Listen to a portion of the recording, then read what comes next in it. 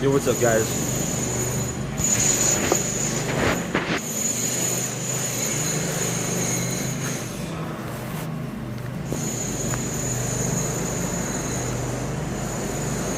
It's wet today. Morning. We have Charles Moore, Commander, and Stink. How you guys doing? Good morning to you guys. We're still walking to the event. We're like 10 minutes away. Yeah, I just wanted to hop on and make sure people knew I was coming here or whatever. And then, hey, what's up, Stuart Congle? What's up? Paul said, what's good, brother? Or baller. Morning. It's 2 a.m. Dude, now I know how everyone feels. Like, it is drizzling. I need to just do it. But now I know how all you guys in the UK feel when I go live and it's like nighttime.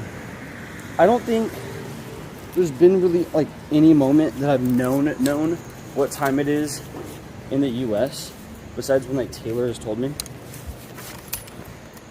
Because I'm not gonna lie, like it is just so hard to know. 8:45 in the UK, yeah, literally. Guys, I didn't know it said doors open at 8. I thought it was the same as day one.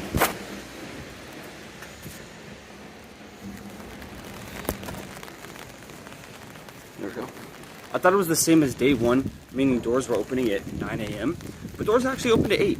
Now, I don't know about you guys, but if it's on a Sunday and nothing's open on a Sunday, I think that's kind of crazy that it opened right now. That's just me. You have a good time over there, Kabu? Oh, I've been having a great time. You guys have no idea. Citizencon! Don't forget to type Citizencon, guys. You have to be here in the chat when you win, though. For those of you guys that really don't care about the stream and you guys are just here for the giveaway, it's going to be happening at the very end. I'll just tell you guys, because you guys are the real ones, the early ones. So, hold up. I gotta get working and everything. But yeah, it's already been set up and everything on my PC, so that way that happens. Things will open, just not as early. Shops are generally restricted to a set number of hours. Oh, okay. That's pretty cool then. Yeah, we, the only thing open around us was the co-op and like a B&M. But the B&M had nothing that we wanted. And the co-op was, well, the same kind of things I've had the entire time. So I'll wait for this guy. Okay, let me just make sure I'm going the right way. Hope you're enjoying your trip. Oh, dude, I'm loving it. Keep going straight. The light turn left over. Oh my god, guys. Guys, I gotta show you what we did. So if you guys don't know, you guys know Sig? Sig, the big donator, Tybos. The Atmosphere event that's after the con. No, I'm not going to the Atmosphere event. It just, I don't know. It was kind of a cool thing to do, and I was like, man, that actually seems like it'd be fun. But then I really looked at everything, and I was like, you know what? It's probably gonna be the coolest thing ever, and it's probably like even cooler than the event. It's just that I would prefer to go spend 5 hours at, you know, some random place like exploring the city rather than 5 hours there. You know, you're gonna only be in England once, and I don't know, the racing kind of stuff isn't exactly my vibe. No. 40 and then left. The stream elements bot's going crazy. Apartments shaking for real. Am I shaking? That's my bad. Oh, you're funny. You're crazy. No, but dude, we had a crazy dinner last night. San Carlo, I think is the name. Guys, it was like 150 pounds or something. It was kind of outrageous. It was kind of fucking outrageous, I won't lie. But, you guys know Sig. Sig sent over some, at the beginning of, like, when I first announced that I was going and everything. Well, not like the first bit, but like when we were about to come here. Sig, he sponsored the giveaway, so he sent some money over for the giveaways. So the first one, yeah, sponsored all the way by Sig and everything. Second one was like out of pocket. But yeah, the first giveaway was sponsored by Sig, and then he sent some over so I could go to a fancy dinner with Taylor. So I was like, you know what, I'll do it. No way. Really, T-Bus? That's kind of sad that it's like broken right now. Can you bring us back a souvenir? I'll bring back everyone a souvenir. What's up, Shadow? How you doing? That we said morning. Hey, morning, bro. How you doing? Yeah, because I'm not gonna lie, like, I don't know, it's just been crazy. Bro, I didn't even pin the dono link. I'm stupid. I got more done on Star Citizen playing iRacing than Star Citizen. Real. Dude, I mean, why is it like that? So wait, you guys are like, I've been seeing desync is like, say like I move somewhere and like now I'm behind a wall and then someone shoots and then I get hit and killed. That's desync. It's like where the game is desynchronized. Desynchronized, I think is the correct word. But, guys, has it been bad? I can't even join right now. Dude, because why though? Like, I've literally heard everybody saying that kind of stuff in like the Discord. I've been opening it, and you guys might not think I read all your guys' messages, but I see every single YouTube comment and I see every single Discord message. Not every single Discord message, but a lot of them. I won't be honest. I mean, I will be honest. It's been unplayable since 3.24.2 launch. The perfect time for a vacation. That's good then. It says degraded experience. What the fuck? Why would they release it then? If it's that bad. All you gotta do is buy a caterpillar. For real? Okay, that's fun then. Dude. I know some of you guys are gonna think I'm stupid or something, but I got so hyped yesterday. Towards the end of the panels when they were showing the next place after Pyro. Like what comes after Pyro. They just had an orange and white Connie flying around. It's worse than the 2,000 player test. It's real. Dude, have they used the orange and white Connie at all? Because it was just funny, because I was like, I've never seen anyone use it for a screenshot. I've never seen anyone use it for anything. Ever. Right? And I've been playing like well over a year, right? So I see that no one uses it. And then all of a sudden I use it in all my thumbnails and all my and all my videos. And then now I see like there were like 2 other YouTubers that were using it. So yeah. Is this the place? I think I found it. Guys, I think I found it. Thanks for subscribing, Dev145. What's up, Devin? How you doing, bro? Oh yeah, that's it. Guys, I found it. I'm taking off with this umbrella. The new patch is so bad, damn. They're working on it, they're gonna be fixed. I hope it gets fixed. But yeah, did you guys notice that though? I literally have never, like, I don't know, how long have you guys been playing Star Citizen? Hey, good morning, y'all. Hey, what's up, Zeron? Squadron 42 presentation was accurately released. Dude, you should have seen it, bro. The crowd was crazy. I'm talking like, it'd be dead silent. And I kind of want to watch the VOD over with you guys on stream because it'd be dead silent and I would go, yeah! And then the entire crowd would like erupt. Because I would scream first, though. Swear to God. I was like the hype man. Dude, I loved that it crashed twice. That was low-key my favorite part. Because it was like, it was just hilarious. Oh my God, I forgot I have to pull out my ticket.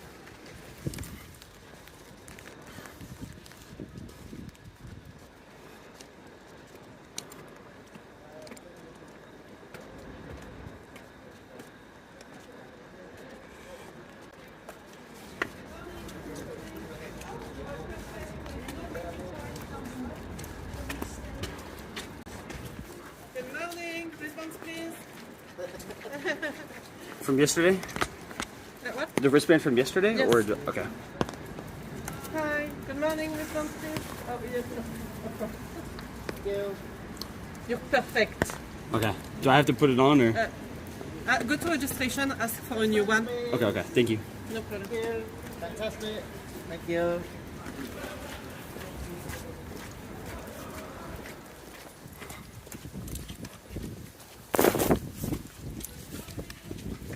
Okay, perfect. We made it. After 8 p.m. last night, I couldn't log in, but I had 24 hours of constant 30Ks. It's kind of terrible. Okay, at least the event is letting everyone in like instantly. It doesn't start until 10 or whatever, but I need to hop in the merch line. I think I need to get some merch. And there's some food. Jealous? Bro, it's a crazy event, dude. Look, boys, look.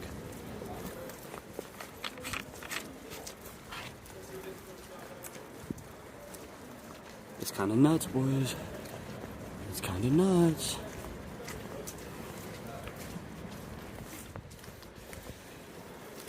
At your own risk, that's crazy. Hey, what's up, Guru? How you doing? Okay, hold up, let me.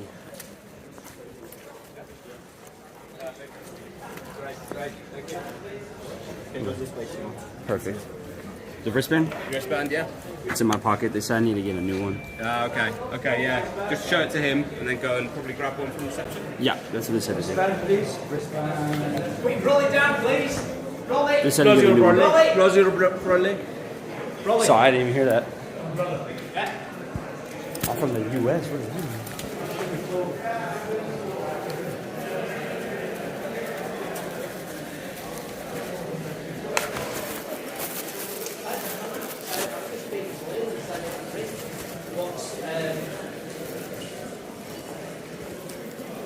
Single file, please, gentlemen. Single file. Thank you so much. Yeah, it's okay. Hello. Yeah. Hello. They said to get a new wristband. I took mine off yesterday. I didn't know I was supposed to. But I kept it.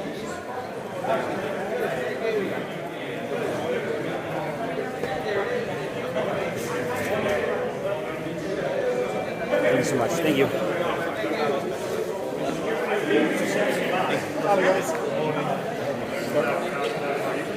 We did it.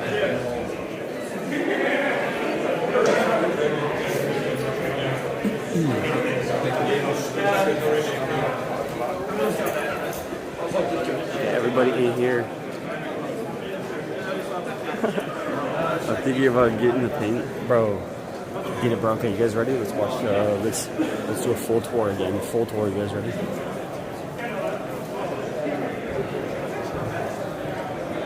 Oh my god, merch line is crazy.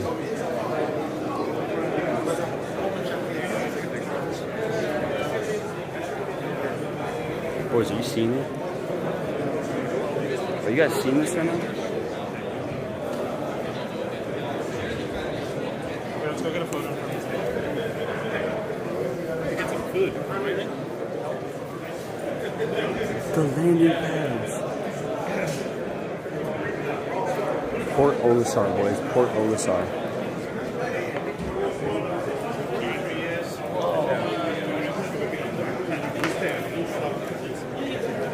Bro, do I get big bennies? Okay, chat. Help me pick. You guys gotta help me pick. The pads are still so sick. I agree, Zero. There's a pea mint falafel. I'm not getting that. Torpedo burrito, spicy pulled chicken. I think I'm just gonna get the burrito. Let me get the burrito.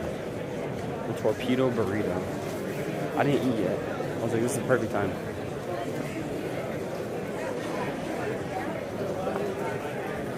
Let's grab a burrito real quick.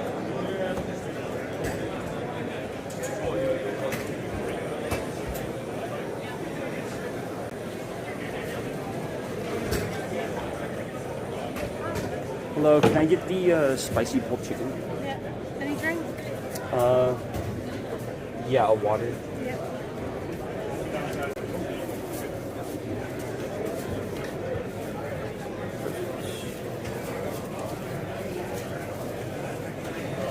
Your little chicken on the top of the top.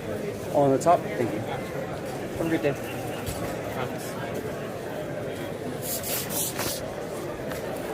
Burrito? Yeah. Okay, perfect. We got the burrito. Damn, they got a big camera. Holy crap. Okay. I don't think there's anywhere to sit. We can go right over here, though. There's nowhere to sit. Actually, wait, there's a lot of spots to sit. I think we're chilling. Oh, yeah, here, right. found a spot.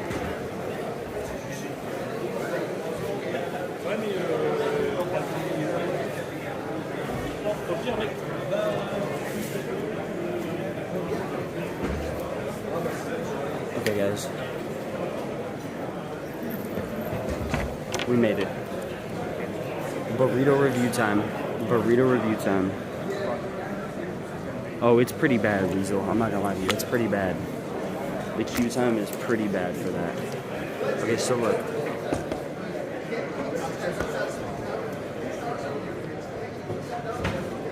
Okay, boys. I gotta show you guys. Look. It's pretty crazy. So, look. Can you see it? That. Okay, well, there's a guy there now, but. Oh wait. Oh hi. No worries. Hey, who's this guy? You guys.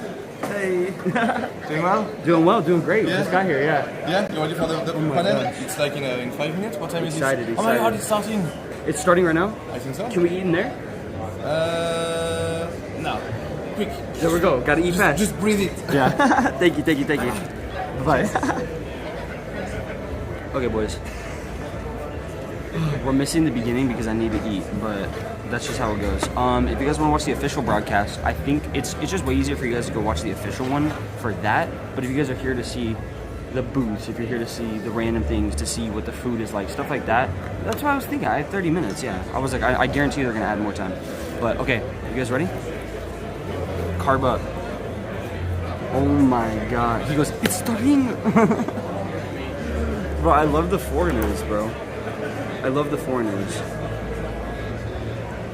Oh, my mom said hi. Okay, I got a burrito. Oh my god, it's hot and everything. I just want to say thank you. Thank you to everyone that is supporting the stream and that is here today right now. You guys are freaking awesome. I'm going to go ahead and grab the tip link because I know some people might want to. 30 minutes. 30 minutes, yeah. Thank you. The chat said everything. Sorry. Oh yeah, left me hanging. Oh, there you go. Thank you. W Mans, he goes 13 minutes. He came back all the way over here just to tell me. Because I don't even know what he's doing now. Dude, he went and did nothing. So I guess he low-key did just come back just to tell me, which is kind of cool. But you guys are awesome. Okay, support the stream.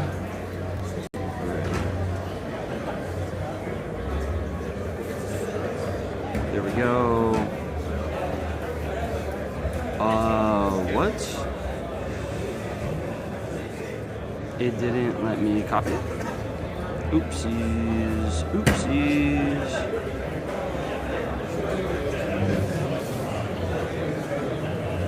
Okay, perfect. And now let me read all of your good stuff. When I go back to the US the 22nd, early.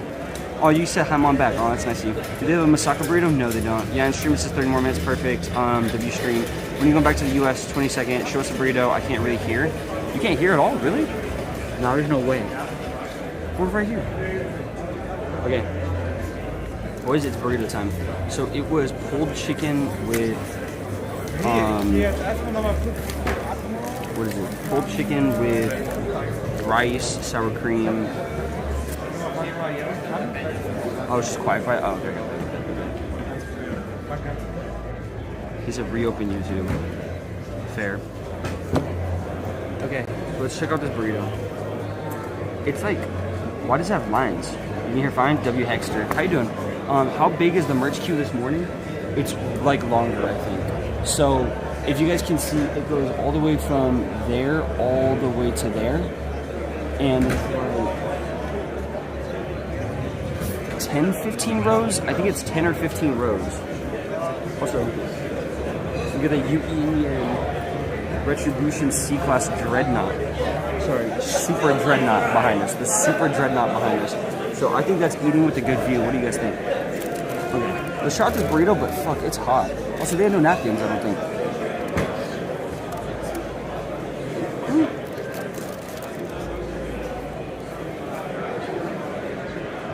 They don't have double hot dogs. They made a joke about it. But they don't have them, I don't think. At least I don't think they do. What I will say, though, is I should have got more than one drink. So I'm gonna bust out my water now. But, dudes, it's good. if I'm gonna say it right now, if that's what our players are eating in game, then no wonder they could tank some bullets, boys. Because, dude, I'm not gonna lie, that was yum. That was yum. That is sustaining. That will sustain me. I should have got. Oh, it just kind of sucked out my getting merch, but it's gonna take way too long.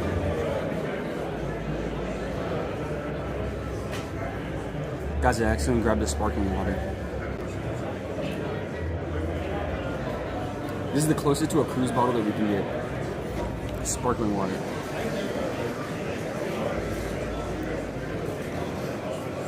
Guys, I don't think I'm gonna finish it. I'm not gonna lie. I hate sparkling water. Oh no. TV static, boys. I'm so stupid. Leave the cap open for a little bit. What's that gonna do? Hey, what's up, Neon? Nyan? Welcome. That's terrible, lol. Oh my god, it's disgusting.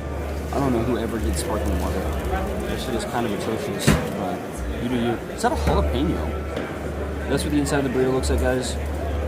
Camera might not do it justice, but it looks really good. Oh, really good.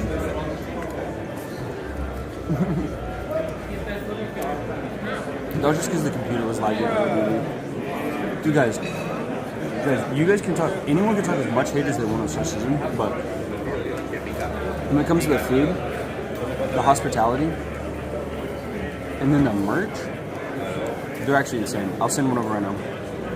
Like, dude, the bag is shit. You were on the stream yesterday. Oh, I was just saying hi. I'm streaming. Oh my gosh, have a good day. You did great yesterday. You're welcome. You're welcome. See you. Yeah, Chipotle's really good. Yeah, the bag, like the bag alone is so good that I brought it the second day just to hold stuff if I needed to. It's crazy.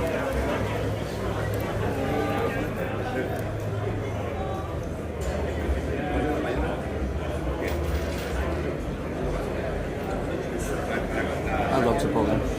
Bag was clean. Dude, I just showed it like twice or like 3 times yesterday, but if you guys go back for the stream yesterday, I did show off like what the goodie bag had and everything. Dude, the goodie bag was crazy. It was quality, thank you. What do you mean the bag? Scratch that. They had a lot of stuff like in the bags. They had like a sticker. There was a tattoo thing. I was so confused about why they had a tattoo.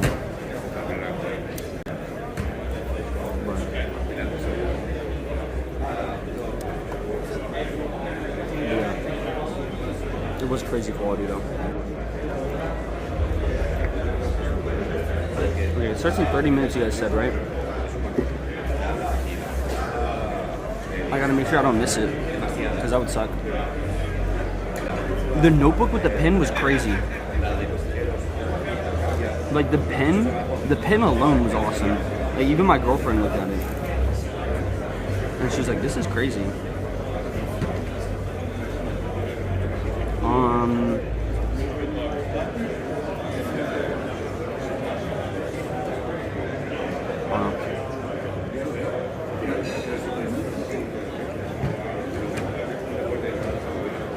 I don't have any pics. Oh, thank you for the timer. If you guys could keep me updated on the timer every like 5-10 minutes or something. Got any picos? No, I didn't get any picos because there was just no time. You guys want to see last night? That's me enjoying a cigar and the drink that we got on stream during the cooking stream. You guys want to see what we got for dinner? They actually look quite nice, I'll give it that. That is the affogato.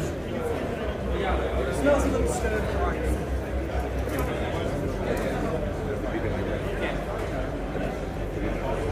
That's Taylor pouring the espresso. Probably should get. Oh yeah, we're getting there 10 minutes before for sure. You guys want to see what I got? I did a thirst trap video.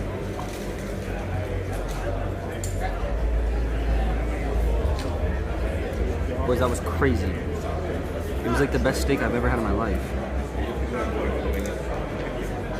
It was insane. Look at Taylor's. Look what Taylor got.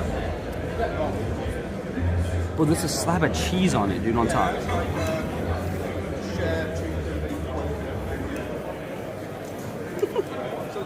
I ate the whole thing. Oh, so this burrito was crazy. Oh my god.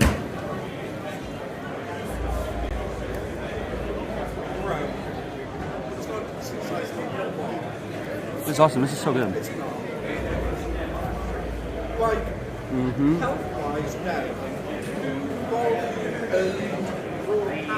I do need to get a water before I go in though, because I don't know how long it is. It ends at 2 o'clock, I think. So it's like 5 hours long. Dude, I don't know. I think it might be more filling. I don't know what it is.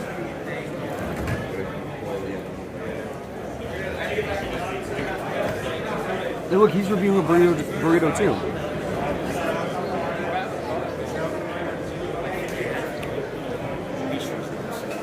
You see him on the right side? We got 2 burrito reviews going on right now.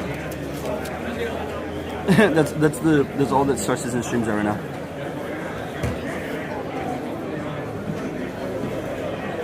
Who wants to see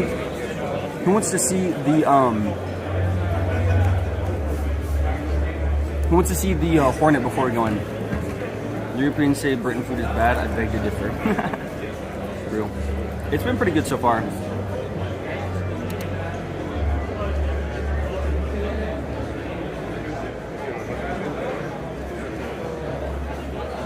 I think I need a napkin though.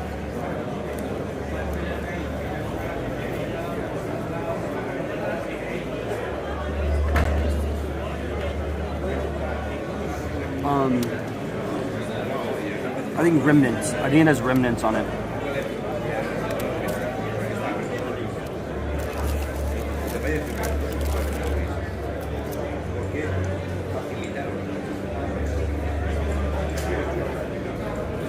Guys, I know napkin.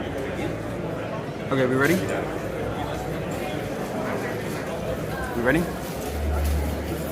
Yo, what's up, Victor? How you doing, bro? Zerom, how you doing? BRB. Sweater looks warm? Yeah, I'm sweating. Do you guys see me sweating? It's not even that crazy warm of a sweater.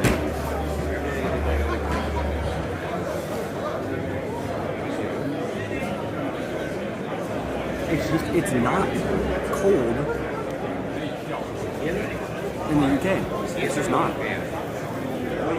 It's warm as hell. I think everyone knows.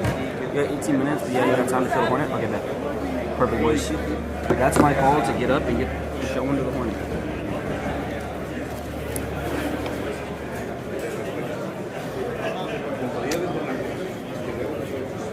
You know, I'm still going to carry these bags around.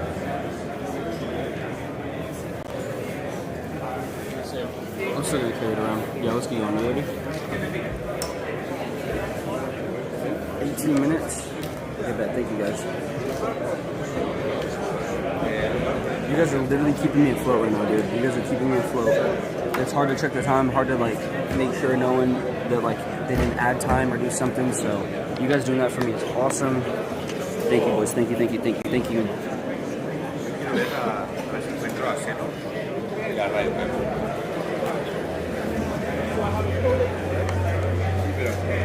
Let's go.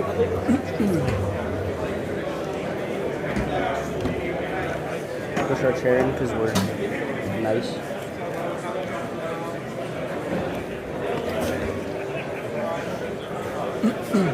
Okay, let's go get a water. W to all you guys. Okay, let's get situated. Make sure to put the thing in like usual.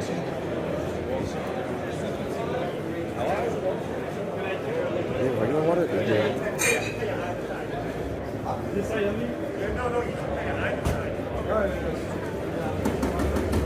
Okay. We're getting the water. W water, agreed. The first event of the restaurant, I forgot what it is, but is it base building or no? It's the other building.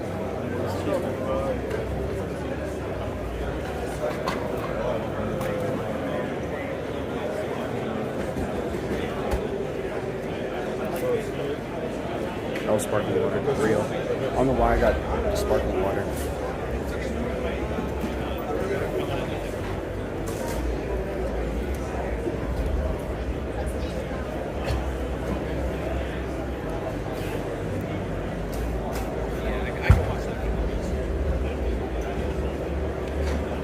What are you guys saying?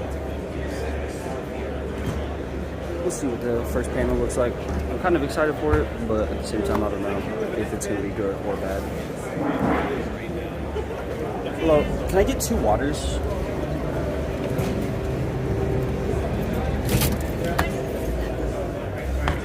Anything else? No, thank you. £4.60, please.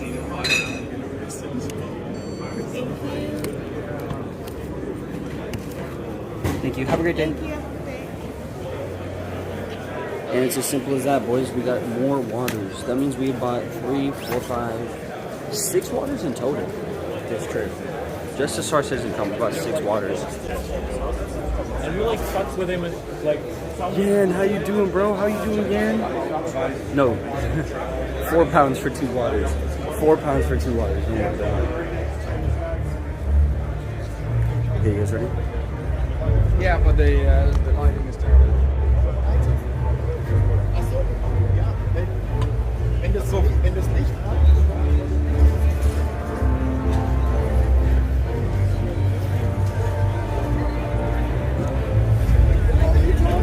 Dude, boys, are you seeing this?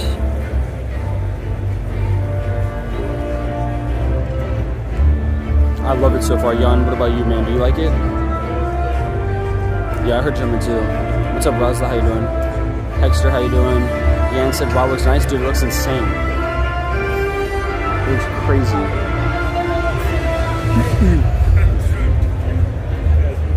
Attention citizens. Cool, For your safety, please avoid riding the repair trucks. okay, let's go look at the models and then we'll go back. You guys ready? Let's look at the models. You guys ready? Everyone put a W in the chat. Everyone put W models in the chat.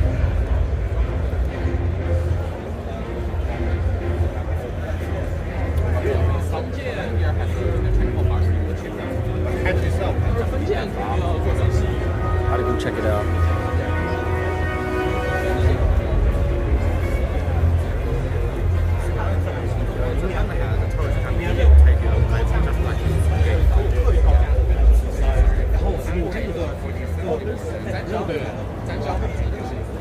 Look how small the Hornet is. That's the Hornet and that's the Hammerhead. Look how small the Hammerheads are. Look how small the Retaliator is on top of it. Look at the Retaliators and Lattices.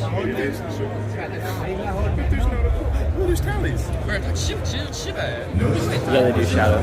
Before stepping into any airlock, double check that your suit and helmet are secure. Look at the chairs. Safety is our top priority. It's the chairs.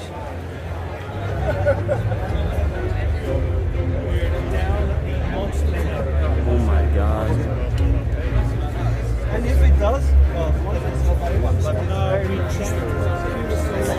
Just assume we weren't going to grab any more. That was pretty cool. That was pretty cool, boys. Who cares for Warhammer 40k? I buy this stuff in minutes. Dude, I'm not gonna lie, dude. I thought Warhammer wasn't the craziest, but yesterday on the way home, Taylor and I saw we saw an entire like thing. It was an entire like Warhammer store, and it was crazy. Yeah, what's 20 of the videos? Oh my god, bro. No, the minis are crazy. Like the minis were actually nice. Like the models. I think there's just been a lot of models here at the thing. That's what's been kind of like cool. You're seeing all the ships like in such a small size or such like a real size. I think that's probably like my favorite part.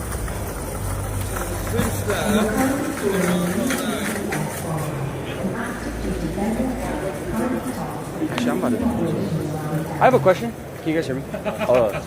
Can you take a picture of me? Yeah, sure. Thank you so much. Thank you.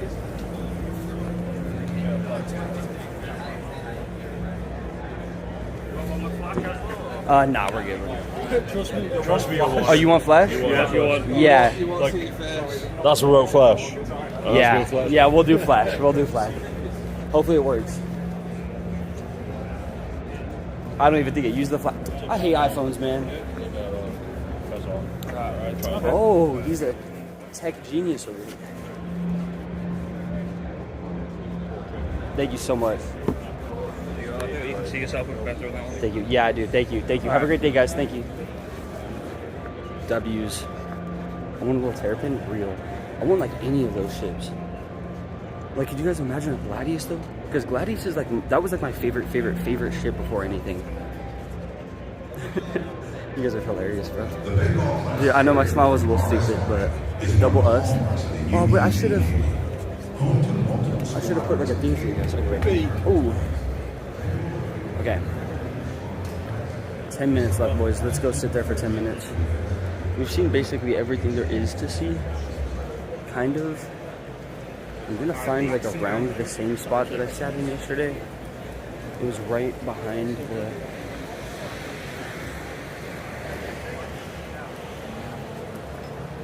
I think it was the 5th row? I don't know though. We're about to see.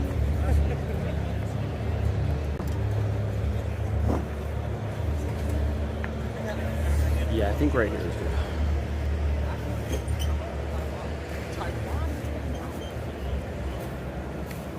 Okay, let me see chat. You guys ready? Everyone chill right here. You ready?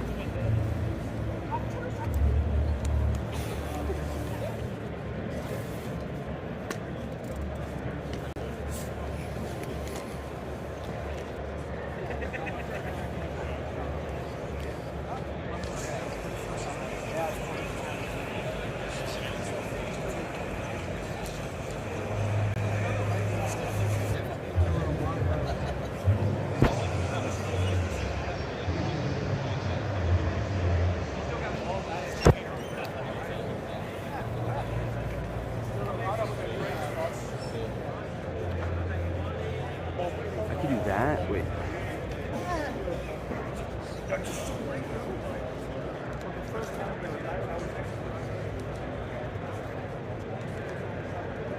I think that's good. No, we should scoot back more. A little more? I think we scoot back a little more. No, that's gonna be basically good. And then what? For the top screen? What can we do for the top screen? Can we even check out the top screen? If it's not doing the thing? Okay, perfect. That means for right now, we'll leave it right here. Okay, what's up everybody in the chat? Can we get a W in the chat real quick, everyone? The game's running fire today? Really? I have not heard anything about that. The countdown is for the start of the event, so they're doing like the first panel or whatever. I'm gonna need to take this fucking sweater off, boys. Double U and he spelled it out. This guy's hilarious. I'm gonna need to take the sweater off. Oh my god, it's hot. Yeah. We might have to have it off for a little bit. And then we might need to put it back on, boys. That was sarcastic. No, yeah, he was just being funny. Hello, people. How is this con so far? This year's con is alright. It's alright. I think there was just not a lot to do outside of just the panels, which kind of made me sad. Like all the booths were kind of just like Discords, which I understand that. But like a couple of them were organizations, and then everything else was like building minifigs or building like those figures. He said dumpster fire. Nah, bro, it's been awesome. Why is it mirrored this time? XD, like I don't know. I don't remember, but still. What do you mean mirrored? Like could you not tell what it was? Like was it backwards? If it was backwards, then you'll help me out and I'll fix it right now. But it should not be backwards. You guys can see the stage, right? Time was backwards? You're capping.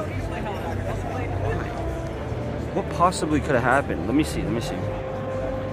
Is it still backwards for you guys? Everything's inverted?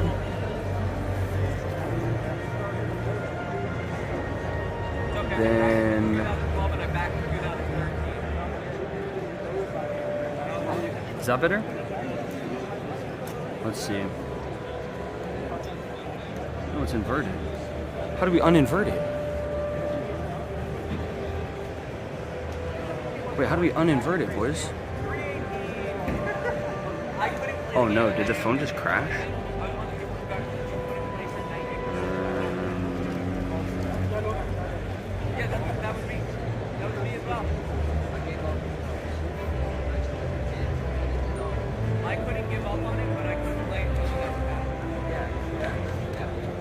Okay. Did that work? Did that work? Oh, there we go. Okay, now it should be good.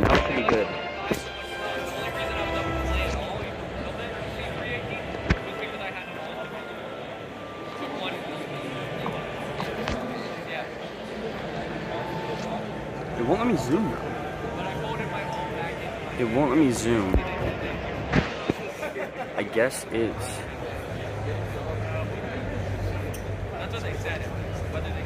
Let me see. Okay, chat. Okay. We're just getting everything set up for Citizencon. It won't let me zoom now. There we go.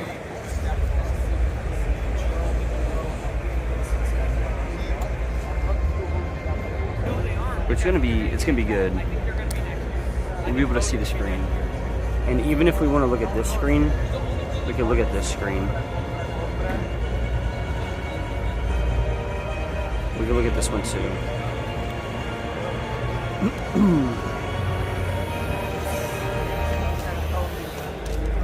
Let's see.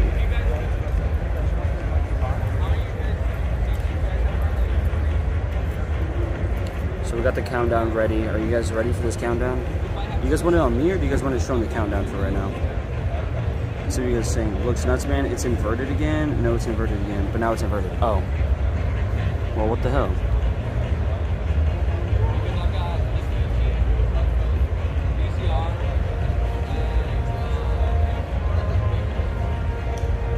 Now?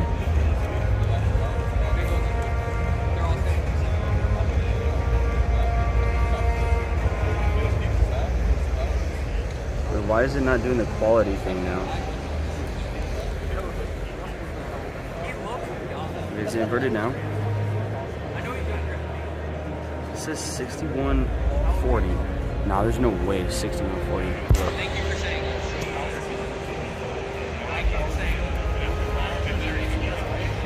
No, it won't do it.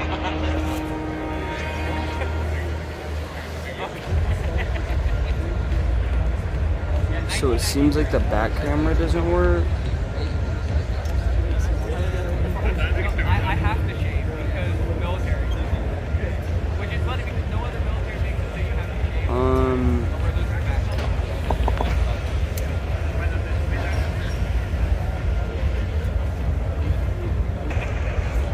Okay, let me see.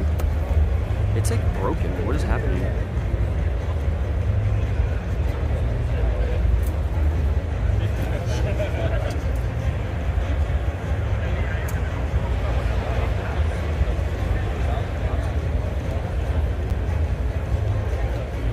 This is weird. Whoa.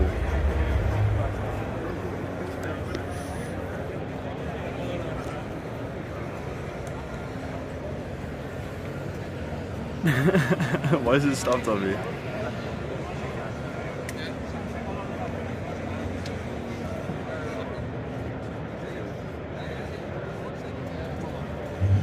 Wait, you guys can hear me?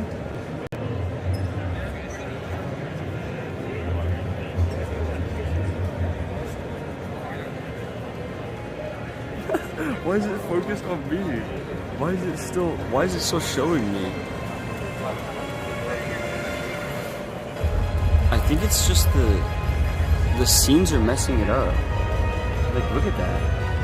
Because now it's working again.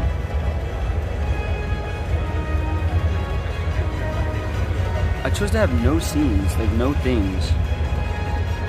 I want to have nothing. I have nothing.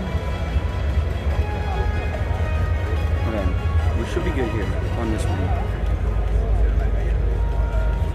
Is it mirrored? Let's find out. North. Let me see.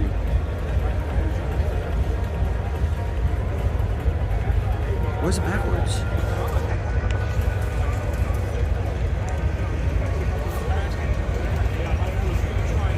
And it's not doing the zoom thing. Okay, what the heck?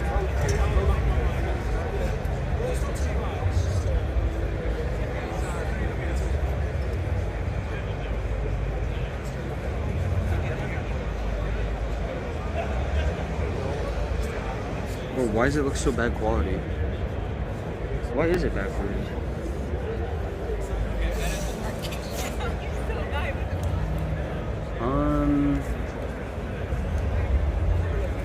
Hold up, chat. Oh my god, it's just broken. What happened to the phone?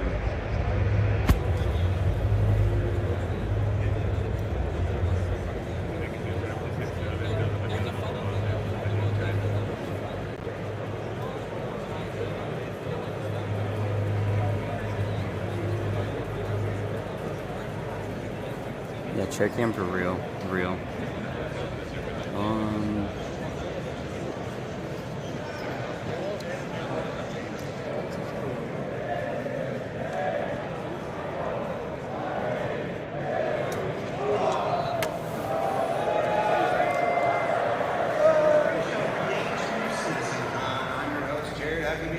And we're back. We're back here in the UES Barbary, otherwise known as Hall B, otherwise known as Manchester Central, otherwise known, this is where you're all going to cheer, as Citizencon!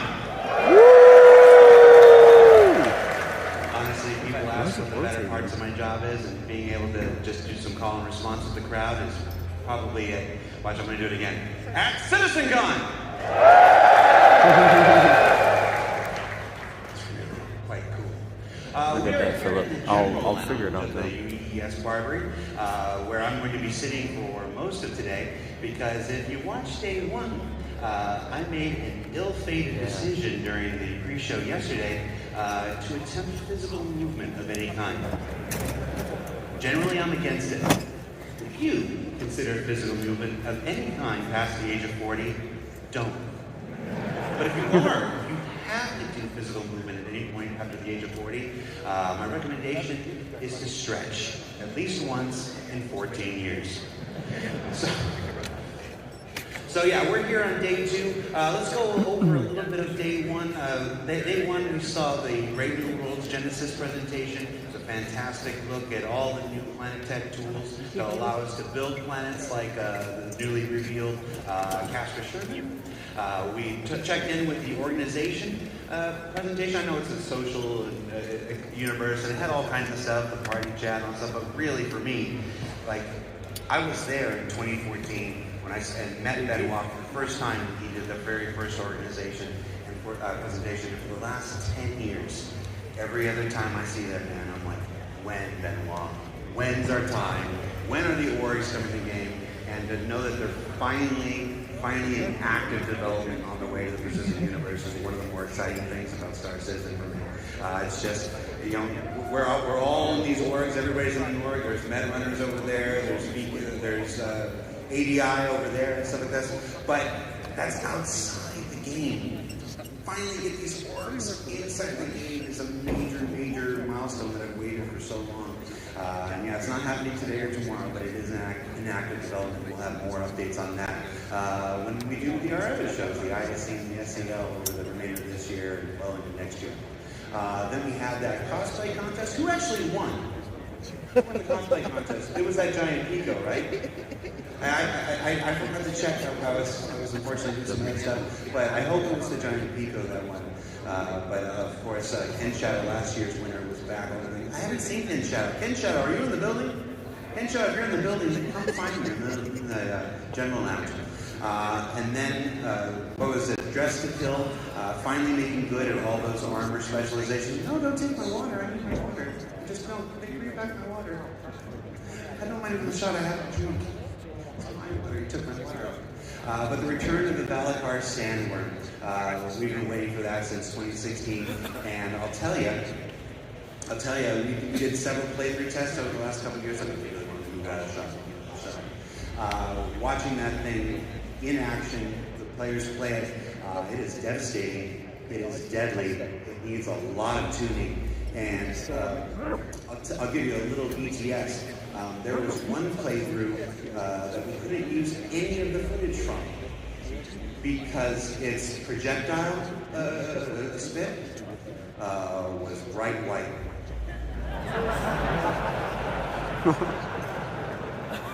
And I want to elaborate on that. You can use your own mind to wonder why we didn't use that. So sorry. And then, of course, we're beyond Kyle's presentation, where we finally got confirmation that this is our next system, and the reveal of the Casper system pre-production. I'm going to talk to Ian. I know you watched the show. That's pre-production? All those people heard you guys. Are you serious? Dude, Like, if you guys bring I've never seen pre-production. oh my god. Quite so good. So yeah, we're all really excited. And then, of course, the squadron demo. Well, thank you, man. Thank you. Who saw the squadron presentation? Dude, thank you, bro. Yeah, okay, so Hell yeah, I've been man. with the Thank you, company for about a decade now. And for the first 9.5 years, I made myself a rule that Squadron I wasn't going to pay any attention to. I never went to meetings. I didn't let people tell me about it. I wanted to preserve that for myself as a fan. And then several weeks ago, we started playthroughs with that. And I often say we have the same conversations you guys do, we have the same reactions you guys do just a few weeks earlier, and that was very much what happened with the Squadron presentation. We'd get these big reviews from the studio, and we gathered everybody, so everybody could watch the playthrough on our big screen in the studio, and everybody could take notes about everything that we adjusted this up. And it's been a heck of an experience over the last 2 months, really styling that and get that down. And despite the crashes that happened today, a full, brand new playthrough is available on YouTube now. Rich Tyler, I don't know if I'm supposed to share it, but I'm going to share it. Rich Tyler left here, went straight back to the office, straight back to his computer, fired that thing up, and just played it start to finish, 75 minutes without issue, recorded it, gave it to us, and said, "Get that on YouTube now."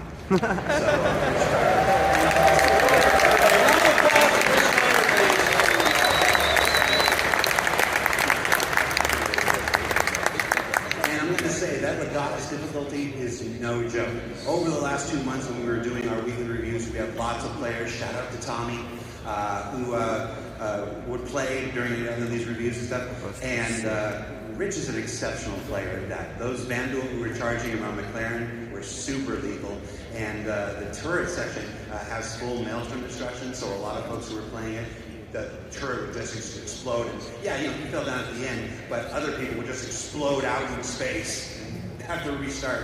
So, Rich, you're a decent game director, but you're actually a really good player at that. You made that Legatus difficulty look easy. So, congratulations. So, one of the cool aspects of Citizencon every year is that every time I walk past somebody, it seems like they hand me something. And I'm like, "Here, Disco, put this in your pocket." And this is a collection of the things that I've been handed over the last 24 hours. We've got, these are pins from an F-35 ejector seat. Is it F-35? I can't remember if it's an F-35 or an F-18. I know those numbers are not remotely close, but I'm very tired. But these were pins from an ejector seat. We've got a bottle opener. You can never come to a Star Citizen event without somebody handing you a bottle opener. Challenge coins. We talked about challenge coins last year. Atlas Defense Industries. This is one from Citizencon this year. Different boards. This was somebody's personal giant challenge bar, I guess. These are all metal. These are really nice. And then patches. We love patches. Both Tyler Wicken, shout out to Tyler Wicken, both Tyler Wicken and I have a huge board in our office where we collect all the different patches that folks give us. We've got Bar Citizen patches from all over the world, including one of my most cherished, a patch from Bar Citizen Iraq, where it was just 4 enlisted servicemen having their own Bar Citizen quite a few years ago. And then there's some curiosities, like this guy. I don't know. I asked him what I was supposed to do with this when he handed it to me, and he said, "Put it in your mouth." I understand that's what a poo lolly is for, but we'll do that after stream, maybe. And then, of course, shout out to the Med Runners. I'll tell you, Med Runners, one of our favorite orgs in the game, dedicated just to helping other people. I ran into the Med Runners at breakfast this morning, and because I had a long, painful walk into the studio, they literally put me in their car and drove me to the event today. So shout out to the Med Runners, helping people.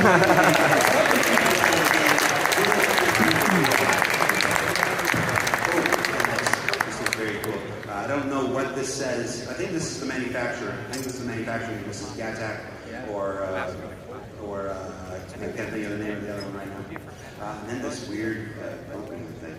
So how are we doing on time? Oh, the time's not up there. All right, so one more thing we do before we throw it to Dan and Sam. I wanted to do, back in Citizencon, our first digital Citizencon in 2021, I made the mistake of reading online comments after the presentation during the show. And there's nothing I like more than repeating the same mistakes of the past.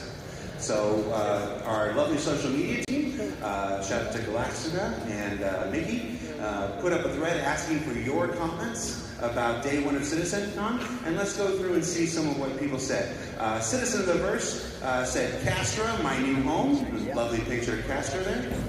We've got Serious Fun says he loved that the PU got clarity on its next two systems, and that the visual fidelity of Squadron 42 is off the charts. Oh, and that Zeus bomber jacket. I'm not wearing mine today. Who's got that Zeus bomber jacket on? Somebody come over here. This thing is amazing. I want to shout out two members of our marketing and merchandise team, Mandy and Kat, who led the charge to get the coolest jacket we've ever made, based on an authentic jacket. Again, Mandy and Kat. If you see them over at the merch booth, tell them Jared sent you. Tell them how much you appreciate their work on this. They're responsible for all the merch at this year's Citizencon, and I've been to 10 of these things, and I feel like this is the best merch we've had. I'm wearing the new blackout hoodie today, and this is a really great material. This is comfortable. This is going to become a new daily driver here. Okay, that's enough shilling for the merchandise. Rick Ray says his favorite thing was the Worm and Sherman and this handsome guy. And there's a gif of Henry Cavill. There at the beginning of our Squadron 42 demo. Let's see. Cosmic D says he loved the dynamic weather demo. Alright. Do you know, making videos for Star Citizen is hard.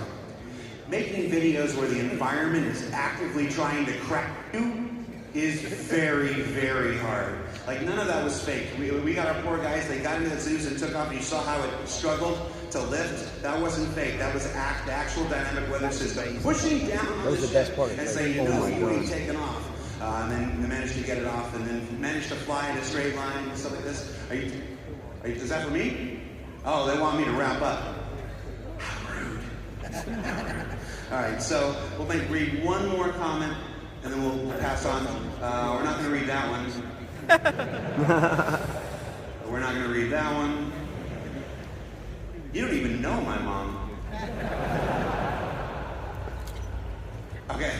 Uplink says, my favorite part was when the sandworm said, it's sandworming time, and then sandwormed all over those guys. We remember it exactly the same, Uplinks.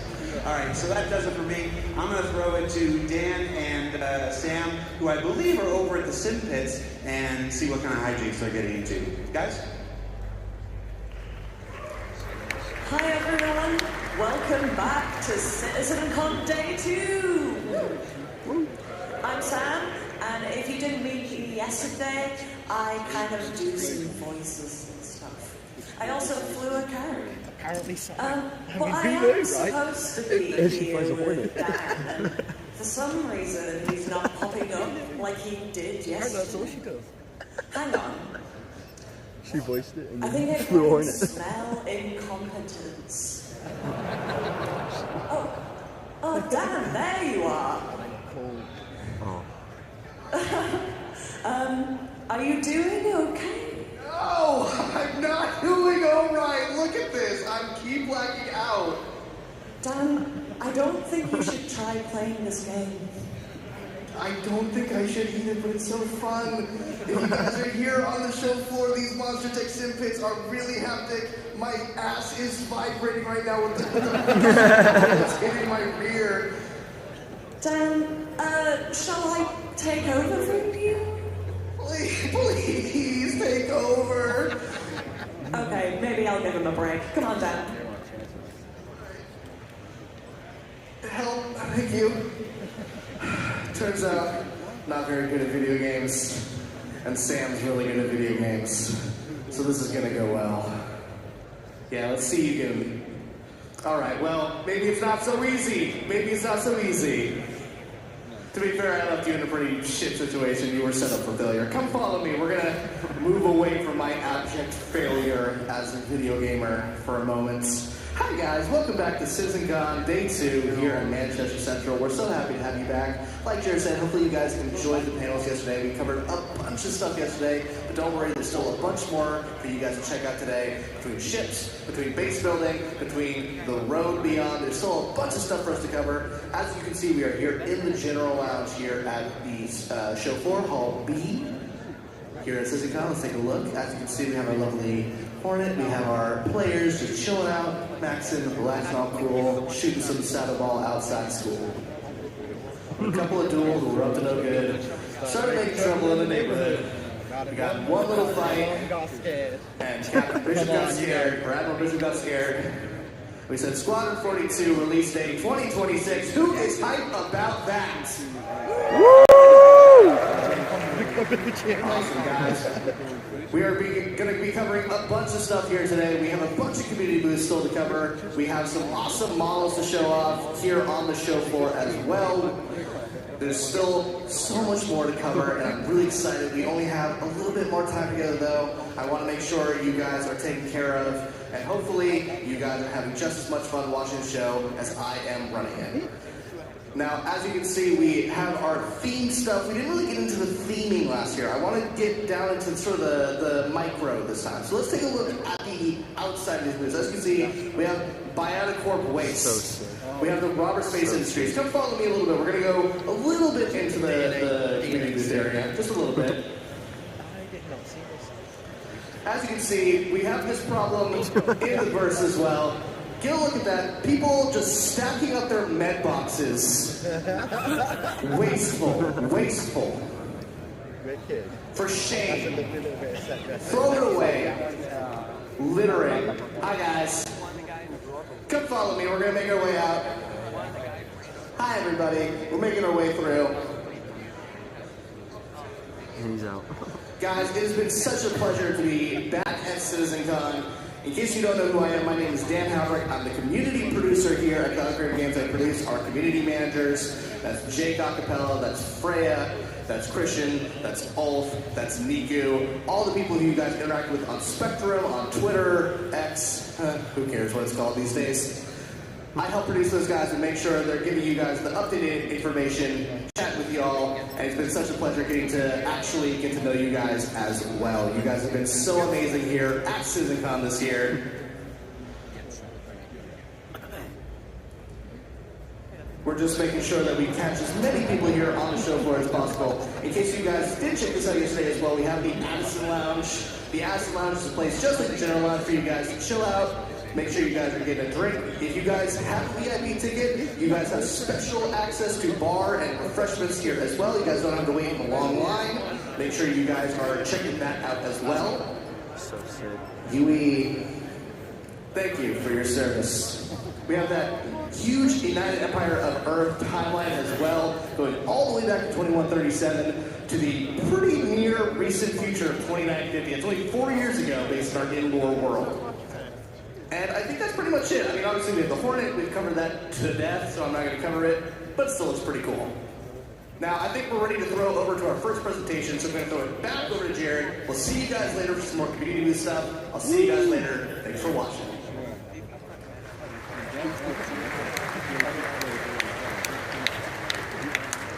Now I'm just hydrating on camera. He's just doing his job. We are backstage now. This is an area that we don't usually get to see at Citizencon. This is the backstage area where the nerve center of the entire live stage show here.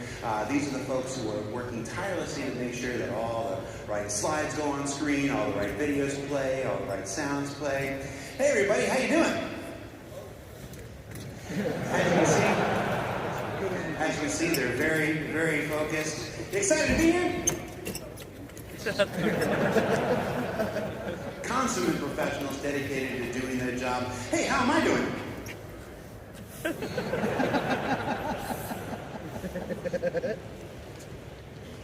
My mom likes what I do. All right, so guys, that's it for the pre-show. We're about, what time is it? How much time we got? We're about, well, that's not even my clock. We're about 10 minutes away from the proper start of day 2, so we're going to take a break here. This is your last chance to get a snack, get a drink, go to the bathroom, kiss your loved ones goodbye for the next 4 to 5 hours as we present day 2 of Citizencon. It's a different beast. Yesterday was the universe that we create. Today is dedicated entirely to the destiny that we're going to build. So stay tuned. You're not going to want to miss it. I'm really, really excited about today. So thanks for watching. We'll see you in about 10 minutes, everybody. Woo! 10 minutes? 10 minutes.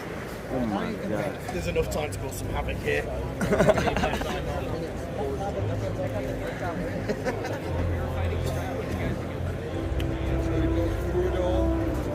I'm going to keep quiet. I watched your stream last night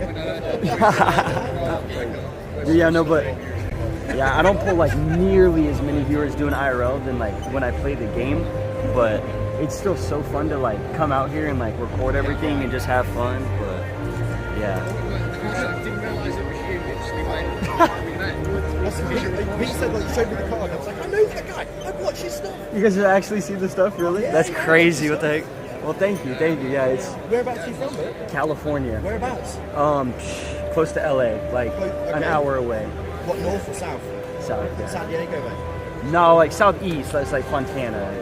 You wouldn't know. Yeah.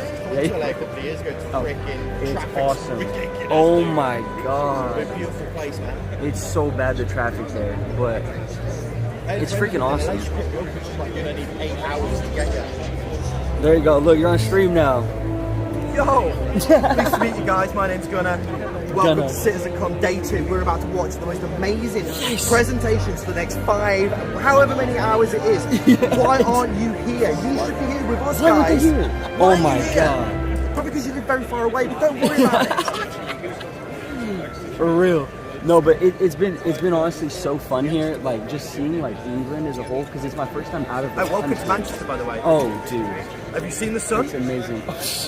It Barely. doesn't We went to London, and it was great. Like it was rising up because our coach left so early. That's the only time I think I've seen the sun the entire Welcome to time. England. As we know it here, it's called Rainy Rock. Rainy Rock. Rainy Rock. Yeah. Dude, it's freaking awesome here though. We You did like it? How long are you here for? Oh, I leave like the 22nd, so one more full day tomorrow. And Okay. we're out of here, but, And then how long have you been here?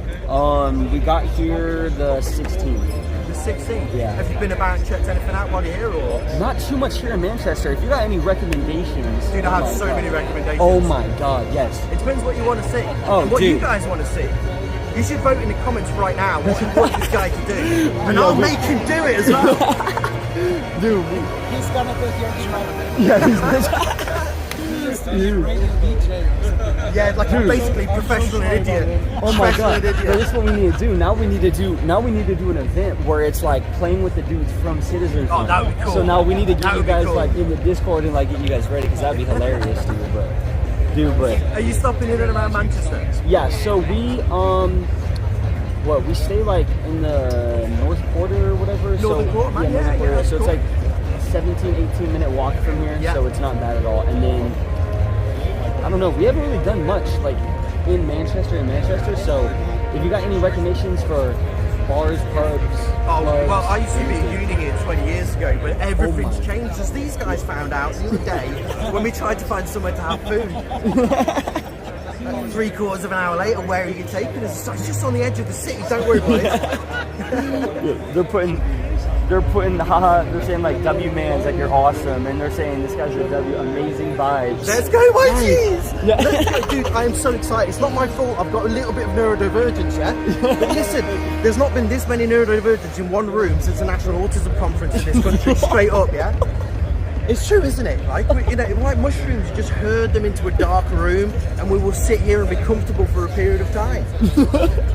I'm so excited. Honestly, if I burst on live on stream, at least we saw it live. Oh my right? god, yeah. If something happens, if something crazy gets announced, guys, and he does anything like he did yesterday, I'm flipping the camera right. We're getting a reaction. So they brought out the sandworm and I crowd surfed these 3 guys behind me. We're so embarrassed, right? I listened to this guy's stream yesterday and all we can hear is us dudes going wild. It was so funny. It was like Was it the same one where it was something, and then all of a sudden he's like jumping? I look back and he's like headstand. Dude, it was hilarious. Headstand on these guys. It was like the best part of the entire event. I had so much fun, man. You scarred me for life, you know. we don't come here to just sit in the sides, with right? the We homies. come here to get fun. Shout out Ingram crew, by the way. Yes. Ingrid Hammerhead. Oh yeah, over there. Yeah, turret 1, turret 2, Turret 6. turret 6. Secondary pilot. Yeah. If that's not the way you freaking crew the Hammerhead, I don't know how you do it. It's like one person picks the top, and then you're like, oh, no, like, or the bottom, wherever the one where it's like in the middle, they're like, oh, I want that one first, and then now it's like, do you pick the back left? Do you pick the front right? Like, you don't even know what to pick. We have our turrets set. We know where we are. Me and Q are on the front 2 turrets. Oh my Lex God. is the pilot. Mad Apple Pie is the best gunnery pilot in Star Citizen, let me tell you. What are you guys stoked for today? I want to hear it in the comments. Yeah, by the guys, way. what are you guys stoked to hear about in the comments? So and see what it excited is? for base building, bud. Guys, let us know in the chat right now, and I'll read it out for us and everything. I'm so excited for base building too, because I don't know if you remember, and I don't know if the chat remembers, but they said that the tooths from the sandworm and the pearls from the sandworm are going to be used for like resources in the base building. Really? Yeah, they said that.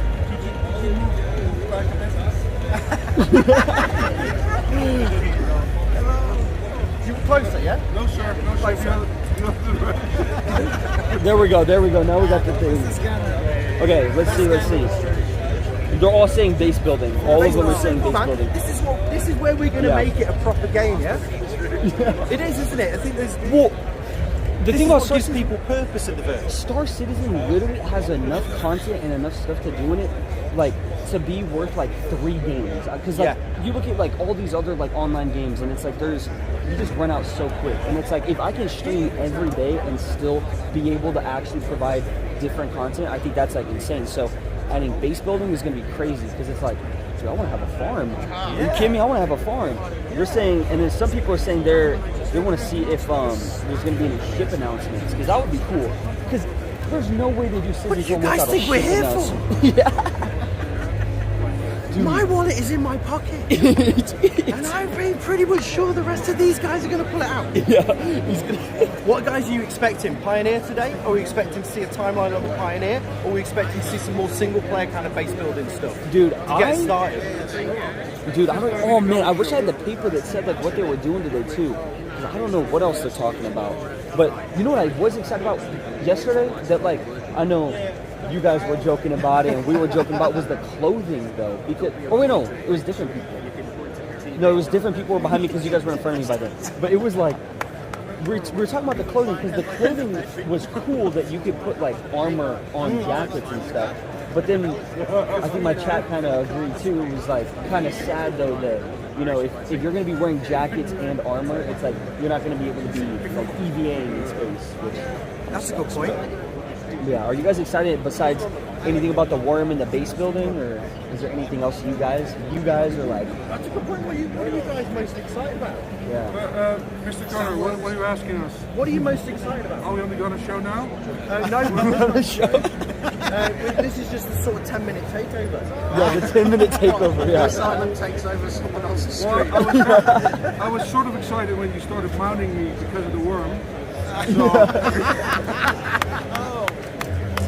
Who doesn't like a space snake, right? I'm still not sure how I feel about it, but it was weird. It was different. I saw, it looked like to me, one of the things I was getting super excited about was there was a little bit of terrain deformation there. Yes. Which we saw with that guy a couple of years ago when he threw the grenade.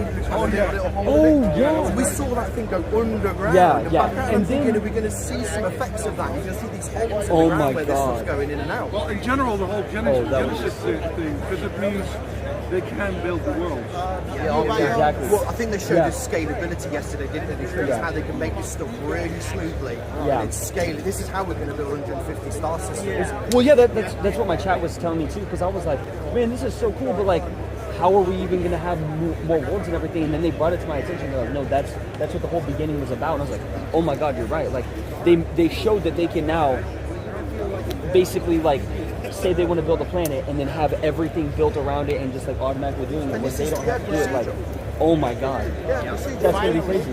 That's gonna be crazy. Like, I can't wait for that. And it's pretty curious because like 10 years ago they were like, oh, it's all handmade,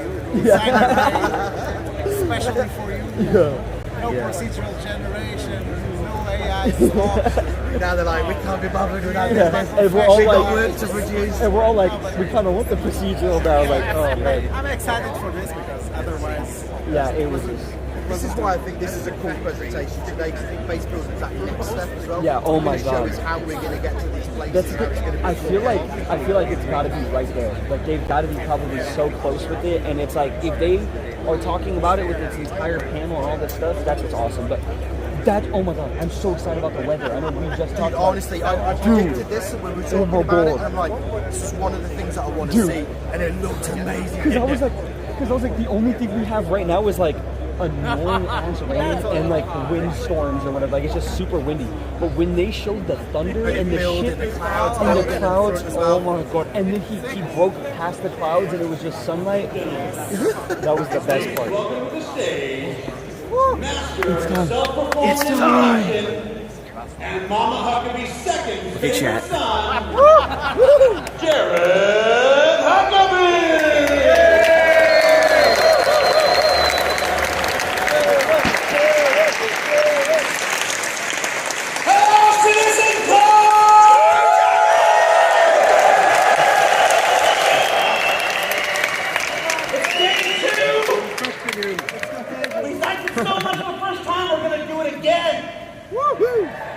Now, as the last guy during the pre-show said, day one was focused on the universe that we're creating. Day two is all about the destiny that you forge. Now, a little history lesson here. Back in 2015, the persistent universe was first launched. I think it was November, December, and whatnot. Everybody remember poor old star? Everybody remember that one big bang machine that somehow you could move it? And the Big Bang Challenge of spending hours and hours of just doing this. That ship has sailed, my friend. Trying to get that thing upstairs, downstairs, That's a ship you can't even buy anymore. Shout out to Bad News Baron if you're watching. No, those were the days. Now, since that time, the persistent universe has grown. It's expanded. 3.0 arrived, and it had a whole bunch of new planets and moons and stuff like this. We've got Microtech, we've got Hurston, we've got Area AT, and what's the last one? We got Lordville. If you live with the developers, they still call them Standard 1, Standard 2, Standard 3, so it's hard getting two realities to reconcile in your head. But since this time, you've all been visitors. You've logged in, and you've done your thing, you've gone on adventures, you've fought some xenothreat, you've mined some barrel, apparently, a whole lot of barrel. Looking at that trivia from yesterday. But this entire time, you've been visitors. Starting next year, you stake a claim in the persistent universe. He said next year. He did. He said next year. Truly becomes yours. And we have got a handful of gentlemen to tell you how they're going to do it, how you're going to do it, and how amazing it's all going to be. So please welcome to the stage design director for Star Citizen and Squadron 42, one of my dear friends, one of my DMs. Hey, when are we playing again? That's not a good look. All right, please welcome to the stage design director Rick Porter.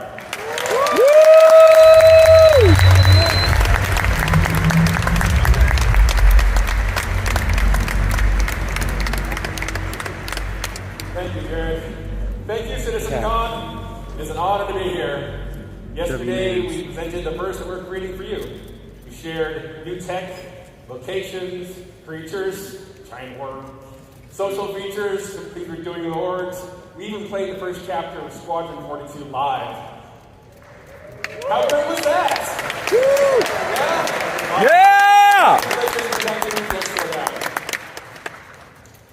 So today, we've got something just as exciting to talk about. But instead of focusing on what we're creating for you, we want to show you the world that you can build. With crafting, we're going to give you the tools to create your own boots, to build your own home. Crafting will fundamentally change not only how you play the game, but why you play the game. Okay.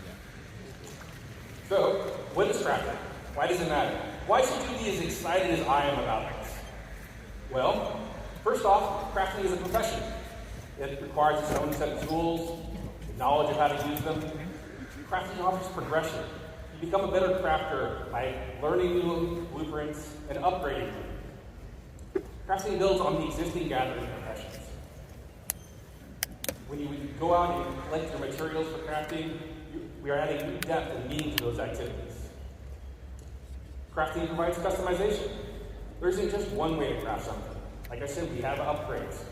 How you make and upgrade the things you craft is sometimes just as important as what you're crafting.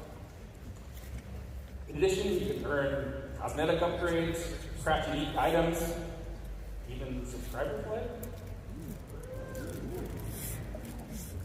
Nowhere is this versatility more obvious than Facebook. We're going to have nearly limitless options for how you construct your home, how you customize your base to meet your own goals. Most importantly, crafting gives you a lot of new choices. Choices will impact your goals in the game, your interactions with other players, and eventually how you see the game itself. So where do we get started with crafting? Well, you can't craft without materials. Luckily, we've got a lot of ways to gather resources in the game. And crafting is designed to complement and expand on all of the existing gathering professions, as well as future additions. Let's take a closer look at mining as an example. We've got hand mining and vehicle mining and ship mining. That's a lot of mining. But with crafting, we're going to introduce a lot of materials. So there's not just more to mine, but we're also going to specialize. So for instance, each type of mining will have its own unique materials together. Gathering specific materials efficiently will require you to use the right gathering profession. Let's talk about refining. Currently, only mining resources can be refined, but doing so allows you to turn them into more valuable processed resources. With crafting, we're going to expand refining to include options for all raw materials. In addition to expanding the variety of materials you can gather, refining lets you create processed materials that you're going to need to craft your upgraded goods. So now that you've gathered all these materials, what do you do with them? Currently, your only options in the game really are to sell them to a shop or maybe complete a contract. Adding crafting to the game radically changes your options. You can still mine, refine, sell your resources, but now you have the option to make valuable and unique items. Weapons, armor, even vehicles and ships. Right? Woo!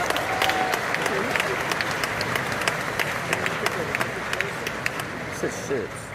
By valuable, I mean that the crafted gear that you create has the potential to be better than anything you can buy in a shop. Okay. The crafting isn't game of shiny new gear. Think much bigger. Crafting enables you to build your own home among the stars. Woo! Choose to make a farm, a hunting lodge, an industrial complex, your own trading hub, a military outpost, even a sprawling town with your friends and workmates.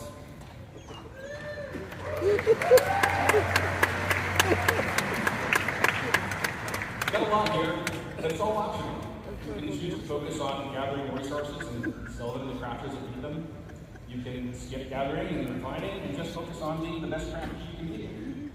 Or you can leave all that gathering and crafting nonsense to other people and just focus on trade and make some money. But that brings me to my last point. Player choice matters. When a player makes a choice, they assign value. Players' choices about crafting and base building will drive player trade. The community's choices will determine the value of the materials and the crafted goods you can all make. The game will still have its own shops and economy alongside players, but now you'll have more options about where you invest and how you prosper. Now, I've given you a nice overview of what we're working on here.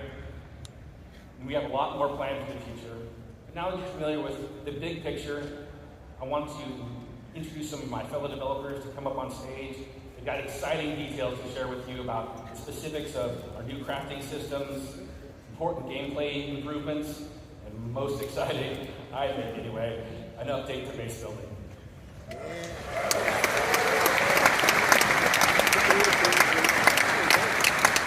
Starting off, please welcome Jacob Taylor to the stage.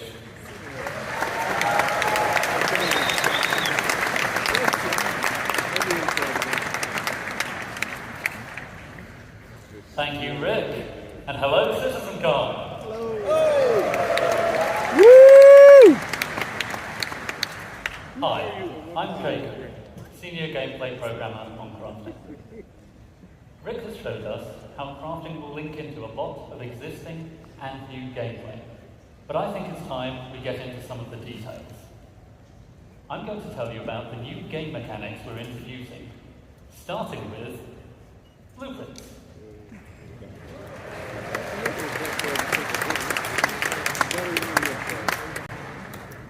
Before you can craft anything, you'll need a blueprint.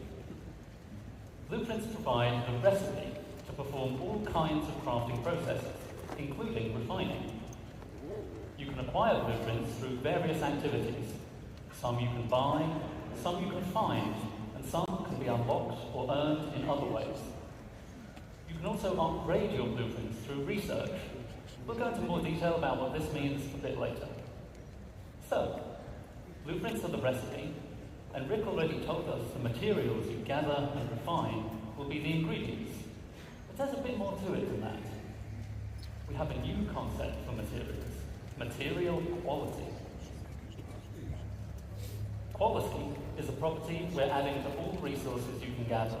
That's an abstract measurement of how good it is at being whatever it is. You can think of this as the purity of a metal, or the ripeness of a fruit, or something along those lines. This quality will be carried forward from raw resources through the refining process to influence what that batch of materials is best used for in crafting. High quality is more desirable overall, but is more rare, and there are still important uses for low quality materials. More on that later. All raw materials you find in the verse will have a quality rating that's generated based on some rules. The same kind of rules you heard about from the Planet Tech team yesterday. You'll find the same material in many places, but with varying qualities, so you might want to explore to find the best. Some materials that are already rare will be even more valuable if you can find them with high quality. But what's quality for? It's for item stats. Alongside quality, we're introducing a new item stats system today.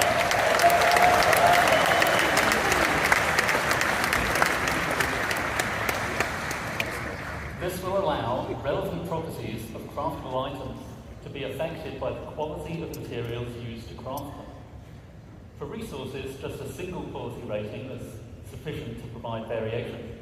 But craftable items have such diverse purposes that we need a more detailed system to provide both progression and customization options. We aim to have meaningful item stats for all craftable items, but some examples would be the damage and fire rate of a gun, the wear resistance of a ship component, or even the satiation provided by eating a hot dog.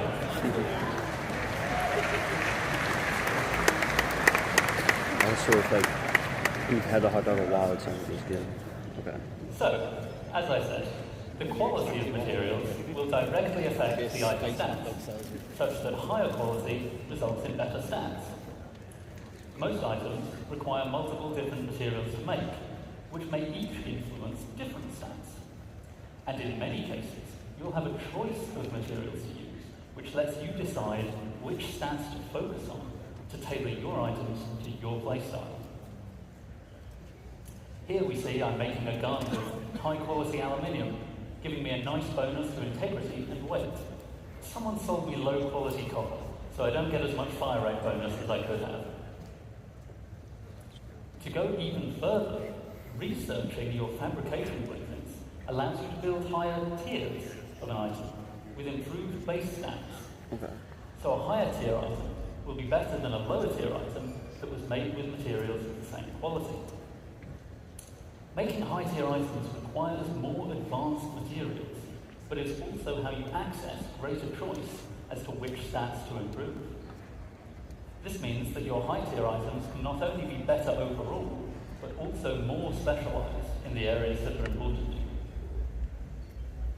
Most items will have tiers 1 to 3, with tier 1 being the most basic version of the item, and tier 3 being a highly advanced version made with appropriately impressive materials. But you can also craft vehicles. No way.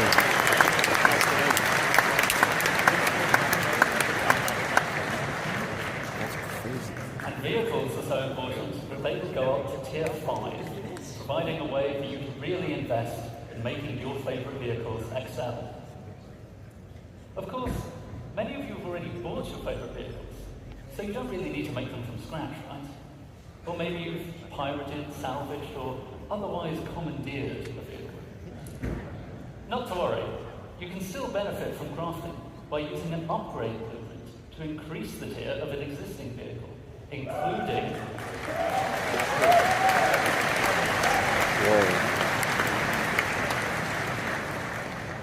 including the usual stat improvements and customization. Upgrading a vehicle can save a lot of time over crafting it from scratch, so it's a convenient way for established vehicle owners to bring the benefits of item stats to their fleet. Let's take a look in-game at the difference it makes to have high-tier equipment made from high-quality materials. See how much recoil is produced on our high-tier gun. Oh, that's a big difference. The spooling is faster on a high-tier quantum drive. Okay.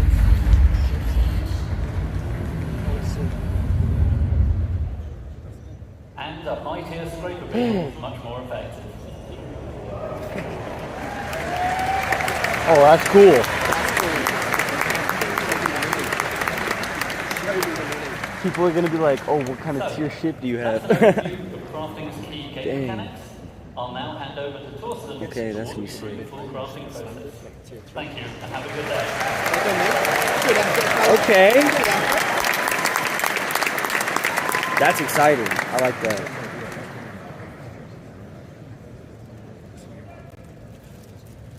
Thank you, Jacob.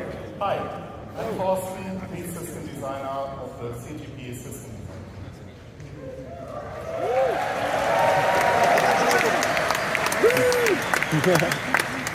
We now saw all elements of crafting looked at individually. Let's bring them in order how you, as the player, will experience the crafting profession. You will start with acquiring the correct blueprints as the first step in the crafting process. As Jacob already mentioned, blueprints can be acquired in multiple ways. Let me give you some examples here. You can purchase commonly available blueprints, earn them from reputation and mission rewards, or even find them in loot crates. All content in our game could reward you with a blueprint. Some blueprints will be challenging to find, so players working together may find them easier to acquire. While you may find a blueprint on a datapad or other portable device, the blueprint itself is not a physical item. You don't collect them in a box or stack them on a bookshelf. Blueprints are digital. Once you claim one, it is permanently added to your personal library. This library...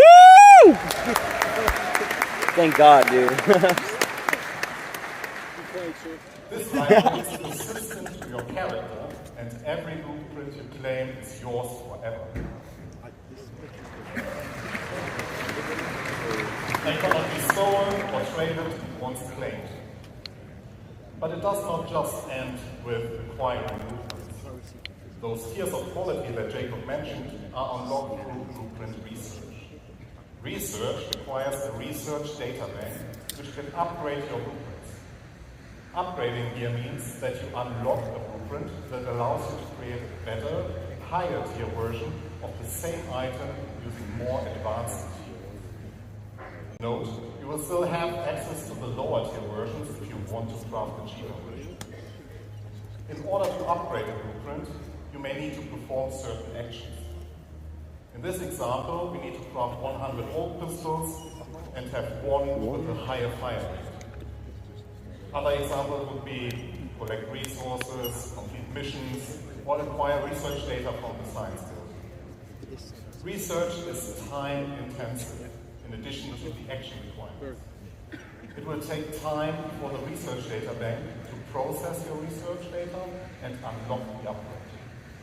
You are also limited in how many research projects you can pursue at once. Now that you have your blueprint and you decided what to craft, you also know what resources to look for. Every blueprint you find will have unique requirements in their resource needs.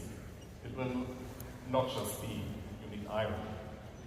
We want to make use of the professions we have to meaningfully involve them in the crafting process. Especially for the more advanced blueprints, you can expect that it will require materials from multiple sources. And, as already mentioned by Jacob, pay attention to the quality. If you want to have the perfect item, you also need the best quality. Here, the best way to find the best resources is to get out and explore first. If you want to find the best hidden materials, then you get yourself a top quality radar. Once you collect the raw materials, the next step is refining them. Refining, like crafting, requires blueprints. Refining blueprints take primary, secondary, and catalyst materials and produce refined materials. The rule is very simple. The quality of the primary raw material defines the quality of the refined material. The secondary material you put in has an impact on the quantity and the time the refining process will take. An optional catalyst can speed up the process further. Let me give you a simple example. If you want high quality steel, you need to put in the best iron you have in the primary slot. You can put any quality coal in the secondary slot without affecting the quality of the steel. But the quality of the coal will influence how much of it you need to produce steel. As an example, if you put in low quality coal, you might require 4 SCU of coal versus high quality coal that only requires 2 SCU. This is one of the important use cases for low quality materials that Jacob mentioned. You can use refining stations in the world as they will be converted to this new process. You can build your own refineries for yourself, you can get your org to help you out, or you can simply trade for the materials that you need on the open market. Now we are reaching the final step. You've got the blueprints, you gather resources, and refined materials. Now you can create the item you want. And this item can be anything. You will be able to craft anything from FPS equipment, vehicle components, even entire vehicles and buildings. You just need access to the relevant crafting machine.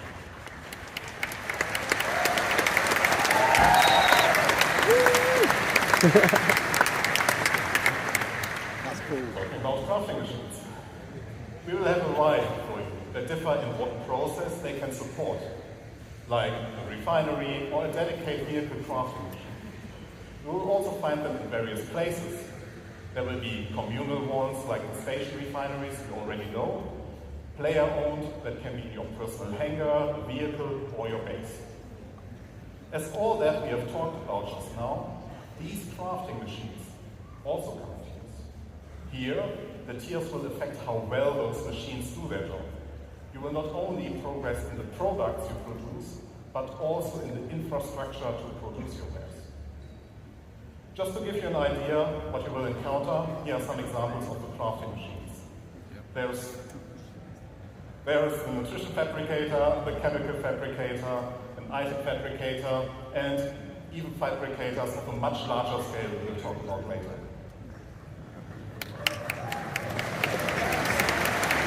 I wonder how insurance will work with it though.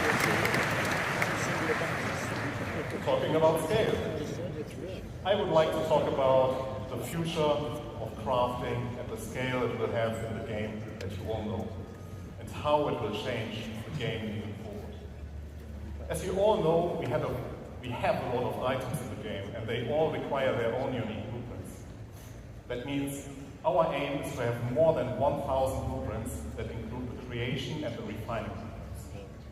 And each of those can be researched to unlock tier upgrades up to tier 3 or tier 5. That's a lot of blueprints. And it will surely take a lot of time to unlock everything. So I, personally, recommend that you, as the crafter you are, focus on the specific field first and extend your knowledge from there.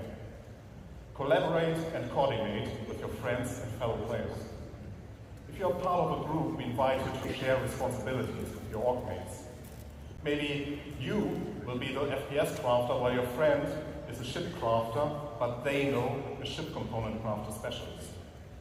There's a lot of content, and it will continue to grow over time. You are free to be a generalist crafter, a specialist, or something in between. Pick the blueprints you care about and be the best. Have an exotic shield generator that no one else has the blueprint for but you. Help others and earn credits while doing so. It is a real profession in the game that will benefit from your dedication and attention. As you can tell, crafting will have a huge impact on everything in the game. Even if you do not want to get actively involved, at some point you will stumble over a weapon that got crafted by someone else and you will be using it. People will start selling their crafting goods or the refined materials or even the raw materials for the sole purpose of fulfilling the demand created by crafting. Players like you can become well-known specialists that are sought out to get certain things crafted from. With the ever-expanding game we all love, we will continuously expand our crafting to offer you long-term progression that involves the entirety of our game. And you might have guessed it already, but there's one more thing that crafting is the foundation of, and that is base building.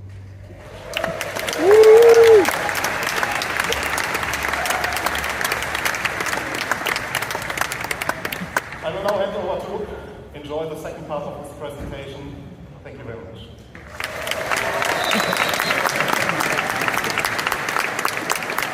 Okay, come on. Base building, come on. Good morning, citizens. Good morning.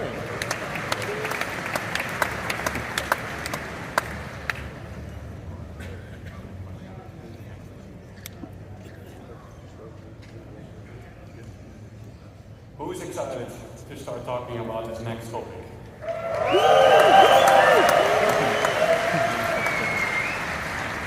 Let's get into it. My name is Luke Gijsbert. I'm the lead environment artist on base building structures. Now that we have an understanding of the fundamentals of crafting, thanks to Jacob and Thorsten, we can explore how crafting is the foundation of base building. Up until now, everything in the game we made for you.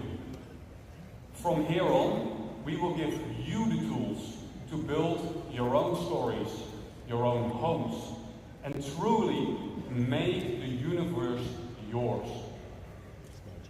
Join me on a journey on building our own habitable home on Pyro.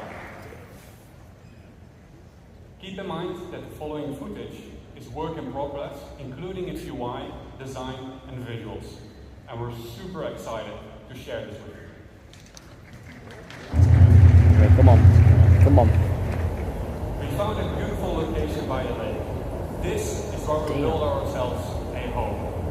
To do so, we need some resources and the construction graph card.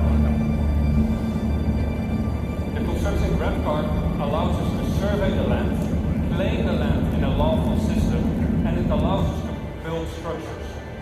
As we've already found the location and don't need to claim land in lawless pyro, we can straight dive into building our base. Keep in mind, the following UI is a work in progress.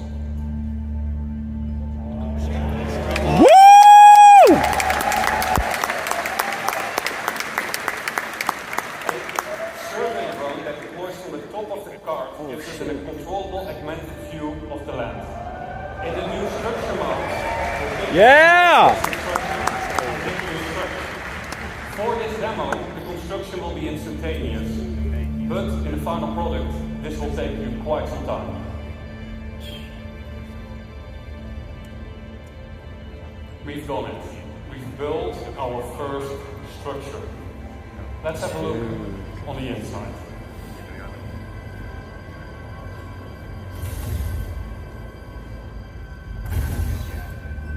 As we walk into the small basic structure, we see an empty interior that is dimly lit.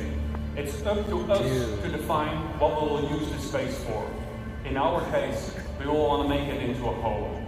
We can see that the lights are still off, and that is a problem, because no lights means no atmosphere, no breathable atmosphere. So it's not ideal to live in. So how do we solve this issue? We can improve this by providing the building with power. Let's see if we can build something that helps us out.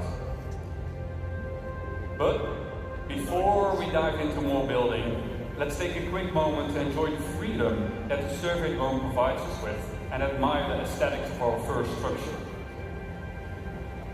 And I wonder what Declan was doing there. Keep in mind that base building is still work in progress, but what you're seeing right now is being recorded directly in the client and works seamlessly between first person and the building mode. Okay, enough. Back to base building. In the list of new structures, we see a small fuel generator. That is something that could solve our problem, I think. Power providing structures need to be hooked up to other buildings inside construction ER mode, but we'll explain this later. The fuel generator is one of several structures that provides power, each with their own benefits and drawbacks. Fuel power is quick and easy to build, but it requires a constant supply of fuel besides its regular maintenance. If a structure is not maintained, it will halt its activity. Players will need to maintain fuses to keep the building operational. The better crafted fuse, the longer it lasts. This where the fuse goes on this building. Next up, we have a terminal that gives us access to the status of our building. And, more importantly, we get to activate it here. Let's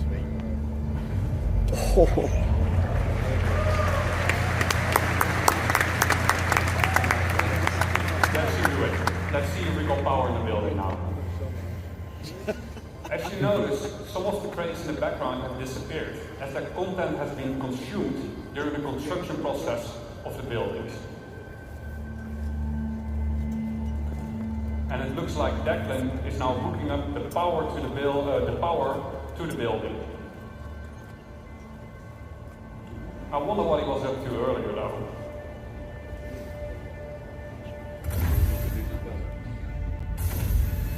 Wow. Declan has been busy decorating the place. As we can see, the lights are now properly working. We got atmosphere, and we can start to use the item fabricator now that there is power. Always handy in case we need a fuse. Let's have a quick look at what we've done so far. We've decorated the place. We made it our own little home. We hooked it up with power. I would say we have a place that we can live in. It might not be much, but I think it's just enough to call it a home. Thank you. Woo!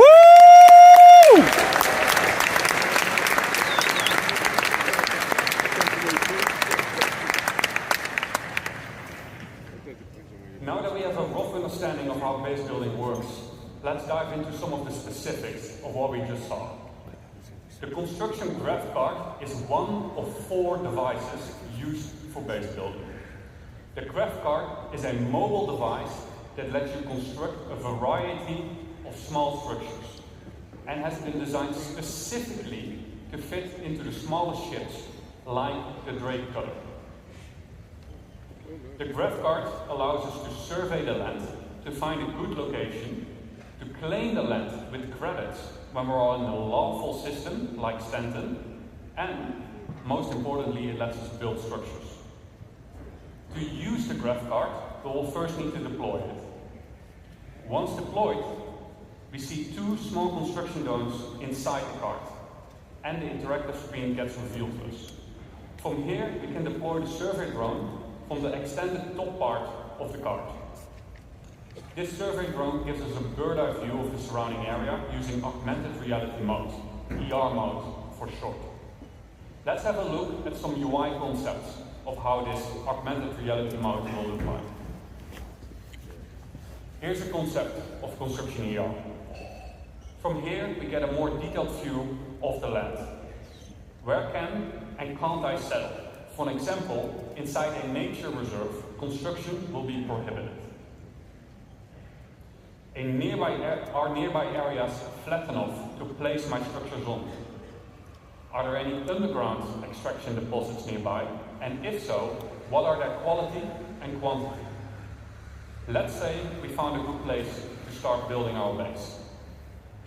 Then next up, we need to find a good place for our first structure. On the left-hand side, you can see that we're now in structure creation mode. Underneath that, there is a list of structures that we can build. Once you have chosen a structure, you'll drag it onto the terrain, that will be shown then as a physicalized hologram. From here, you can move and rotate to find the perfect position for your structure. Now that we have chosen a position for our structure, we will need to supply the crafting materials. Just like the crafting interface that we saw earlier, this is where you choose the materials, and the better materials you choose will result in a better structure. Once you're ready, we'll hit the craft button on the right bottom to send the construction drones printing to the buildings. The automated construction drones will take off from the construction graph card and fly to nearby resources to fill their internal storage, and then fly over to the construction site to print the building until their internal storage has been depleted. The construction drone then repeats the loop by filling its internal storage again by nearby resources. Printing buildings will take some time. Keep the construction supplied so that you don't delay the process any further.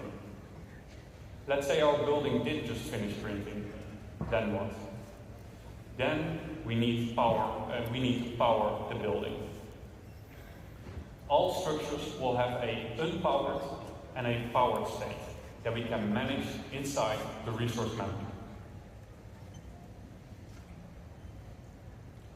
To provide structures with power, we can easily link generators to structures that need power in the resource management menu within construction ER. We can also link multiple buildings together. And we can assess the power consumption and shortage of inside this resource management screen. Keep in mind that operational structures, like power generators, require maintenance of their fuses and sometimes need supplies coming in and going out to be managed. Now that we have a structure and power, what can we do next? Then we can actually upgrade our structure. Structures can be upgraded from tier 1 till tier 3. The better material you provide, the better the improvement will be. Just like Jacob and Thorsten explained in the crafting presentation. Tier upgrades can, for example, improve the structural integrity of the building, or make its resource consumption more efficient. To really make your base feel like home, you will want to decorate your base with a wide variety of furniture pieces that can be bought, crafted, and found in the universe. It's up to you to define what you want this space to be. Do you want to decorate it as a hospital? Do you want to make it into a workshop? Do you want to make it into a luxurious bedroom? It's up to you. Furniture can easily be placed and moved using decorative ER mode as a hologram. This is so your furniture can easily fit through doors. This feature is accessible through nearby construction devices, allowing you to place down furniture pieces or even crafting machines that otherwise wouldn't fit through the door. And you get to place them directly from your local inventory. The less trusted among you, or anyone settling in Pyro for that matter, may want to mag-lock their furniture into place so that only you and your friends get to rearrange your decorations. And best of all, decorative VR is not exclusive to base building and can also be used for personal hangers and ships. Heck yeah.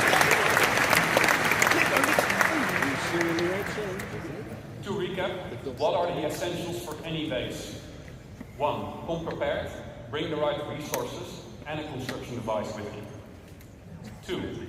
Use the resource manager, power generators to make your base habitable and functional. And maintain your base with resources and by replacing outworn fuses. And 3.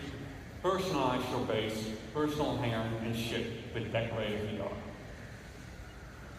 And there we have it, our home in Pyro. Now that we have an understanding of the basics of base building, we'll explore how you can go and make more than just a home. But before I hand you over to Declan, the designer behind base building, I'd like to say a quick thank you for those who made this presentation possible. So a quick thank you to Eddie, Brandon, Jack, Dan, Mark, Shao, Stefan C, Don, Stefan D, Carl, Joel, and Rob for your efforts and dedication.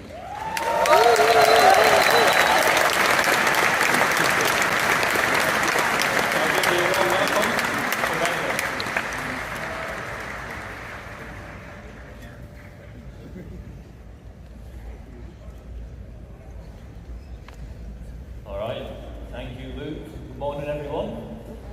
Good morning. My name is Ed. I am the assistant designer behind crafting base building, and you've just seen a nice little place, right? That's good for cabin in the woods. Maybe you want to place it down next to big redwoods, go and explore, or a place to stash some loot you perhaps shouldn't have. But do you want to see a big base? Yeah. Good. It's bigger and industrial. Oh God. So we're going to set ourselves a goal before we do a video, and we're going to create a base that's capable of crafting something that's bigger than the item fabricator can handle. It's been a bit of a spoiler already at this point. So to kick us off, according to help of a friend who has a specialised, not yet revealed base building vehicle, he's building this is the construction hub. It has 4 automated drones compared to the Graph 2. They can build in small, medium and large buildings. So far we've only seen small. Automated drones are capable of building 1 structure each simultaneously, so 4 is quite a big advantage. Oh, yes, please. Yes, please. Elevators is crazy. Oh my. Give me a glass elevator, baby. The views are gonna be nuts. Holy shit. Oh. And we'll get down the generator, we'll connect some buildings together, just so we have a physical home before we begin. Let's go.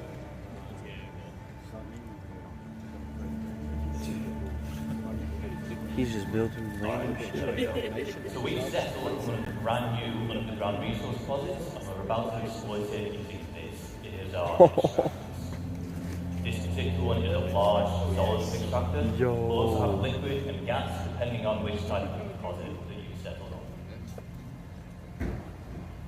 We have our output grid here, where we're getting all the brand new resources up out of the ground.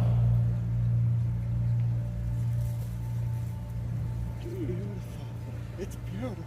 And it is important to know that once this is settled, it's not a case of just free resources forever. On key structures like this, there are fuses which occasionally keep in place, as well as environmental wear which can be fixed using crafting materials.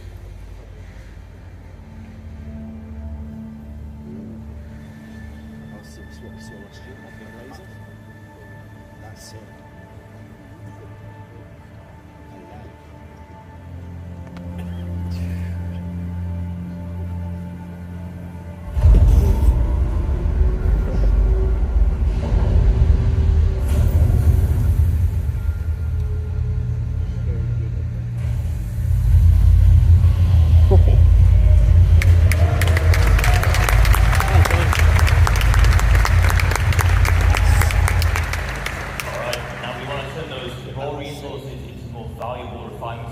saw the process talked about earlier with Thorson. Of course, we're on this, it is our refinery. Once again, there are multiple types here. This one is the large solid matter refinery. We have a bit of gas again, as well as biological, depending on the type of materials that you're using and want to produce. Refinery has input and output grids. Input, as you might expect, is the resources which you're going to consume, and then the output is for resulting refined goods. This is determined the way you select which blueprint you want to use, and therefore which type of refining method you want.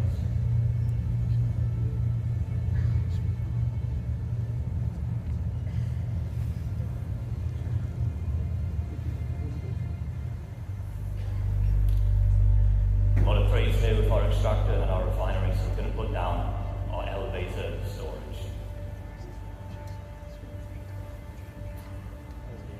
Basically really starting to build up now, but it's worth me mentioning again here that whilst we're putting these buildings down instantly in this video, large structures like this, they will take some time with the automated construction drones, but the smaller scale base we saw in the previous video, that can be done in a single play session.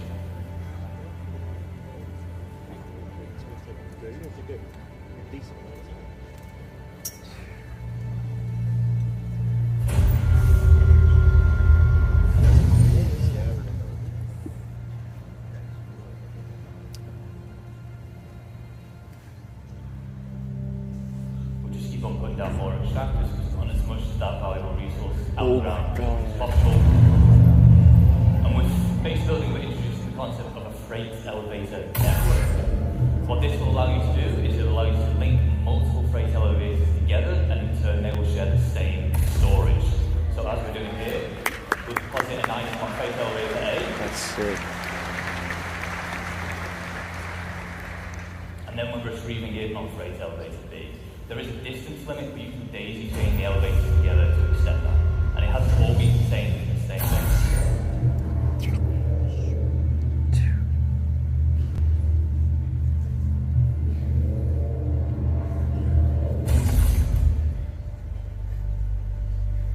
Now, as we expand, we might want to invite more people to join us. This is easy to do. There will be permissions that we can set up and grant people access to our base, and they can even build their own structures if they wish. We can also give them access to existing structures, which is how you perform your org storage using those freight elevators.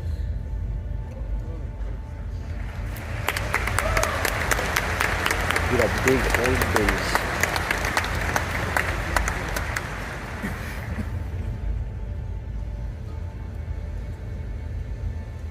And we always want a safe place to store our ships, so the trusty hangar will do.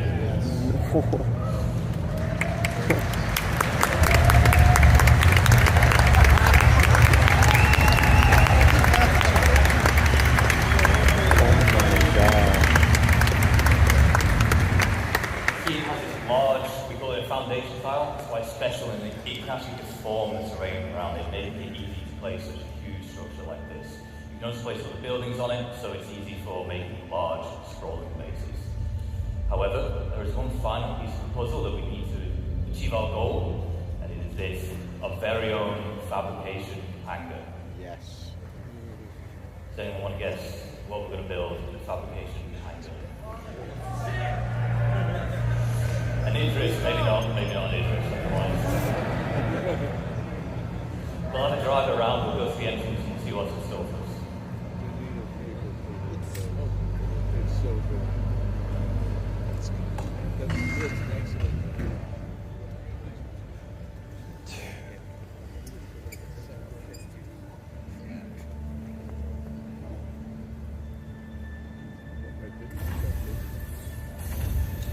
Very nice.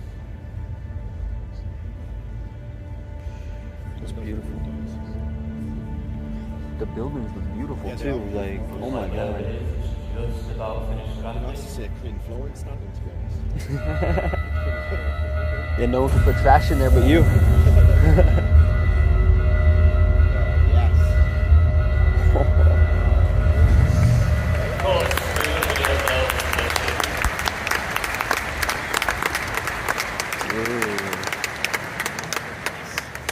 So, quick recaps of the gains from industrializing.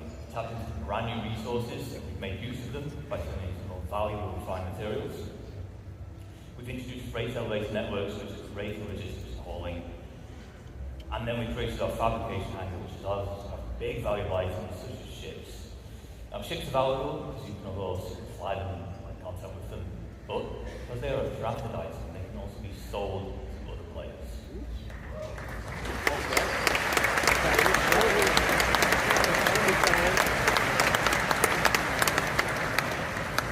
So, with base building, you're going to be able to set up your own shops, and there's two main ways you can do this. The first is using a dedicated trading terminal. You can link these to your freight elevators, and in turn, any items within can be listed for sale, the price will be reasonable. This includes resources, refined materials, and so on. Using the terminal, visiting players can browse what's on offer, purchase, and then collect from that same freight elevator. The second method is to set up a physical shop in the world. By using the decorator AR we saw earlier with Luke, you can maglock items and then list them for sale. Once again, browsing players, they can see the price of the maglock item, purchase it, and then reuse the maglock.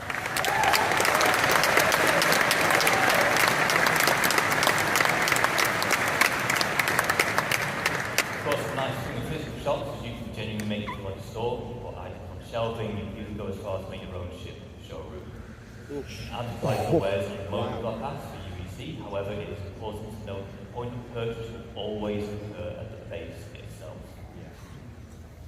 Now that we know how to set up shop, I just want to take a moment to talk about why it's so impactful for crafting space building the game as a whole.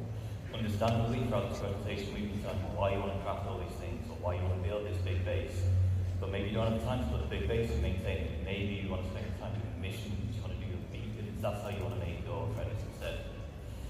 Shops mean that you can benefit from the players who do want to spend time making those bases or crafting those specialist items, and then you can purchase them from them, which is very important because crafted items using high quality materials will be the most powerful in the game. On the flip side, if you do specialize, maybe you end up cornering the market for a particular item or resource, and your shop will then turn into a hotspot of activity, making you loads of credits. Some of you will become infamous because of it. But bear in mind, a successful shop also depends on location. Do you want your customers on edge and pyro, which tends to have the higher quality materials? Or do you want to spend time hauling them all the way over to safer systems where your customers can reach more at peace? We talked about selling items like sellables of your base. We have foundation tiles, divide up foundation decals, which help you divide up the foundation tile. You can place them freely wherever you want, and they just help you mark areas like I want to use this for cargo, I want this for housing, vehicles, and so on. You'll be able to earn paints in-game and apply them to buildings. Woo!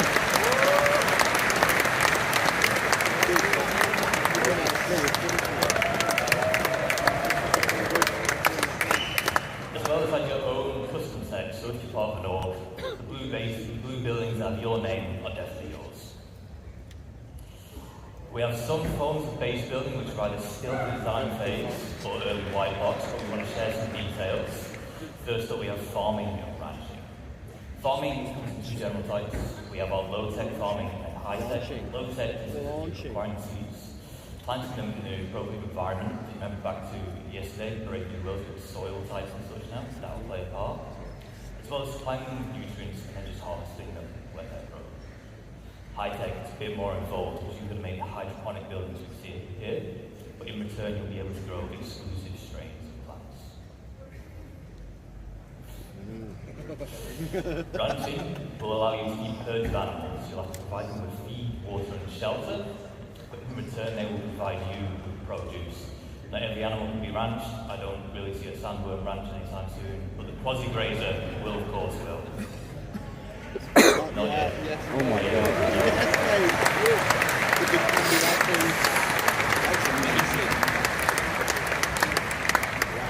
We have a few more additional archetypes. We have landing pads, garages, roads, fencing, as well as new variants of structures which you've seen today. The power generator, so solar power, fusion, geothermal, as well as the XL structure class. Remember that everything we've seen today, the biggest we've seen today rather, is large.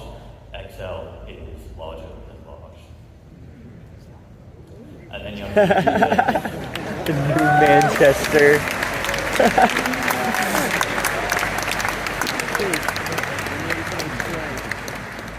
So, in lawful areas, you have varied methods of security provided for you. For max security, you are protected by planetary shield tech. However, in lawless, pyro and the likes, you'll have to provide your own defenses. These come in the form of perimeter walls, shielding, which prevents aerial bombardments, and then a range of automated turrets, such as PDT to shoot down missiles, anti-air, anti-vehicle, and anti-personnel. To round up, whilst you spent this entire time talking about how you can expand a single base, you can of course have multiple. These can be across a single planet, moons, across multiple systems. There are advantages and disadvantages of locations and base types. For example, in lawful areas, you need to buy your land from UEC, pay a tax to be able to build, and then you'll gain protection in return. In lawless, no cost, high chance of better quality materials, but no security to fall back on. A small cabin in the woods can be great to set up in a single play session, short build times. However, the large base we just saw will take days, weeks, or even months, depending on how big you want to go. You might want to embark on this endeavor as a team or an org. You can set up the base as an org and own it as the org. So this will be the missions available and assign roles and tasks. Ultimately, base building can be your main gameplay loop or a supplementary one, depending on what it is you've got. On that final note, I would like to say thank you on behalf of the crafting and base building teams. We've been very excited to share with you some of the work so far and the vision we have for these systems. But before we go, we have one final video. Yes.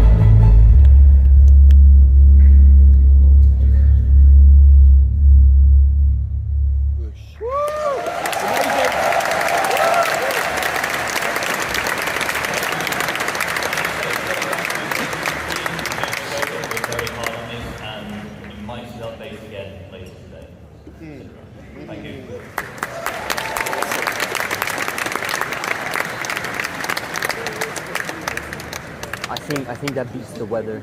Yeah. Oh, it's her. I'm Catherine, Dude. your content producer, and I'm here after the back of that amazing presentation with Colston. How are you feeling, Colston? That was crazy. Holy shit. Don't forget to do Citizencon in the chat, boys. You to what players would expect next Yeah, no, to we're back into base one. building. Do you want to tell us a bit more about the crafting A system whole and army what of space Alice's, yeah. come next? Yeah, surely you'll be able to put travel markers. She was, maybe she was.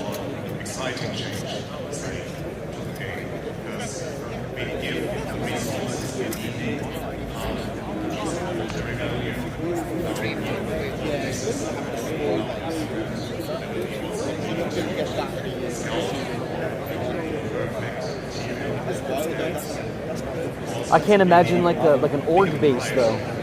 Like an org base is gonna be crazy. Dude, that was like a full on landing zone. Yeah, that was like massive. that was like a city. Like what the? Oh my god! I can't imagine. It's gonna be nuts.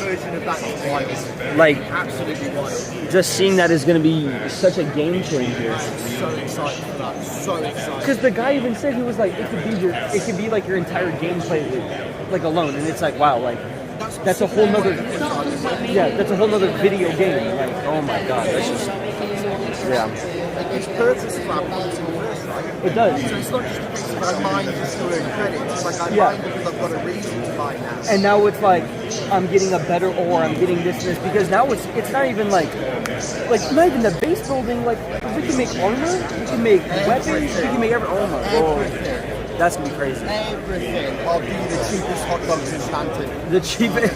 He's gonna have the cheapest hot dog shop. And that's what's in them. Just enjoy. Oh my god. What's up, chat? How you guys doing? So, what impact will the graphics have on wars? What's up, chat? Okay, let me read a couple of you guys' messages. See how you guys are doing. You guys said, yeah, her equilibrator. Good luck, everyone, in the giveaway. Gotta be, hey, adios, Gugu. Adios, man. Orgs are gonna have official trees with one another. Yeah, literally, I bet. I mean, she is kind of cringe, I don't know, but yeah, it's definitely going to be like some orgs are going to have to take it seriously and stuff. It's going to be crazy. It's going to be nuts. Let's see, what's everyone saying? Hi, YouTube. Hey, what's up, FSG? How you doing, bro?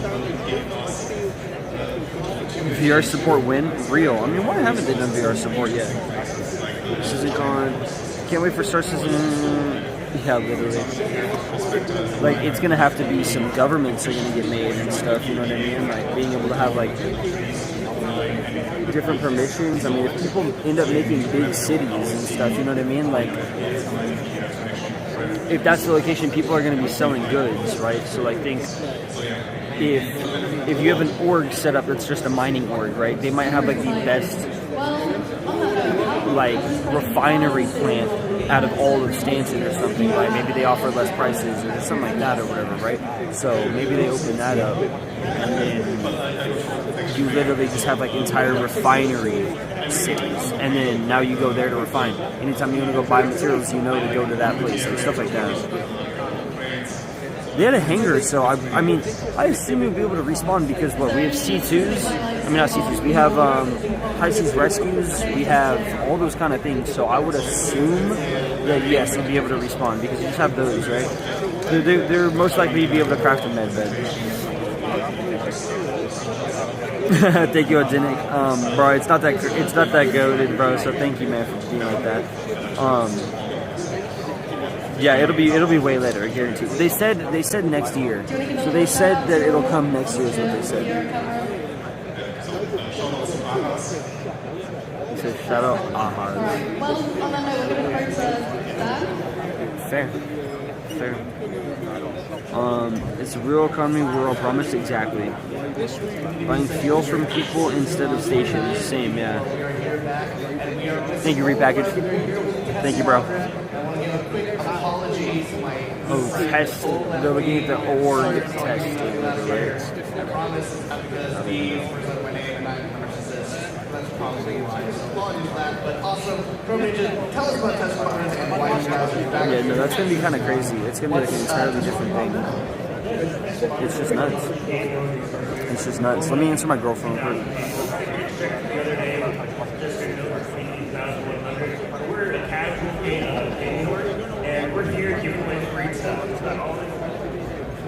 Awesome. There's some cool swag here. We got coasters. We got coasters and stuff. I might need to head over there. Tons of awesome stuff here at Test Partners. If you guys are looking to join a sort of really way to join Star Citizen, Test Partners. That'd be a funny place. Dude, I'm hating the Airbnb right now, dude. Why did the water heater have to go out, bro? It's like not even working anymore. Yeah, 2026 is kind of crazy. 69, pretty vanilla. The thing that sucks about an equilibrator is that,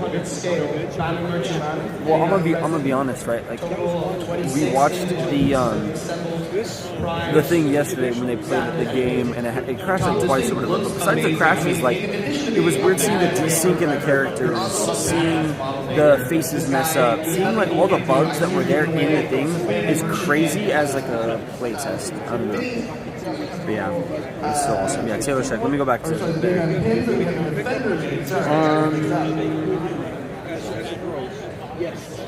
podcast. I gave you one the other day. This is awesome. Tom, you can find me at twitch.tv/Tom Beckhauser. If you guys are interested in checking out more of Tom's awesome stuff, go check him out. Tom, thank you so much for being here. I mean, look at that. Take a look at one last time at BMN before we move on. So, Tom, we're going to shift now over to Sam, who's here at Atlas. Sam, take it away. Hi guys, I'm here with ADI and they have something really cool this year. Welcome to the ADI ASOP Vehicle Retrieval System. Again, did I sound like me? Or, it broke. Could you give us a quick intro to what you guys are doing here? Yeah, this is the area in the ASOP terminal. To be an ASOP terminal. We have, fully interactive experience here. And we tied this in with our giveaways for this year. So we have Freight Manager as well. And this is where you can take a hacking card. We have tire spots that have been given out. You have to search for them. You put in.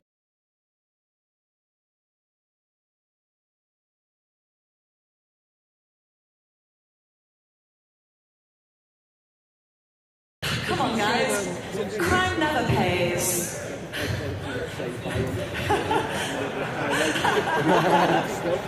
Kill for fun.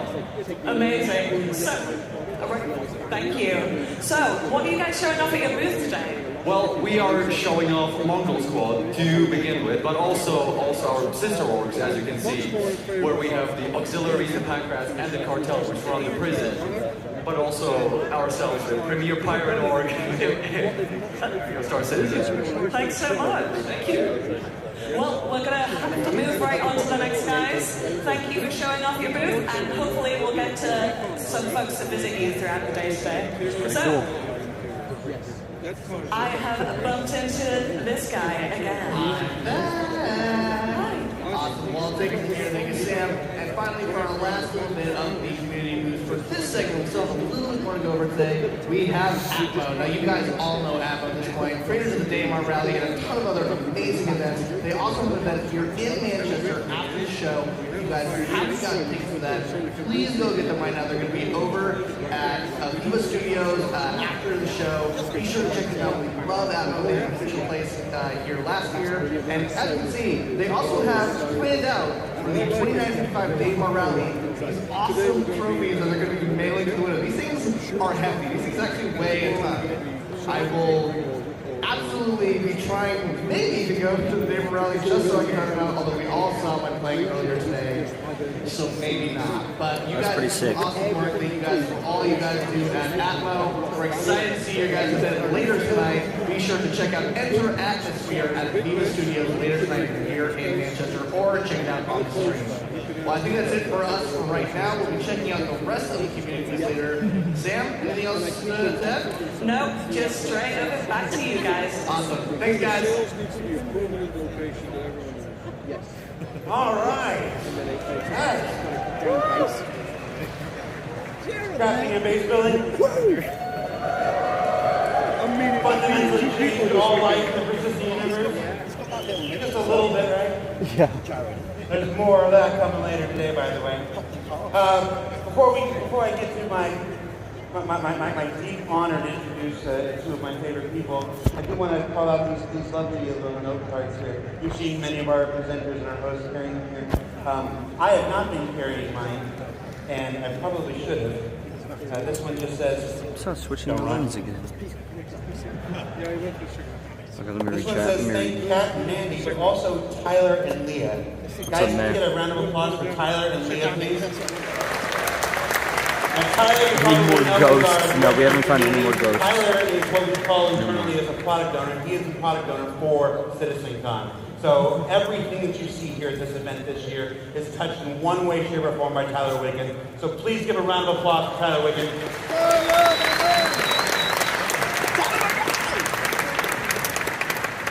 And because Tyler Wiggin can't do anything by himself, Leah is the one who does most of the hard work. So Leah, who will never be on camera and who hates to be embarrassed, please give a round of applause for Leah, please.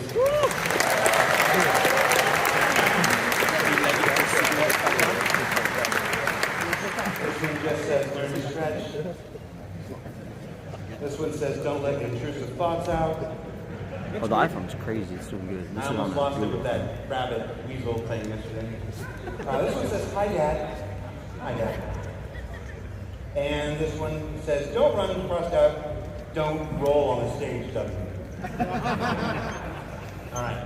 So that's enough for me. Guys, our next presentation is our annual ships presentation, this year titled Captains of Industry, being presented to you by two people who almost certainly need no introduction, but I'm going to do it anyway.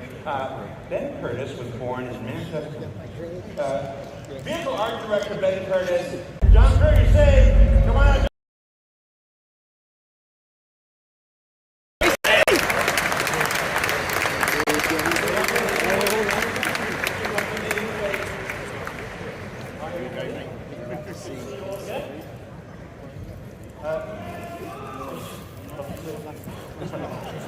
Excited to be here. In case you don't know me, quite listen to Jared there, which I do quite a lot.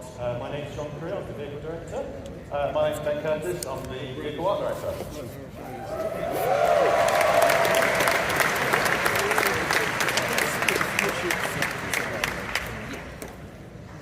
And the clicker is not working. Oh, so if you've got technical difficulties, you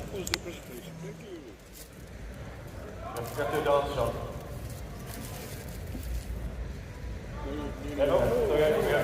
Right.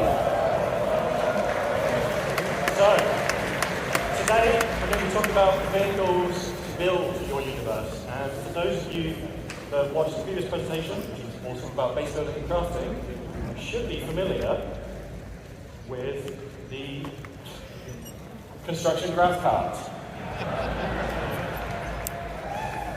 And seeing how this works, you might be wondering, well, if I've got this, why do I need some vehicles to do things?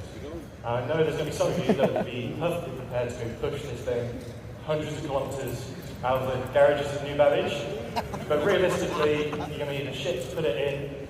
It can't carry supplies by itself, so you're going to need to put supplies in the ship, move them, and it has small drones, and that's the key aspect there. It has 2 small drones on board, and drones will have sizes. Okay, so yeah, everything you're going to be building in Star Citizen has this size class. You know, a lot of you are familiar with how we class our ships and a lot of other things in our game. So it ranges from small all the way up to large and extra large, and our drones kind of fall into those classes as well. But what does it really mean? The difference between what's a small drone, what's a large drone, what's a larger than large and extra large, and so on. And basically, a medium drone, for example, can build any structure up to a medium size. So it can build small, mediums, and it will be able to build small structures faster than what a small drone would. So the size makes a difference depending on how big you want to go. But drones also scale in numbers, in that one drone can only make one structure at a time. So the grav cart's got 2 drones on it, so they'll be able to create 2 small structures. But a medium, or if you've got a vehicle that carries multiple drones, you can craft a lot more structures, a lot bigger sizes, and that's kind of really the key to kind of like the upgrade path through the kind of drone sizes. So we've had a look at the small. So what's next? What do you want to build? Medium. So, okay, cool. I know some of you have already seen it, but this is the CSV from Argo. So launching today, the very first ground vehicle from Argo, the construction support vehicle, CSV. So this specialised chassis is developed to take on all the conditions of our plants. It's a little rugged beast that really does just go everywhere. And if you're constructing a new settlement, there's 2 things you need. You need drones to build it, and you need supplies to supply the drones to build it. And that's why the CSV comes in 2 variants. So we have the CSV FM, which stands for Fabrication Module. So this has 2 medium drones on board, and we built it to fit in as many vehicles as we could practically get it to fit in. So it fits in vehicles from a Cutlass Black upwards, approximately, and everyone always asks me, what ship fits in what, and I lose track of it all the time. It's about the size of a Tumbril Cyclone. So if you put a Cyclone in the vehicle, you can put one of these in.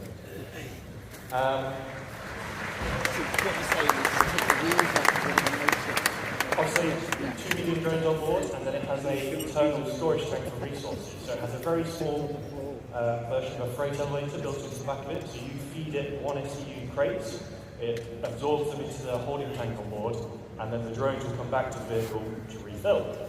And it also has a side zero serial generator on board for a bit of added protection. What happens when you run out of resources? This is where the CSV SM for supply model comes in. So the second CSV-based vehicle in the game, this has a traditional 4 SEU cargo grid on the back. So 4 1 SEU boxes, 2 SEU boxes, 1 4 SEU box. Depending on what you buy, you can use this to bring it and move it around. So this is the perfect companion vehicle to the CSV-FM. So that shield generator as well moves about 28 meters a second. I cannot, my brain is fried, I can't remember what that is in miles per hour or kilometers per hour. And it is available right now to drive in SC Alpha 324.2. Available at playerc.csv.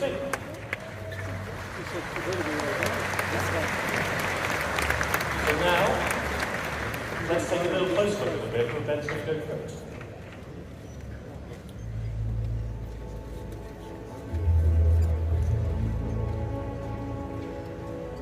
Okay, so what we're seeing here is the in-game version of the CSV. It's complete with this 4 SEU of cargo up on the rear.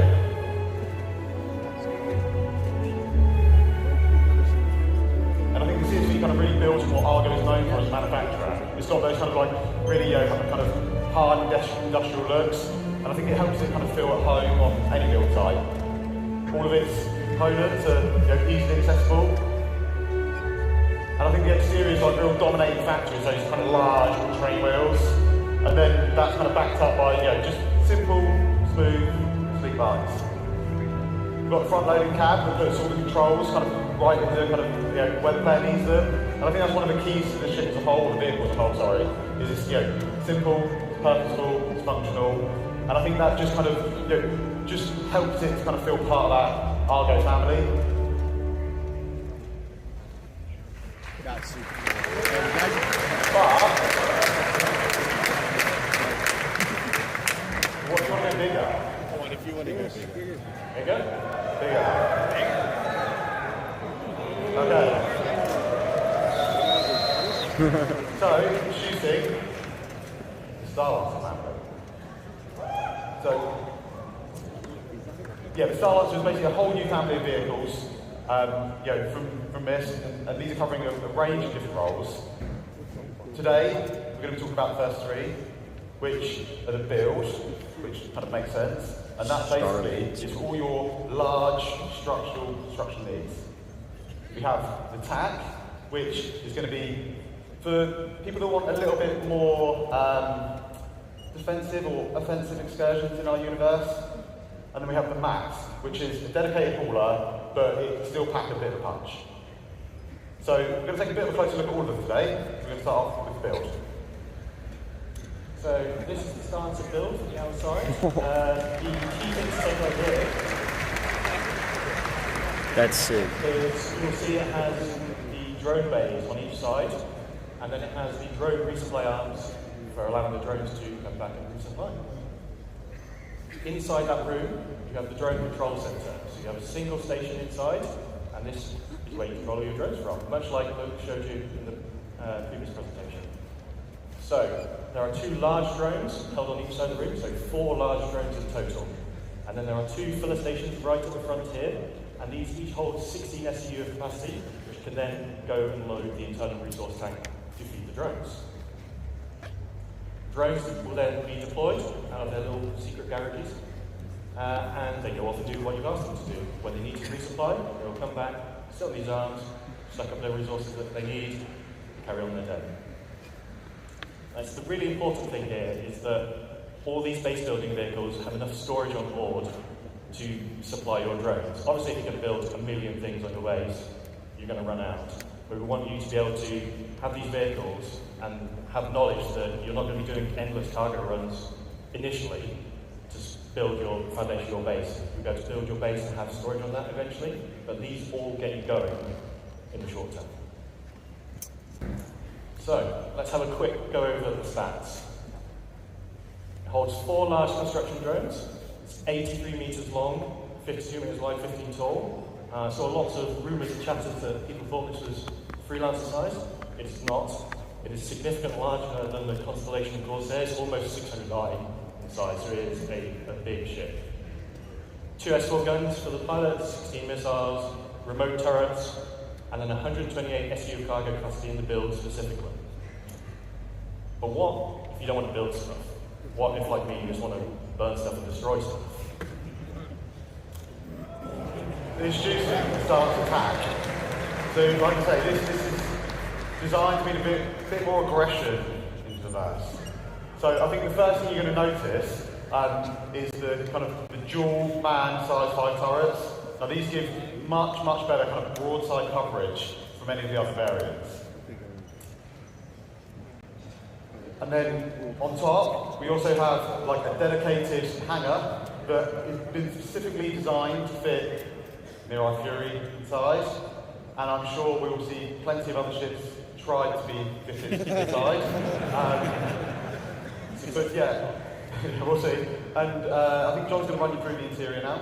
Yeah, let's have a look over the tack from outside to in. So this is the tack in its default paint, so sort of military drab grey. Then internally, obviously Ben talked about size 5 turrets.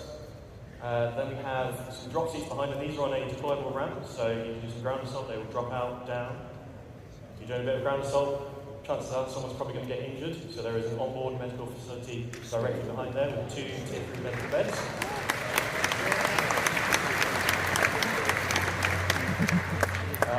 Upstairs, obviously there's the Fury hangar. Behind that is engineering. And then forward of the hangar is the refactored habitation metal area, which is specific to the tank, just because there's so much other stuff crammed in there. We had to redo the upstairs a bit basically to fit that in. And we'll go over the more normal layout shortly. Okay, so yeah, to sum up, I think the tank's obviously going to bring a lot more firepower from the other variants. The shield's been boosted up to two size 3 shield generators. It's got med bay with tier 3 med beds, drop seats, it's got a hangar, and it's still able to carry up to 96 SCU of cargo. And you can secure yours today by going to play.se/Starlance attack. That shit looks cool.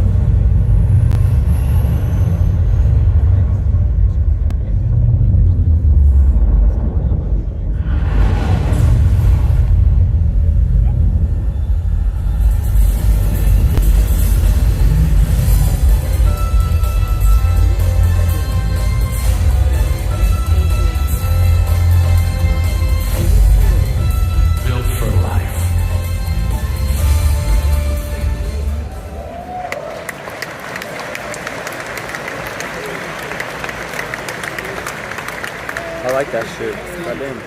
Okay, so I think we'll kind of hopefully agree that was a pretty great kind of trailer from Starlance on that. And as you can kind of see, we're just putting the finishing touches on that now. So yeah, we're just getting it all done, all ready for launch at IAE. Wow. We'll take a little bit of a closer look at it now.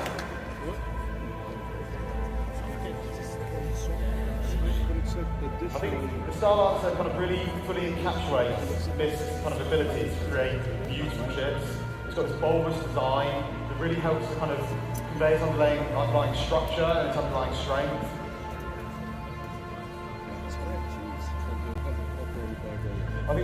initially trying to kind of put this together, they were thinking about what's useful, what's great, and one of the things that we thought about was this deployable cargo grid, which just brings cargo down to the ground, makes it much easier for loading and unloading. And they also wanted to put the kind of the crew, they wanted to put what was important for them. So they've added a lot of windows out so that the crew can see out into the burst. It's one of the things that we know people like, is being able to have these kind of little windows out into space. Yeah. And then above the kind of main habitation area, with the big skylights, they just allow kind of like more natural light to cast down into the cruise area. For a bit more protection, you've got 8 size 3 missiles in front, and then a further 8 on top. Okay. And these are backed up by a set of size 4 remote turrets, both front and rear. Okay, Gives so that's good 4. top side coverage. Top and rear, okay. And then finally, when we get to the front, you'll see we have a further set of size 4 gimbal weapons. And again, these just kind of help to fill in those blind spots.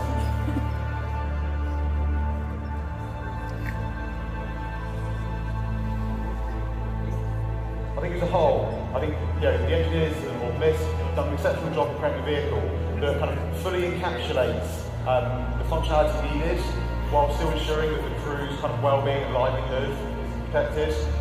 It's all in a package that kind of really dominates the sky, and I think it really shows off MISC's ability to deliver kind of quite beautiful ships.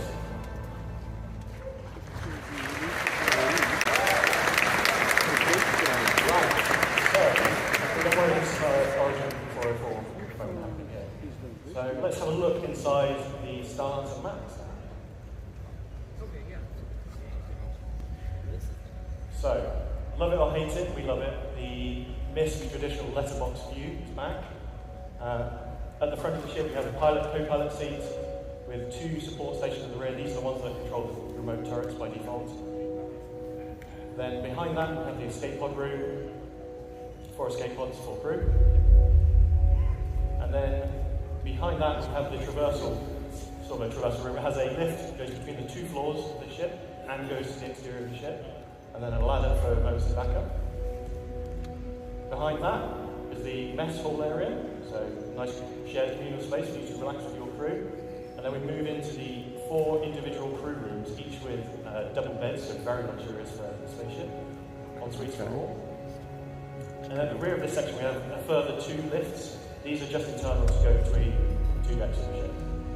Then at the rear we have the main engineering. So there are some components dotted around throughout the rest of the ship, but the bulk of your components and the engineering terminal are here at the rear of the ship. So that's upstairs. Let's go downstairs a little bit.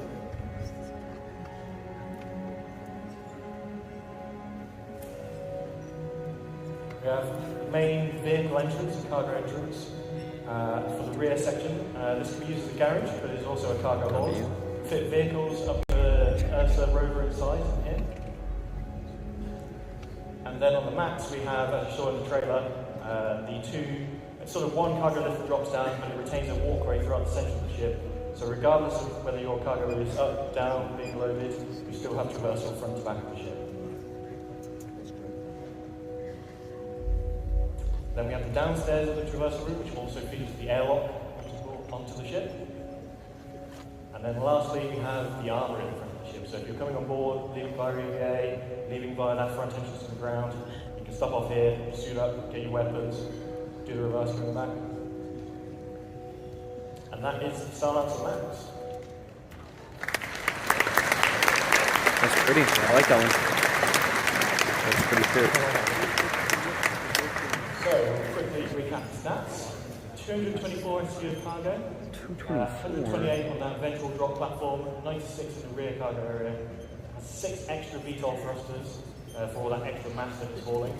And it is available to pre-order now and will be flyable this IE at play.sc Starlancer Max. And if you pre-order now before IE, you will get this exclusive sapphire paint, which is in the Citizencon colours and looks super cool. So, we have talked some small drones, medium drones, large drones. What about bigger things?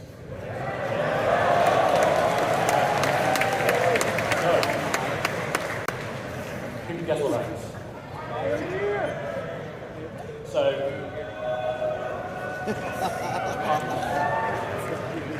I told you all quite some time ago about this in Germany, and this is obviously the original concept of the Pioneer. Now, some time has passed, and whilst the core concepts of base building have remained the same at a high level, how you physically build your bases has changed slightly. So, back then, you were building everything on board the ship here. You would fly your Pioneer. This is the area I was building. I'm going to build my base on board the ship. I'm going to drop it down. As you can see, bases are a lot more expansive now. This doesn't work anymore. So we need to do a little bit of some reconcepting. Okay, so one of the first things we really wanted to kind of solve was the arm. We know a lot more about how we're going to be constructing these structures now, and kind of the arm didn't really make a lot of sense anymore. All it really did was it made the space you need to land the ship almost twice as big as what is kind of needed. And we're not real spaceship engineers. We don't make real spaceships. But what we do try and do a lot of the time is we try and take as much reference from kind of real life manufacturing as we possibly can. And I think that's really is really key to what I think Star Citizen is as a whole across like all the different departments. In that we're trying to make a believable universe. And if you think about the arm, and whilst I can't deny it's a cool idea, I think really from a manufacturing point of view, all it really does is it adds a lot of complication and a lot of manufacturing costs onto what is already a very advanced, very large, very costly ship to make. So that was kind of like one of the kind of real first things we wanted to do. The second thing we wanted to look at was kind of have a little bit of a shift around, kind of like the egress points on the ship. Cargo position has moved, so we needed to kind of update that. We wanted to make sure that the landing pad made sense, had space to kind of come into the ship. And then we also needed a way of getting things out of the ship that we were crafting. On top of that, we had a few other goals. Like I say, it needs to support all the updated kind of building mechanics. It needs to support all our current metrics, and I don't mean just character metrics, I mean all metrics, because we're creating a lot of things inside the ship. We wanted it to kind of become a true self-sustained mobile base. We wanted it to kind of be kind of like the cornerstone of your crafting and construction ventures. And to do that, we need to add a few extra kind of onboard facilities. So, the med bay, like I say, the crafting area, the ability to refine or extract and refine materials. It's gonna have everything. So, let's have a quick look over the updated interior of the Pioneer. So, back of the ship we have the classic bridge, looks out over the expanse of the ship. And then, top and bottom of that in this image, we have the escape pod rooms. And then, leading off those is the access to the manned turrets that we made. Then, going downstairs, we have the cargo area at the top. Doesn't look like a lot. That's 1,000 SEU of cargo now. That's great.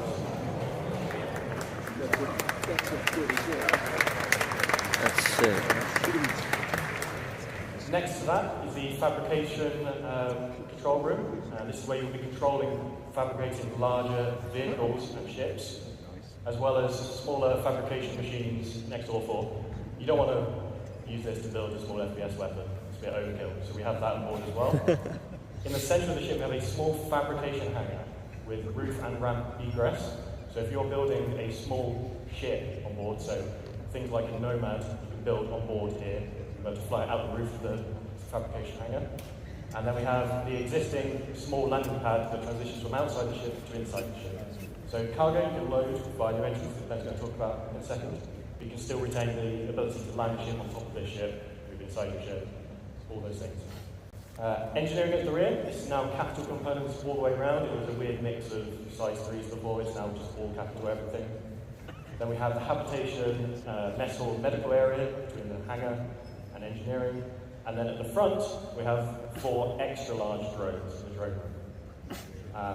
But we don't just have some pictures like this to show you. Ben's going to go through this in a bit more detail. Okay, yeah, so we're going to have a little look at kind of like the concept and where it's at on the interior. We start out on the interior bridge. It's very spacious, or command deck bridge, whatever you want to call it. Gives kind of really nice views out over the front of the ship. And up right front, you've got all consoles required that you need to kind of control the ship, as well as the kind of additional remote turret access to the consoles. And then at the rear, we have the main kind of navigation components and small engineering consoles. And kind of flanking either side, we've got these two corridors, and they lead out to the man turrets that kind of sit above the bridge. And they also have all the escape pods needed for the bridge crew. Like I say, we want this to kind of be a home away from home, so we have a very large, comfortable habitation area. Dude. Each of the crew members, they get their own individual crew pod. And one of the nice things about this is these actually open up, and they allow kind of each crew member to kind of decide like how much privacy they actually want. This is the crafting area. We've got 400 crafting machines. And these are right next to the cargo bay, the internal cargo bay. And as John says, this holds up to 1,000 SEU of cargo, so it's pretty sizable. To make it a little bit easier, it's got its own dedicated cargo lift at the back. That again, just kind of just simplifies that kind of getting cargo in and out of the vehicle.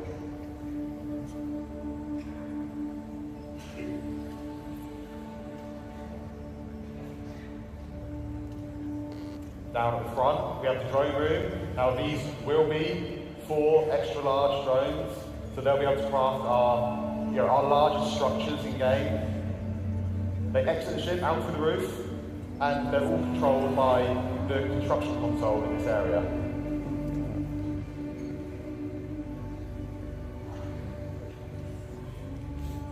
And finally, we're just going to take a quick look at the crafting area on the ship. So you can see here we've got these blast shields down that kind of protect the crew in this area and what's going on inside.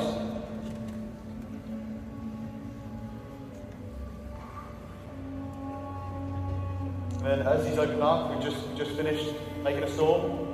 And as we see, there's a ramp that leads out. So you can drive any ground vehicle straight out the front. Between all the landing gear, you get this really nice kind of like sense of scale as you're driving underneath out the front of the ship. And we've also got the top exit for any flight vehicles. And then finally, we have the landing pads, and this just allows us for any ships that land up on deck, we can just bring them down to the belly of the ship.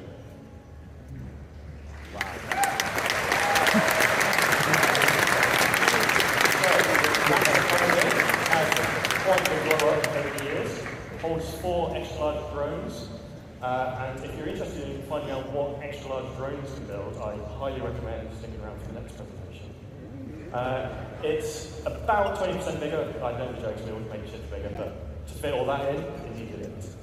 You can craft small ships and vehicles, and one thing we didn't show in that video is the landing gear actually have integrated ground resource extractors in. So when you find your plot, you land your ship and you can start extracting the resources from it.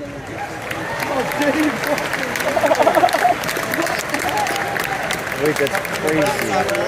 Ground extractors from the legs. Yes. Now the bad news. When base building comes out, this will not be there day 1 yet. But we are starting this in the next week or 2. So it is in production very soon. That's good. How much do you think that's going to be? Whoa.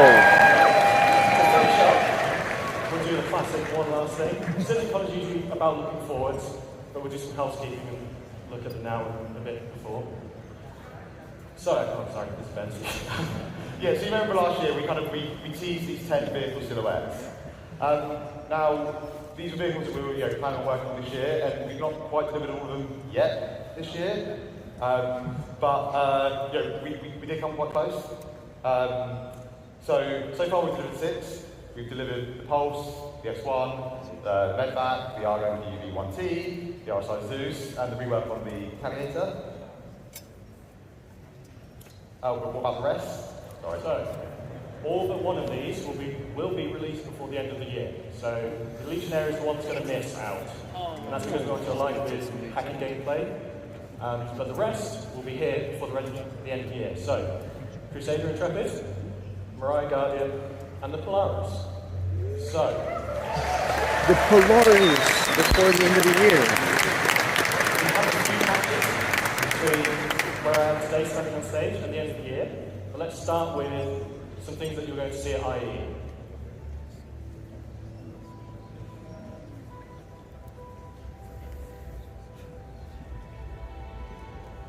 It's beautiful.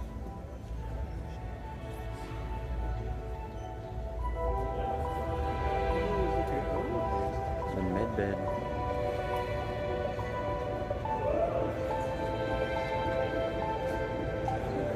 That is the terrapin, isn't it? Where's the terrapin? A med terrapin?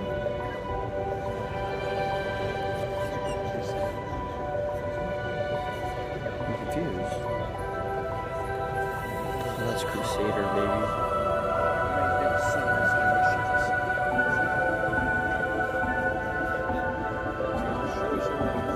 What is that?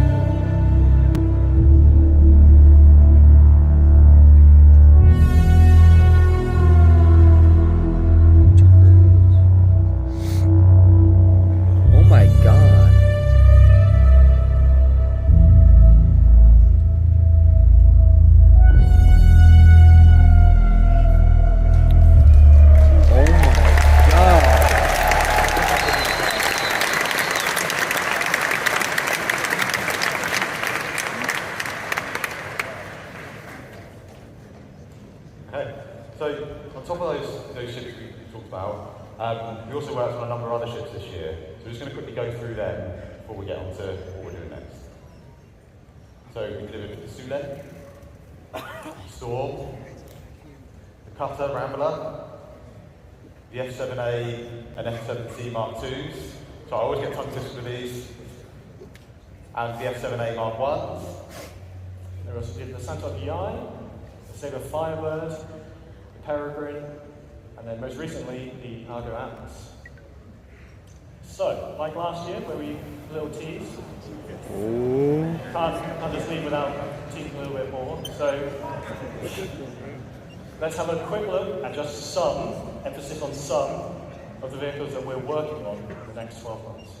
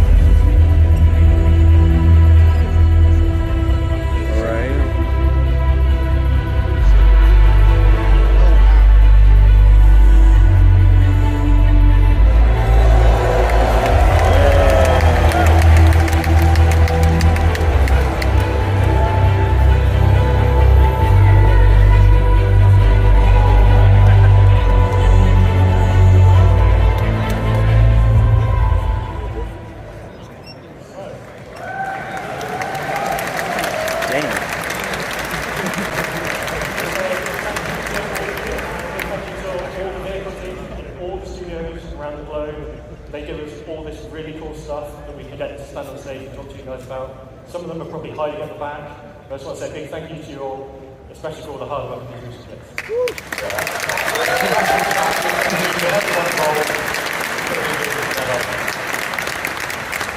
Thank you. Thank you.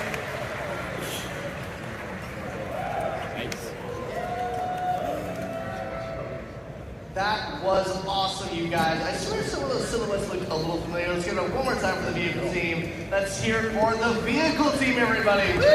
Vehicle team! Woo! We're on it for next year. Speaking of awesome ships, we are here at the Planet Ring booth here on the show floor at Citizencon. These guys have some amazing models that are in prototype right now. We're going to check them out right now. Let's check out some of these awesome prototype models we have right here. Let's check those out. We're going to give our camera just a quick moment to check them out. I am here with Ray of Planet Ring. We're going to be asking some questions about these prototypes in just a second. That was sick, bro. The camera has time to check out the details on these awesome chat. models that we're going to get out in the near future. Look at that. That is some sexy detail work. All right, so Ray, what inspired you to make models of Star Citizen ships? Let's see what inspired Well, actually, we have been Star Citizen background for many years. Myself, I joined the course in 2016. My colleagues joined in 2014. 2 years ago. It's a long way to go. And the team specializing in sci-fi models. We have been collaborating with other favorite IPs like the films, especially the sci-fi films and animations and games. So we are excited to be here as a partner in staging to bring the citizens in the course. Amazing. So how long does each model take for you guys to make? Well, we've been working for 7 months now, but our prototype now is still early stage of what we're going to do in the future. So it's roughly like 5-6 months now. That's what we have been doing for everything. Those are pretty good. Those are pretty good. They are amazing. So I have to ask, which model is the hardest to make, but also which one is your favorite? Yeah, it's a good question, but I would say it's a Star Citizen ship. Real FSG. So each one was about very hard to make. No, my personal favorite should be the Gladius is awesome. I love that ship to the definitely.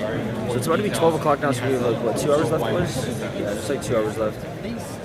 And also, I So want not to bad. make sure that everyone knows that our prototypes are coming to our final product coming to version, assembly version, Not bad. and final version. So for our assembly version, we have injection pieces, so we can cut it itself and use it itself, and the group race and phase is easy for What is Aaron? And the finished version, we have speeding for you, we have assembly for you, and we have You're crazy. Oh, zero on the new profile picture. I like it better, bro. Amazing. And so we're actually going to show these. I like that one, bro. Get and as we show the details over, we're going to actually throw it over to Sam. Let's give a quick detail on this. Thank you again, Planet Ray. We're really happy to have you guys here. Let's throw it over to Sam. Back to you. Thank you, Ray, again for having us here. See you guys. Hi guys, I'm back at the community booth. Oh, this guy. I saw this guy.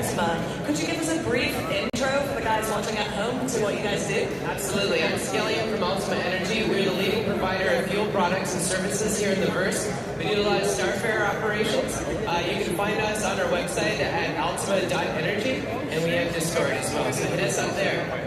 Amazing. Thanks so much, guys. Let's move right on over to Medrunner. So, Jared talked a little bit about you guys earlier today. So, how have you found the convention so far? What's been your favorite bit? It's been amazing. Squadron 42 looking so good. I mean, I'm an Idris owner myself, so I'm super hyped. Squadron 42 and 2026. Just the love from the community has been amazing. It's been so much fun. Thank you so much for being here. And if you guys haven't already, do come check out that booth because it is really amazing. Okay. And I am here right on the end of our amazing community booth area with our Avant-Garde guys. So, Avant-Garde, would you mind introducing yourselves and what you guys do? Yeah, absolutely. We are a PMC organization. We do PvP both in the sky and on the ground. We also have trading division where we trade rare guns, rare armors, and everything. Oh, old ass profile picture. Oh, that's good to change it then. Hope it's cool. 100 members. Oh, I'm getting Squadron 42 when it's actually, below quantity. We want to in 2 years. create a legacy altogether. When I create this organization, I don't consider myself the commander of everything. I just planted a seed for a tree. Maybe I will never see the fruit, but I want to create a legacy. People need to have fun, maybe win sometimes also, but especially win. Be a healthy community and having fun altogether. Amazing. Thank you so much. Right, let's move on over to the other side, where I am joined by my partner in crime, Dan.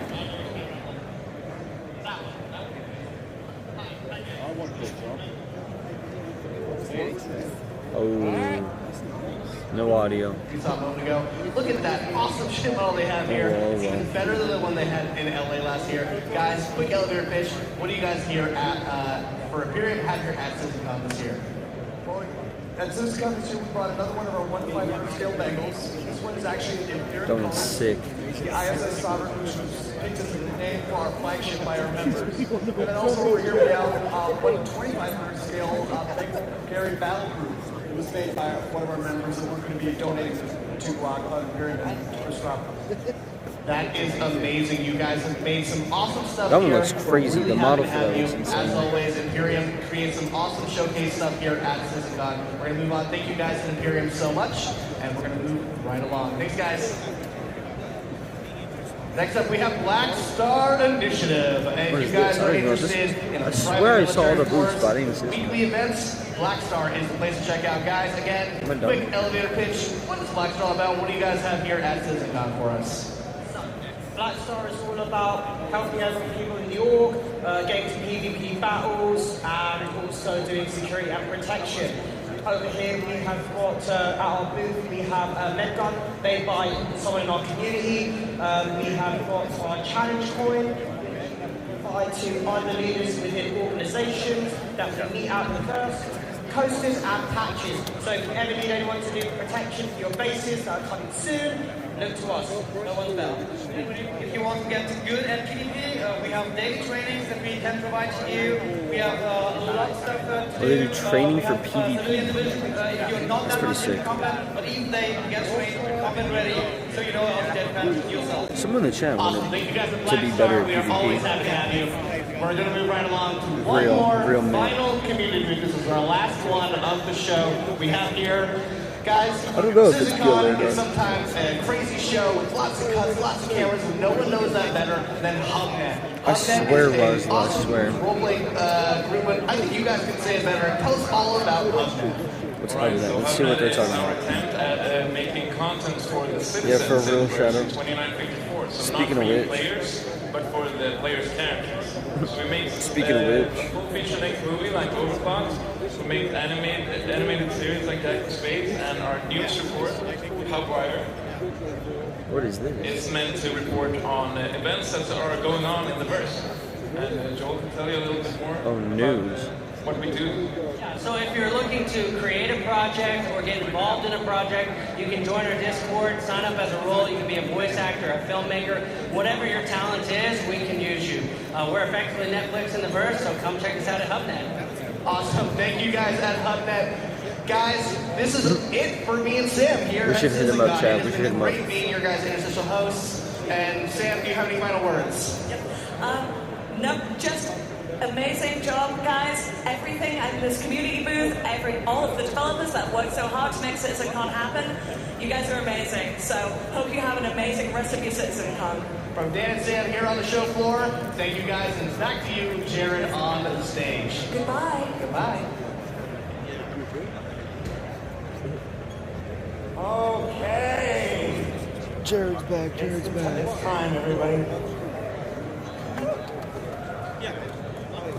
Time. And before we get this started, we're doing a lot of things here. I want to do some personal things to myself. Okay? So, first, I want to thank all the developers who took their time to build their presentations and showcase for you their amazing work that they've been doing over the last year for Star Citizen Squadron 42. So please, a round of applause. Best Shadow. It is not easy to stand on this stage in front of 4,000 people, in front of tens of thousands of people at home, and the hundreds of thousands who will clip this and replay it and cut it into other content videos for years and years to come. So thank you so much. I want to do a couple individual call-outs, though, because it's important to me, and I'm on stage right now, and you're a captive audience. I want to call out Nick Pierce. Nick Pierce from the Characters and Creatures presentation. 10 days ago, we lost our main presenter. He didn't die or anything, he just couldn't make the trip. Nick stepped in with only 10 days to prepare that amazing armor specialization presentation that you saw. So Nick, you're a champion. Thank you so much for stepping in at the last minute.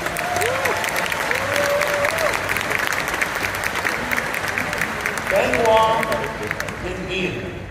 Benoit and Ian took the reins and delivered multiple presentations this year. You may only see them talking in this presentation or this presentation. You're going to see Ian in this one here, like this. But their work behind the scenes, getting all of these presentations up to the standard that they're required, was amazing this year. So Benoit and Ian, you don't have to talk for this one. It's just for me. Thank you so much, Benoit and Ian. All right, you can talk. That's fine. You might have noticed we went on ISC hiatus a couple weeks ago. We went on the hiatus a little earlier than normal because we took the ISC gameplay capture team and we dedicated them to the work of Citizencon for the last almost 6 weeks. Every year at Citizencon, the devs spend their time creating the footage for you, the showcases for you, and many of them still did. But the amount of work it takes takes them away from the work of actually creating the game. So our ISC gameplay capture team really stepped up this year for the first time in Citizencon history and helped folks create the videos. Those amazing looks at Nyx, those amazing looks at Castra, the amazing looks at the Sandworm and stuff. So I want to call out Will, Dave, Toby, Alex, and our newest member, Thomas. Hi, Thomas. Thank you so much, guys. Woo! They had never participated in Citizencon before, and I think they were a little surprised at first at the sheer amount of work that goes into doing this, but they stepped up and delivered some amazing stuff. The last of which you're going to see some in this next presentation. And then our last two groups of people I want to present. I want to share. Are they back there? Wave if you're back there. You guys ready? I can't see anything. All right. I hope I'm vamping a little bit until Rich Tyler gets into place. I could hide it from you, but. I'm not. So the last groups of people I want to thank. Well, let me tell you a story. When I'm back there, and folks are coming up to me, and they're thanking me for this, and thanking me for doing ISC, for doing SDL, for putting this together on the stage today, I'm struck by two things every time I'm thanked. One is that I can't do any of this without you. There is no game project in the world that does a weekly behind-the-scenes docuseries each and every week, and then turns around and does a live talk show the next day after it. And that's only made possible because you guys keep tuning in, you guys keep watching, you guys keep supporting, you guys keep making relatively positive comments in the I don't think I'm ever going to shave my face again. But it's all right. I just wanted to see what I look like. You know, I'm like, oh, that's what you look like. All right, I agree with the people. Let's bring it back. And then last but not least, there is one person who makes it possible for me to do everything that I've done here. I've been here for 10 years. I've produced 7 Citizencons. I've produced 3 Gamescoms, PAX or 2, and a couple of digital stuff, and of course ISC and SDL every single week. And really, after your support, the only reason I get to do this week in and week out and have these big moments like this is because of the same guy who makes it possible for all of us to do our jobs. So I'd like to thank, where's the camera? There you go. I'd like to thank Chris Roberts. Chris, thank you.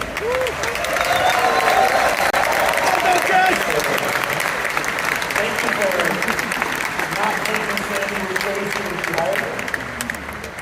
Thank you for saying yes to so many things I want to do, and for not saying no or getting angry when I don't ask. So thank you so much. I do operate a lot on a let's just do it and see if I get in trouble afterwards. So is that Chris there? Are you ready? All right. So with that, yes, he's angry now. All right. So without further ado, let's get to our final presentation of the night. The Star is My Destination. I introduce to you by the one and only Chris Roberts.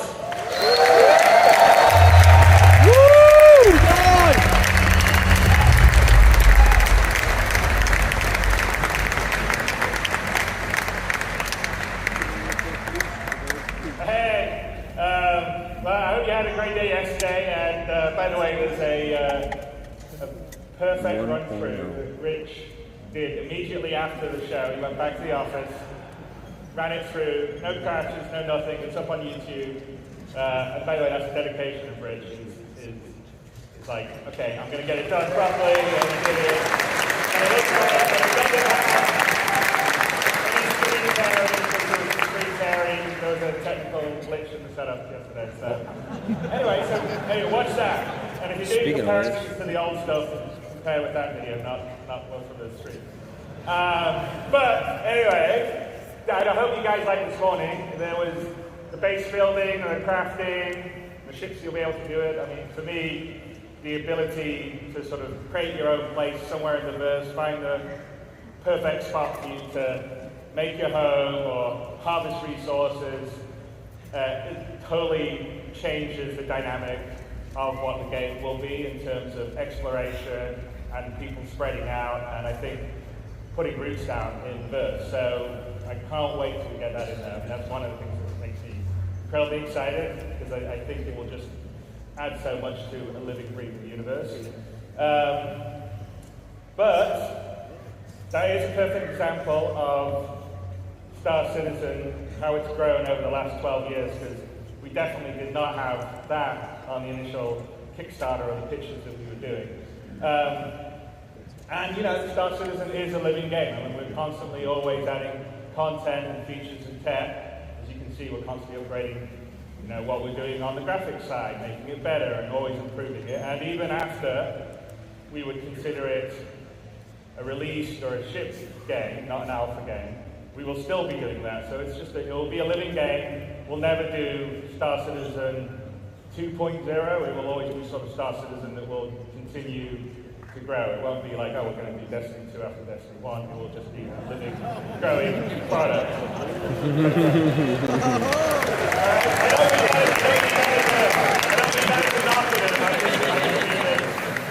today's world, you constantly upgrade and improve things. But the big question really is, at what point would we, at CIG, what point would I, what point would the rest of the team consider Star Citizen ready for everybody? Not just you guys out here who are beautiful, wonderful, early adopters, willing to put up with bugs, jankiness, not a great new player experience. We know all those things are things that we want to fix and improve, and we want a game that everyone can just get into at the beginning, understand it, have fun, pulls you into it, and then has a huge amount of depth. So the question is, what is that? And that is what we call Star Citizen 1.0. It's something that we've been talking and looking and designing and thinking a lot about over the past X number of years.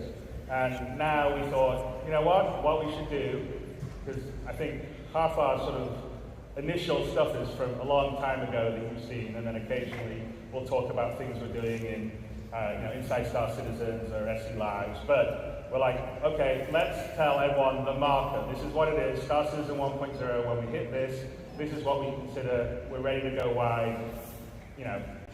Everybody in the world can get in and play it, whether you're hardcore or casual, have fun, play in the verse, interact, have a great time. And so that is what we're going to tell you today, is what we consider Star Citizen 1.0. That doesn't mean, as I said, that we'll stop at that point. We'll continue to grow and build and add things.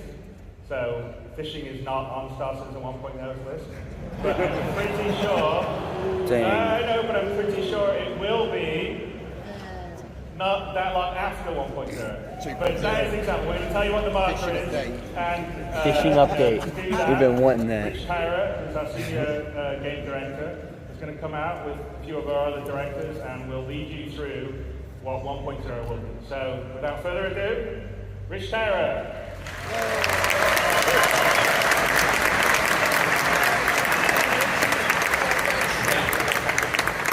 Hello, Citizencon. Hello, Rich! So, my name is Rich Tyra, and I'm the Senior Game Director for Star Citizen and Squadron 42.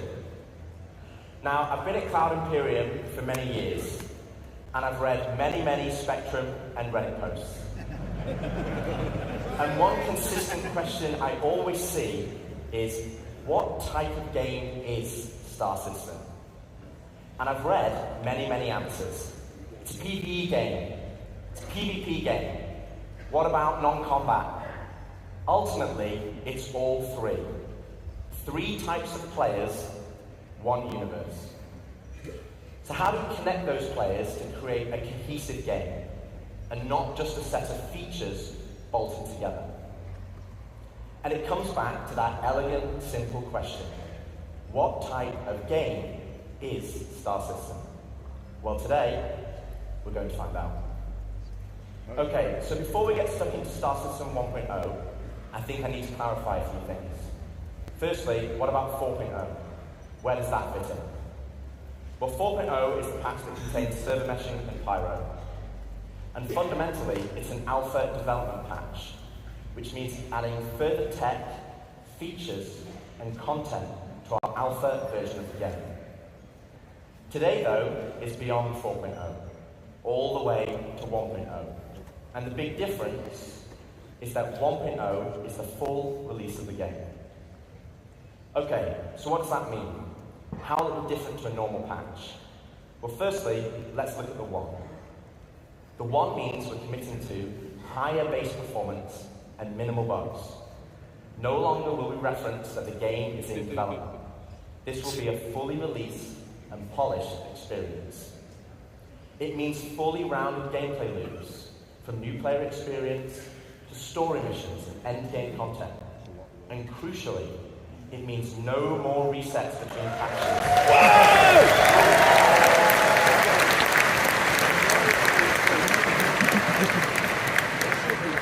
It's a true, persistent universe. So if that's the 1, what about the .0? Well, it's just as important. It means we're still committed to continued development. with new content and features being planned post 1.0. But those features will no longer be tier 0. We'll be committing to a higher benchmark of quality for each pass, each patch, and most importantly, it's a moment in time. If there is a content, feature, or star system that we've mentioned in the past that is not in 1.0, it just means it will come later. 1.0 is more than just a number change. It's the beginning of a new phase of development of the game. Okay, so we know what the 1 is and the .0, but before we move on, I want to address one important point.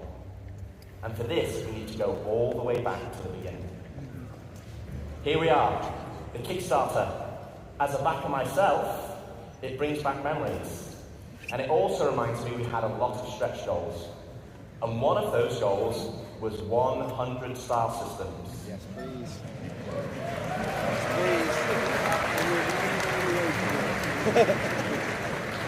But, and there is a but, the star systems of old are not the star systems of today. They were based on the privateer and freelancer model.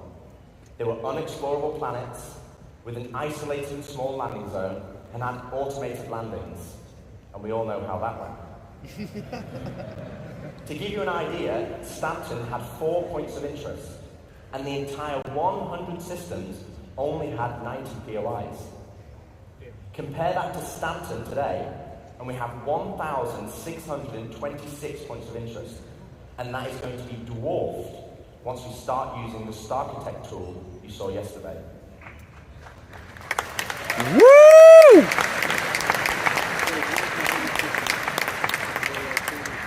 So where does that leave us for 1.0?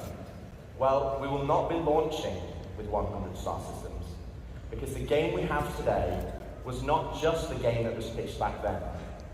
It's more rich, it's more diverse, and fundamentally, you'll be getting a whole lot more, and I mean a lot more. Okay, so now I've defined what 1.0 is, let's get into the cool stuff. Star Citizen, by its very nature, is a sandbox MMO. Today, you as a player have to find the fun. You have to figure out what you can do and how to do it. If you want to be a hauler or salvager, you have to know those professions exist. You have to know what ships support that gameplay. And you have to rely on outside resources for help. As it is now, the game is not set up to help you. So we're going to add a soft framework, a nervous system, that connects all the professions, ships, and content together. And to do this, we're going to add a main story. To help. Okay. That's pretty cool. To help new and existing players, to help discover all the exciting features and content we have, to take them on a journey of discovery of what the game has to offer. This story will become the spine of the universe and help onboard players with understanding how to play the game and understand what's available to them. This story will also introduce each of our guilds and what professions we have to offer. Like the United Resource Workers, our core industrial guild, which supports 2 of our main professions, mining and salvaging. They also support many other features and professions, like repair technician, crafter, and builder. Guilds are hugely important in Star System, and as you know by now, guilds are comprised of many factions. As you work for each of these factions, you will gain guild reputation.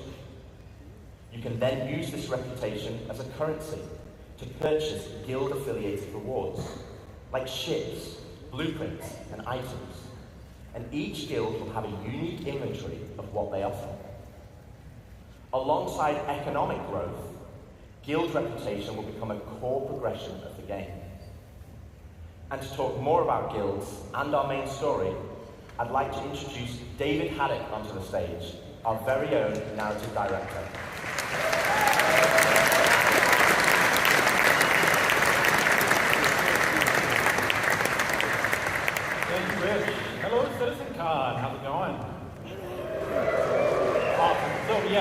1.0 is very exciting, and it's going to provide us probably our first real opportunity to finally inject a massive amount of narrative into the game. But we're looking to do that in several ways. Now, Rich introduced the main story, so let's get into it. What exactly is that? First, it's a narrative experience. This will be a crafted story through the star systems and professions of the Star Citizen universe, taking players on an exciting adventure that will finally kick off the growing tension between Earth and Terra. Yeah. It will be NPC driven. So while Squadron 42 will always be the place to go for AAA cinematic adventure, we're bringing a lot of the techniques that we learned from that to capture and build a cast of dynamic characters, some of which may be familiar, for both this story and the PvP. Okay. And the main story is also designed to be sort of like a tour bus structure where you can hop on and hop off at any time you want to. So we're not also requiring you to do it. So if you want to log in day one and just go off and do your thing, you can do that. Or maybe you want to put the story on hold so you can go explore a new facet of gameplay that you just discovered. Go for it. The point is that you can complete it at your own pace. So that's the what. So why do you want to do this? What's the motivation to want to go on this ride? Like Rich said, for new players, it's a great way to ease into sort of vast lore that we've been developing over 12 years. The gameplay, the locations that the game has to offer, and also give you a sense of upcoming stories that are about to come. But you've been playing Star Citizen for years. You probably know the lore better than me. So what's in it for you? Now, of course, we'll have rewards along the way as you complete missions and whatnot. But we're finally going to offer a big prize for completing the story. Citizenship.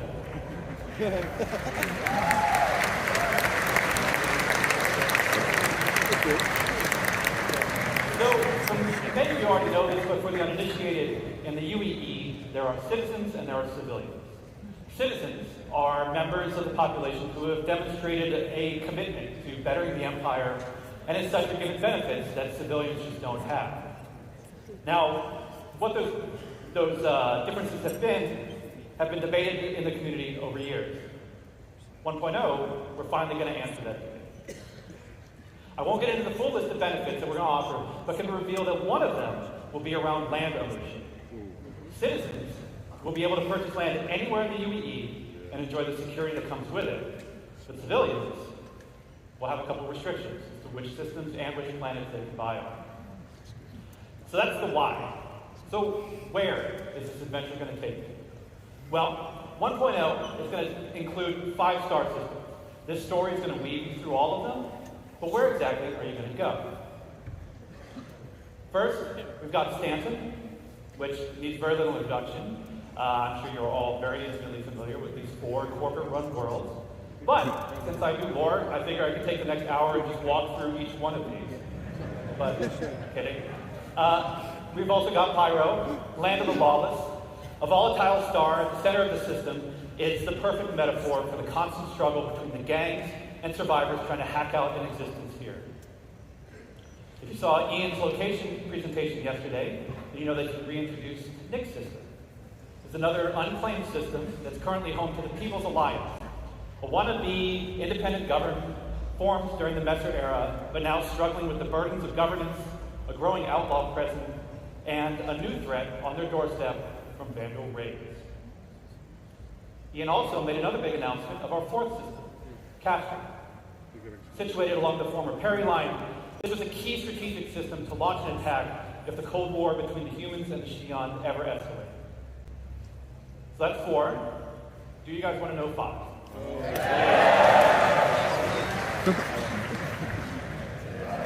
Yeah! Woo! Let's go!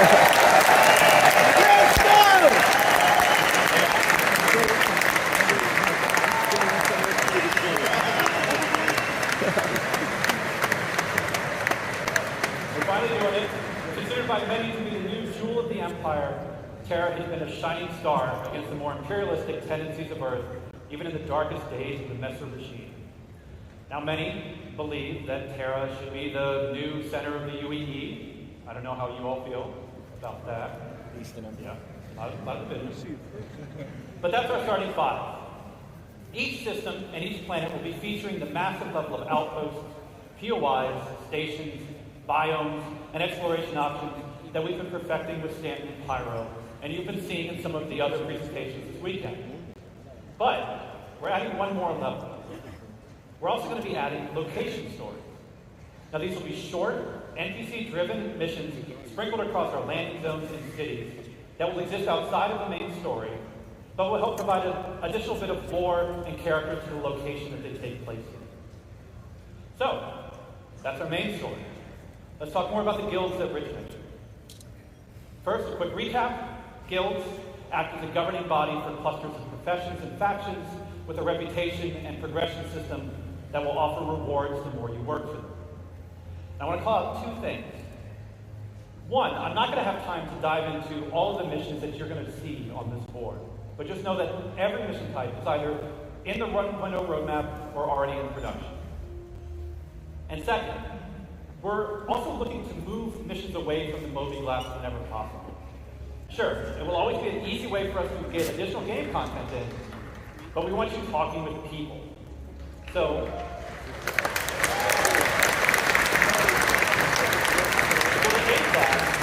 we're going to be adding characters to represent the factions that you'll be working for that will help sell their personality. Now, some, they'll still interact with you via the written word, but some will call and check in on your performance. And others, you may have to meet in person from time to time. So, let's walk through them. Here we have the first guild that Rich showed, United Resource Workers. Whether you're eager to earn credits, mining valuable resources from remote corners of the universe, sifting through detritus to try and salvage some valuable components, or even just acting as a technician, you'll find plenty to do with employers like Schumann Interstellar, United Wayfarers Club, and more. Next, you have one of the oldest unions in the UEE, the Interstellar Transport Guild. This will be the go-to place for everybody looking to make their fortune hauling and trading.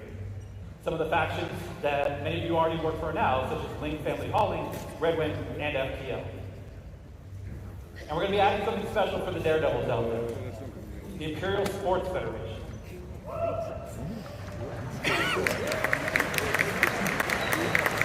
Hardcore athletes. So aside from the usual racetracks that are both legitimate and illegitimate, we're actually going to be leveraging some of our existing mechanics to build new sports and provide an outlet for all you Murray Cup enthusiasts, cargo Olympians, and competitors to see just who's the best out there.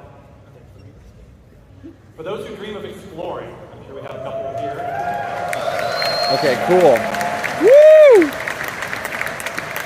We have the Academy of Sciences that was brought up yesterday in the social presentation. You saw that. This is a science field that will include factions like the Imperial Cartography Center, who will task you with a variety of missions to better understand our universe, such as sending you into a nebula to do deep scans, or finally seeing what's at the bottom of that planetary canyon.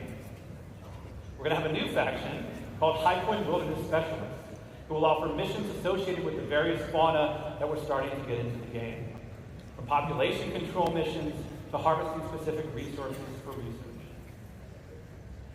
Now, I don't know if we have some people who'd like to do combat, but our combat guilds are doing something a little different. Now, previous to this, these are all of our profession guilds. But for our combat guilds, they operate a little different.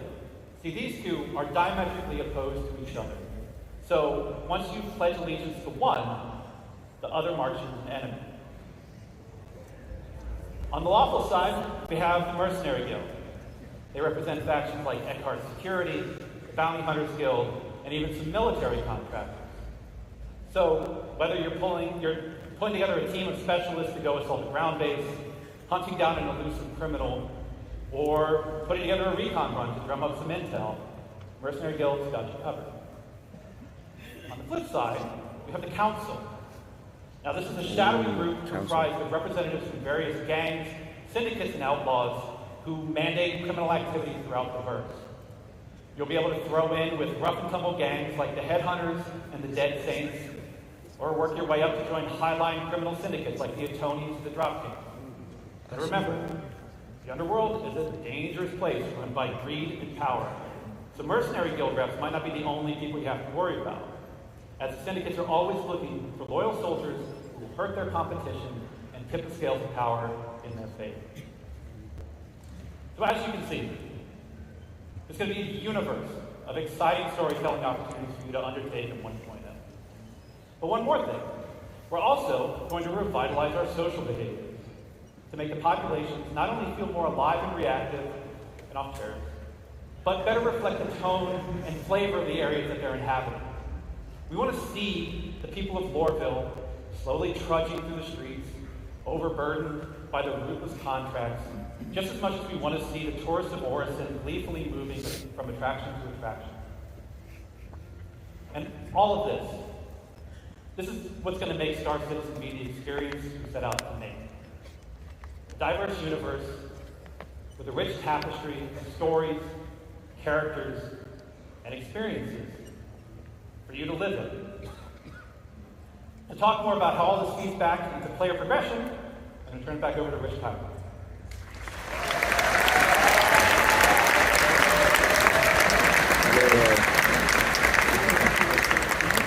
That was a W dose of war. Thanks, Dave. Okay, so we have a main story to connect the universe.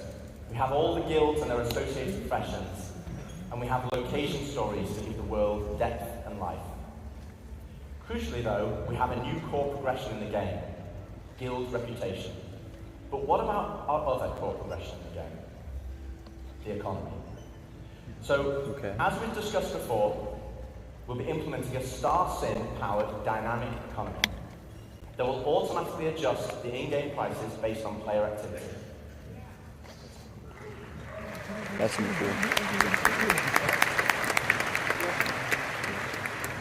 But for credits to actually matter though, we need to have an economy where credits flow out as well as in. This means transactions such as repairing, refueling and restocking need to have value.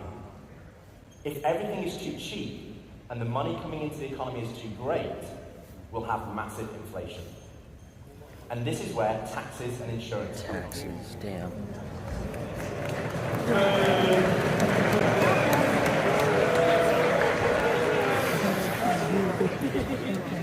We'll have two main taxes, inheritance tax as part of Death of Space Mountain, and security tax for your base that will cover the cost of planetary shield tech. Insurance, on the other hand, will be split between medical insurance, which covers your hospital imprints, and probably the most important one of all, ship insurance. Now, as we have Death of a Spaceman, we also need Death of a Spaceship. Losing your ship should be significant. Right now, for example, over 90% of all claims in the verse are for ships that have not been destroyed.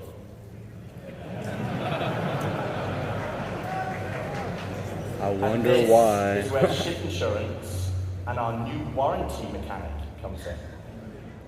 First up, we'll have 3 tiers of insurance, with level 1 being chassis insurance, level 2, chassis and component insurance, and level 3, chassis, component, and decorations insurance.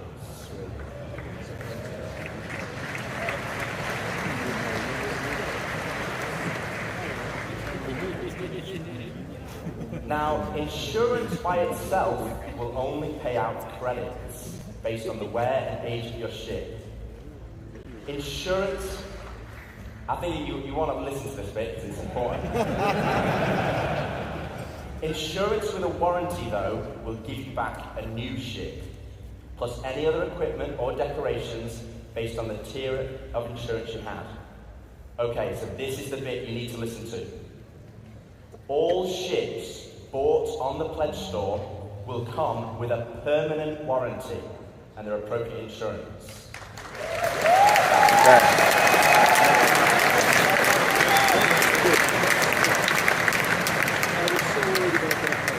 This means you will always get your ships back if they're attributed to your account. Other ships, on the other hand, will require a transferable warranty, and these are rare. You'll be able to earn transferable warranties in-game, such as by completing the main story, as an example, and apply them to any of the ships you own. But there will be a cooldown for transferring it between ships, so choose wisely. Now, what about claim timers? It's another fun topic. And getting your shit back without a claim. Well, we want claim timers to be proportional to the crafting timers. This means it's more beneficial for you to go back and get your original ship. For this, we're going to be introducing a shuttle ship, just like a courtesy car.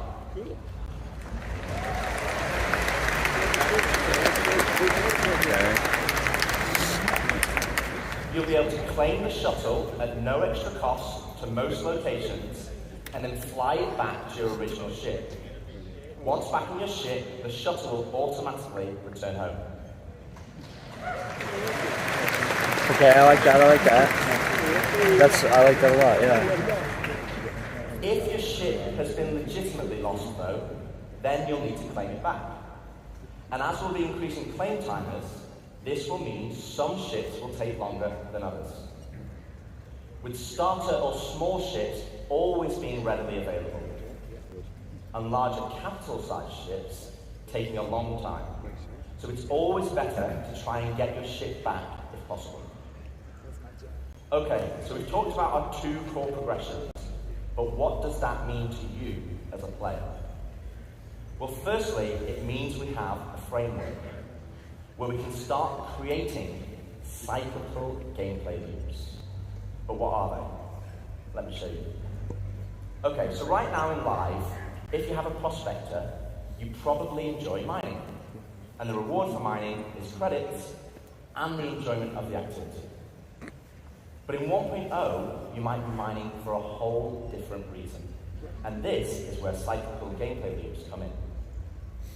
Firstly, let's add all the manufacturers and ships in. Oh, damn. I'll just give you a moment to take that in, because there's a lot. I actually had to ask them to take the variants out because it didn't fit on this slide. And let's zoom all the way into the prospector, a stalwart of the mining community. But let's say I really fancy acquiring a military Mark II Hornet. Let's go on a simplified journey of how I could get one. Firstly, I know I won't be able to buy it, as it's a military ship, so I'm going to need to craft it. That means I will need the fabrication hangar blueprint. Luckily, I can earn it by doing mining missions to gain rep with the United Resource Workers, and I already have the perfect ship, my trusty prospector. With blueprint in hand and some excess credits, I can now purchase a small plot of land on Stanton and build my fabrication hangar. Step 1 complete. Now I need to grab the Mark II Hornet blueprint. For this, I need mercenary rep, and more importantly, a combat ship.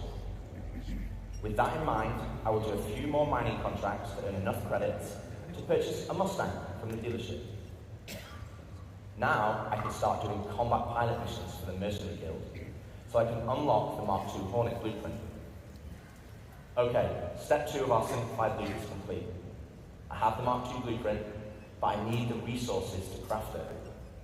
So I come full circle back to my prospector, but this time I'm mining for resources instead. As you can see, this closes the loop. No longer am I mining just because I like it, and there's nothing wrong with that. But now I am mining for a purpose, and for multiple reasons.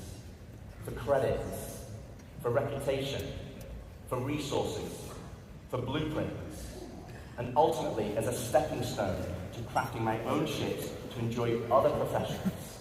And this is just one of many loops. This is the core of Star Citizen 1.0.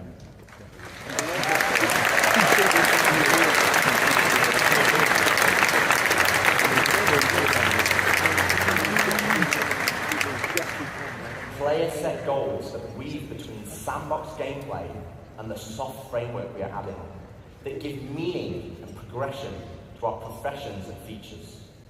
It's providing the framework for motivation to play the game. That's the journey though. What about the destination? So Dave has already discussed citizenship and the main story, so let's collapse that for now. Let's talk about endgame content. The content that is designed for experienced players and keeps them engaged. Basically everyone in this room. So how does that look in 1.0? Firstly, we'll have open world content, including missions, group missions, server-wide events, like we have today, but tailored to endgame players. While the sandbox element of Star Citizen will allow for large-scale battles, we also want to provide challenging instance content that will take full advantage of not only multi-crew ships, but fleets of ships. And you kind of know how to do that, right? You saw it yesterday. And as you progress through the guilds, you'll be able to accept high-level contracts from government agencies who will offer prototype and military blueprints as rewards.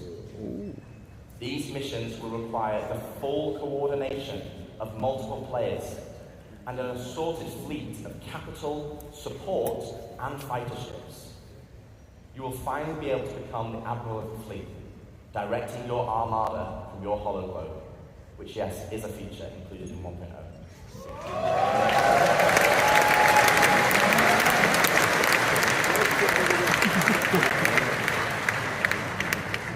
We will also be offering more specialised on-foot missions that see you enter the depths of distribution centres and municipal works in small, tight-knit squads that provide an outlet for our more FPS-focused players. On top of all this will sit a dynamic layer powered by StarSim. While StarSim will be the driving force in our dynamic economy, it will also track player and AI activity and dynamically spawn events based on their actions. For example, if it tracks large amounts of resources being moved from one home location to another, it will have a chance to spawn pirates to intercept. All this combined will provide just a portion of the endgame experience, and I'd love to delve deeper, but that's for another day, as we still have a lot to show. So we've discussed non-combat professions and guilds, cyclical gameplay loops, and endgame PvE content. But what about PvP? What about player versus player content? Give us something, please. As you know, 1.0 will contain 5-star systems, 3 of these being lawful in Stanton, Castra, and Terra, and 2 of them being unlawful in Pyro and Nix. So what's the difference? Let's take a look at Stanton. Lawful systems will be a mixture of high, medium, and low security areas. Each of these areas will be monitored by law enforcement agencies, and depending on the location, would dictate the emergency response time, with high-sec areas being the fastest. Initially, this response will be measured, but over time will escalate to overwhelming force. This means if someone is attacked, if they can just hold out for a short duration, help will be on the way. Okay, cool. Pirates will be able to disrupt this monitoring by shutting down nearby comm arrays, but this will be highlighted in your star map, with dynamic missions being generated to bring it back online. But this is the PvP you already know and experience right now, just without security forces. But before we jump into an unlawful system, let's explore what options you have if you pirate a ship. Okay, so first up, let's discuss ownership. All ships and high-value items that you own will automatically be assigned to you. This means if someone steals your ship, you can mark it as stolen, either by an insurance claim or in your mobile. This will then trigger a dead man switch on the stolen ship, meaning it will cease to function after a period of time. But what options does this leave as a pirate? Well, you can still salvage it, you can tow it back to your fabrication hangar to dismantle it for resources, or if you have a high enough rep with the council, our criminal guild, you can get the dead man switch disabled and pay for a new title deed to become its new owner.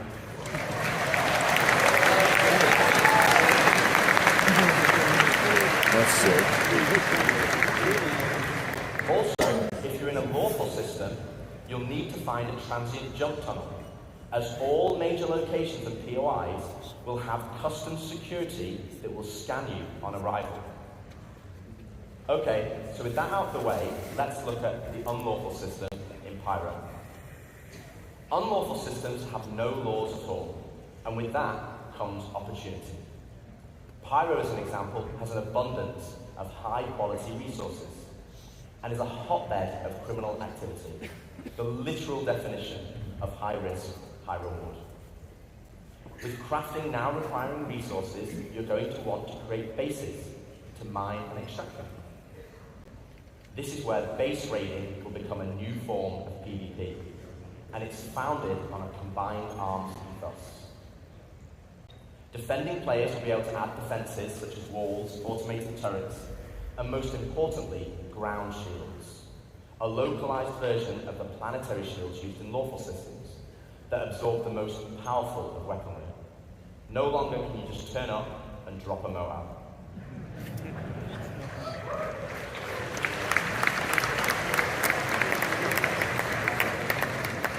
One huge difference, though, compared to planetary shields, is that these shields can be disabled. You will have to strategically assess each base and punch your way through its defences on foot to eventually bring down the shield generator. Once the shield is down, then you have options. You want to raise it to the ground, you can bomb it from the air. If you want to extract all the resources, though, you'll need to infiltrate the base using explosive charges and hacking while fighting off the defenders.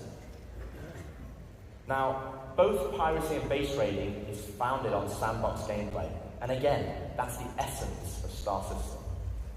But we want to add more. Something where you can log on and immediately find the action and fight for a purpose. So first up, let's go on a history lesson. In the early 2600s, there was a fledgling corporation called SEAL that had developed a new system-wide planetary shield technology, the same technology that will provide protection for your bases today. To prove this tech, they wanted to use Nix and Pyro systems as a testbed. With the promise of high-quality resources, SEAL lured independent miners to man the shield network in exchange for shield protection for their settlements. As a prototype, SEAL couldn't provide total coverage over all the mining settlements, and so they created the SEAL Tokens program, allowing the most industrious factions to purchase shield coverage for their work. The network consisted of multiple linked bases on the ground that then linked to several stations in orbit around each planet that then connected to the nearest relay in the shield network, which eventually linked back to the shield core, which oversaw system-wide distribution of the shield technology. Factions could then earn SEAL tokens for working on any part of the network. They could then use these tokens to buy shield coverage, but with the competition amongst factions being so intense, SEAL was only able to offer shielding to the hardest workers. Unfortunately, due to outlaw interference, SEAL eventually pulled out of Pyro and Nix and pushed for a more automated solution in more civilized systems. So fast forward to present day, without SEAL's backing, they had to pull out and leave it as it is. And welcome to Station Warfare.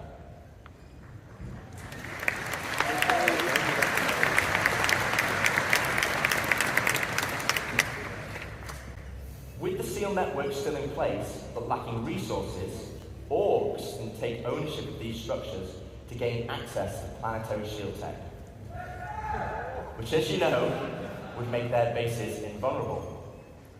Unfortunately, there's a catch. There isn't enough to go around. And as in the good old SEAL days, the system still works via the SEAL token program. To earn tokens, you'll have to assault a location and then deposit resources to power the network. This begins with ground bases and ends at the shield core. Each structure occupied will then accrue SEAL tokens over time, with larger structures earning more, and at the end of each week, you must then use these tokens to purchase shield protection. With shield coverage being limited, though, the system automatically selects the orgs with the highest bid from across all shards. Meaning for that week only, a certain number of orgs will gain access to shield protection. So this is a chance for your org to become the de facto leader of a system. It means you'll be able to log on and immediately find the action and fight for your org. And finally, it's not just sandbox PvP or ganking. You are fighting for a purpose. So once you've won your bid, what then? Well, to talk more about that, I'd like to welcome Ian Leyland, Star Citizen's Creative Director, to the stage.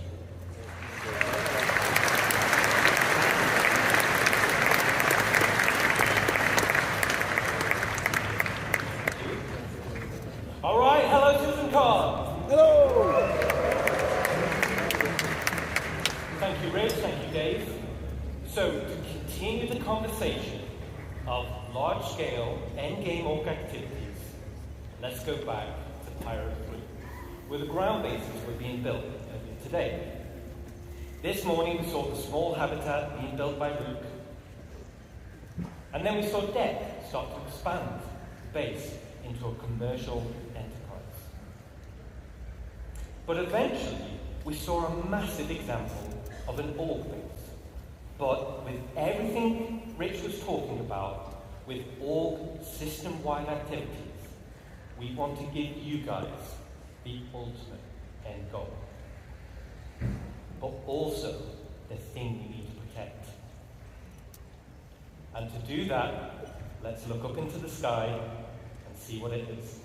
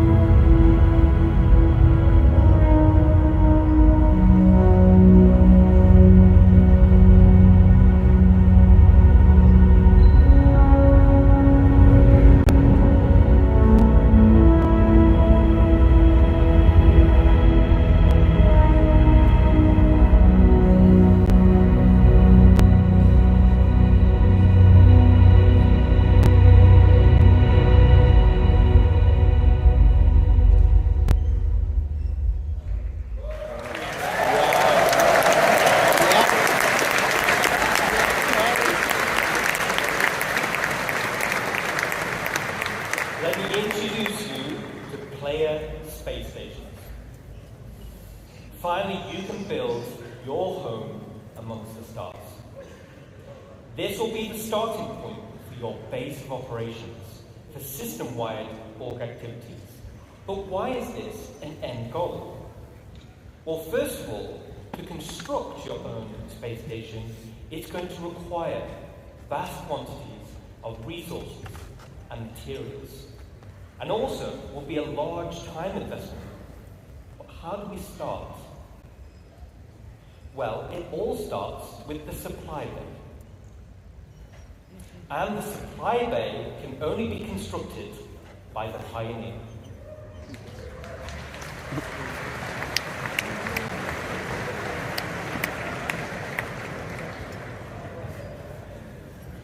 Once it's created, the supply bay then handles the creation of the station itself. Now, we're in grey box development phase, so the artwork's not final, but let's go on a journey and start building our space base.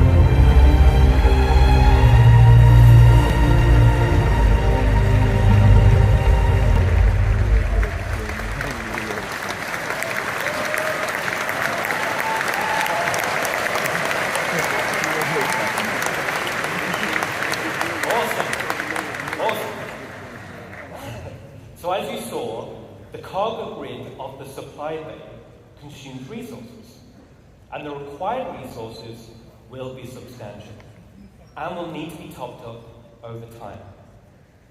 So this means orgs will be encouraged to have efficient logistic networks to feed the supply bay. And as Rich outlined with professions, it's ideal if your org is well-rounded in terms of roles.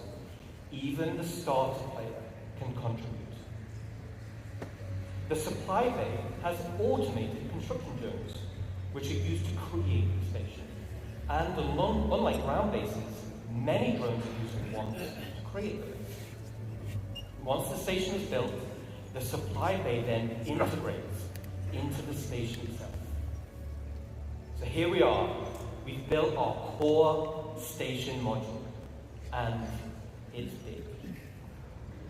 And out of the box, the station comes readily built with some core functionality. Let me talk you through it. Right on the top is the bridge, which is the command deck. This is where all further construction is going to be managed. From here, we can then monitor the status of the entire station. We have access to power and water management. Power and cooling is something you'll need to consider carefully. It also is an area to set permissions for who can enter particular areas, either divided by the ranks of the org itself or open to the public. And there'll be a radar station to track the activity outside the base. And the terminals to access logs of who has visited the station and see what they did. So let's jump back in game and take a stroll through our bridge.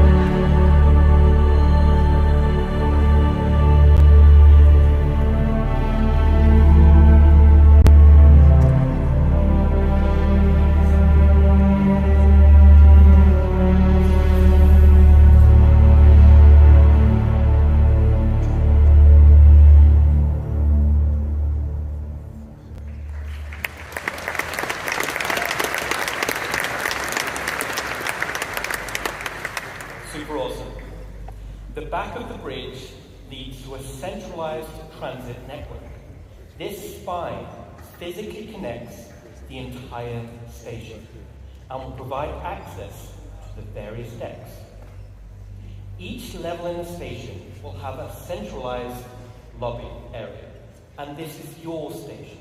You'll be able to use the decorator mode, so you'll have plenty of space to theme it however you want. And speaking of having plenty of space, this space station will have a one-to-one interior layout matching the exterior. No magic elevators.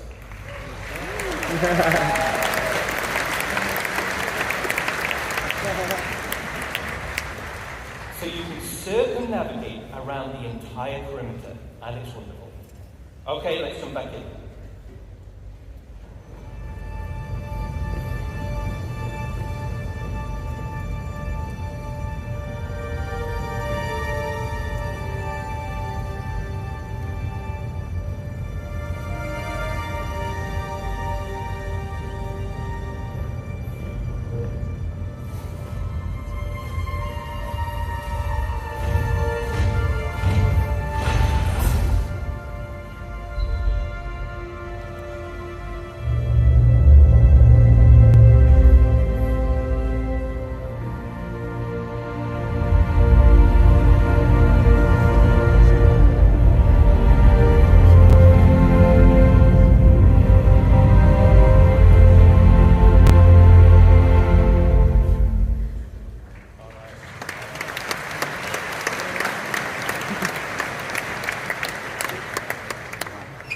As you can see, right at the bottom of the central transit system leads to the lower areas.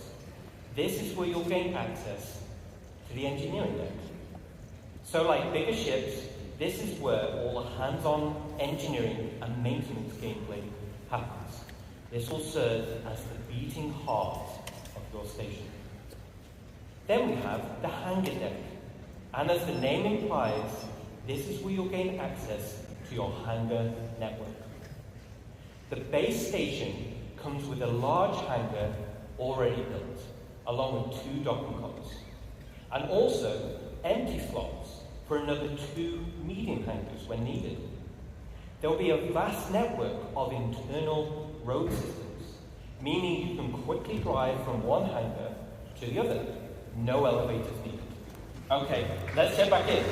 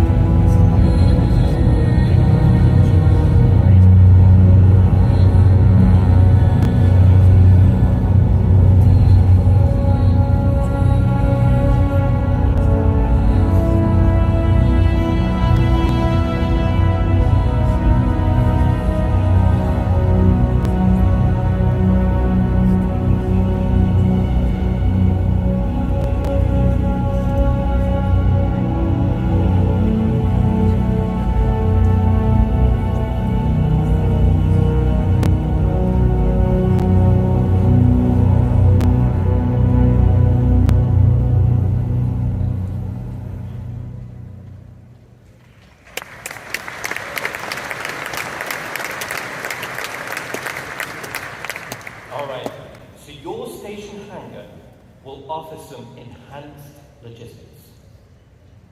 For example, there'll be spaces for several freight elevators.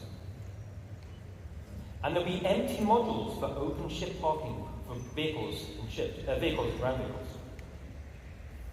And there'll be also exit points where you can simply drive out into your station. Then there'll be also an upper level for the observation deck. From the observation deck, you'll have a control room, and from here, you'll have master control over the freight elevators and the vehicle elevators. This means that even before someone has landed, their new cargo can be up into the hangar and ready to be loaded up. Now, everything we've spoken about so far is what comes with your station. Let's talk about what you can do to expand them. As I mentioned before, the station comes with a predetermined interior network of corridors and roads. And in this network, you'll find an array of bulkhead connectors. Bulkhead connectors will come in tiers 1 to 3, which drives the size of room you're able to build. In the interior build mode, this is where you start to expand the interior of your station. The rooms will require resource and time to construct, and once built, you can rename each room, which will be reflected in the station's minimap. The interior of your station will have ample areas for you to expand. You can build generic empty rooms, and you can fill with items to your heart's content. You can also build specialist rooms, where the theme and functionality is already set, such as mess halls or infirmaries or generator rooms. And of course, there are shops. So similar to the small shops we built around the ground base, this is on a much bigger scale. But that's just the interior. Let's talk about the exterior. On the exterior, we have minor hard points. These are attachment points, located on the upper and lower surfaces of the station. Using build mode, you can customize your station with a variety of modules which tailor it to specific functionality. Some modules cater towards resource collection, such as gas harvesters, while others are geared towards defense, like shields or turrets. This goes back to bridge operations of power management. A situation may arise where power priority is needed. Then we have major hardpoints. The core station module comes with 2 hardpoint connectors. Major hardpoints are used to connect substantial wing additions to your station. The first example.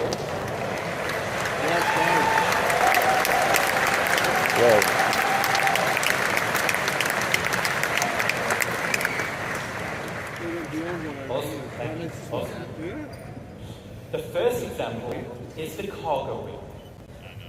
The cargo wing will dramatically increase your inventory capacity. So this is ideal for orgs who are specializing in hauling. Then we have the refinery wing.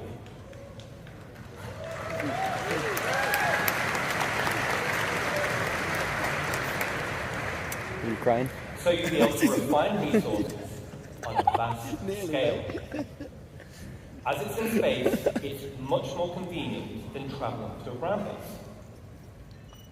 Now, a player could buy resources from your cargo wing and then refine it directly in the refinery. And finally, we have the hangar wing. So, W.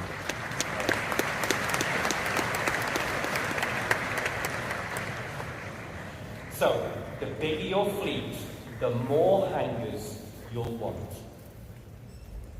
There'll be a variety of hangar sizes, as well as docking columns, to help organize your fleet's deployment. All major hardpoint wings are connected via struts, and like the rest of the station, the struts are also internally traversable. Okay, so let's recap on the exterior expansion wings. Minor hardpoints give us options on how to collect resources or provide automated defenses for your base. Major hardpoints gives us options on how you can specialize your base. Let's jump back in game and see how our base is getting on.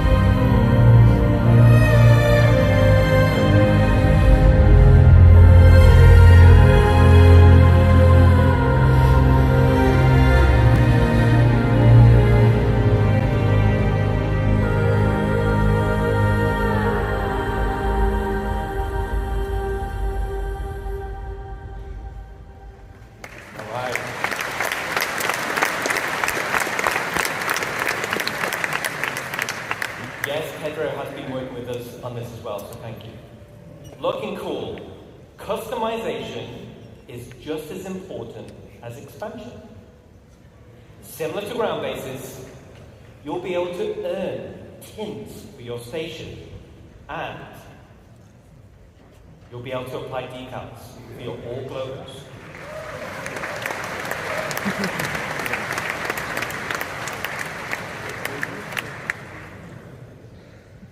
Outside, of minor and major hardpoints, your station will come with 2 unique base expansion points. One on the top side behind the bridge, and one on the underside. The top side will be for the crow's nest. Now, all the other modules built so far have very specific functionality, but I'll admit, this is for the orc members out there who want the ultimate in personal space.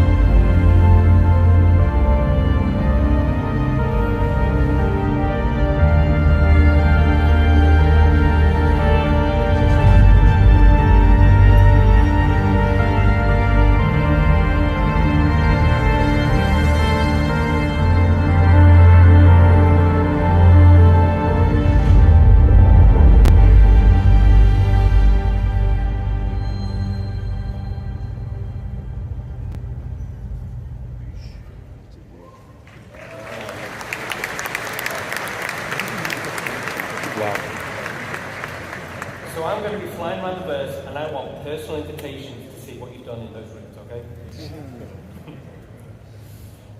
Super cool. I can't wait to see what you do with it. Now let's talk about the underside. This is going to be for the flight deck, which also comes with an additional 3 major hardpoints. The flight deck is perfect for your rapid reaction forces. It's ideal for fighters, but big enough to fit most ships. It's the perfect home for your station's defensive air wing.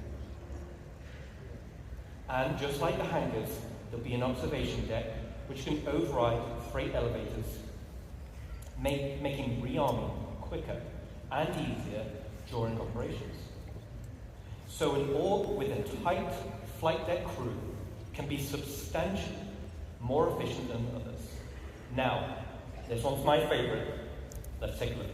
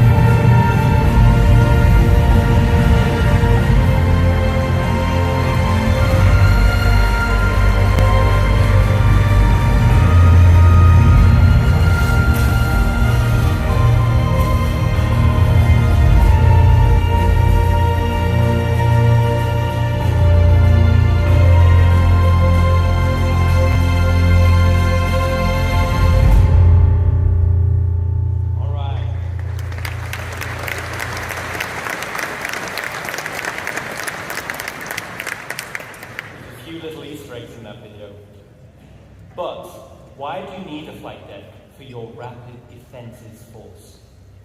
Well, if you build your super awesome station in a super lawless system, now you're the potential targets for others.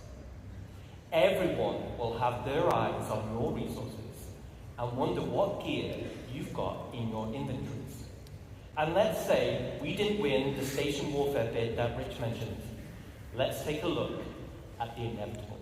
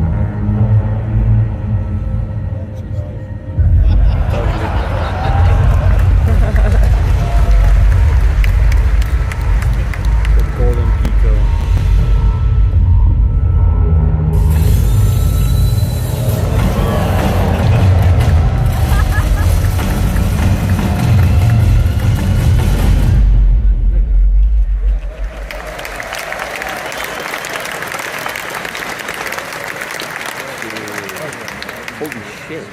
Okay, so not only is your station a staging area for offensive campaigns, it's also a defensive fortress. The exterior of this station itself can take quite a beating. It's going to be very hard to damage. So the goal of attackers instead will be to punch a hole through the defenses and get inside. The optimal way to do this will be to infiltrate through the flight deck or EVA hatches and work your way up. Once inside... Tank. Yes. Once inside, and you've cleared out the hangar, you may also want to consider airlifting in a tank or two to clear some progress.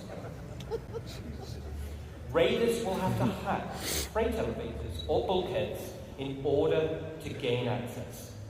And of course, bring enough ships with them to start hauling out the loot. Gaining control of the bridge will allow access to storage, which would otherwise be unhackable. So, as a defender, there are a variety of automated defenses you're able to install internally within the station, such as blast doors which seal shut, systems to be breached, and a range of turrets like anti-vehicle or anti-personnel. These will all help slow down the attack and give time for your reinforcements to show up. So let's do a final recap. This is one of the end game goals for dedicated orgs, and will be your base of operations for system-wide activities. The station can be customized both in the interior and the exterior, meaning you can tailor it to your own requirements. And it's your very own home amongst the stars. But wait. Oh wait. There's one more unique module we can build, and that is the dry dock.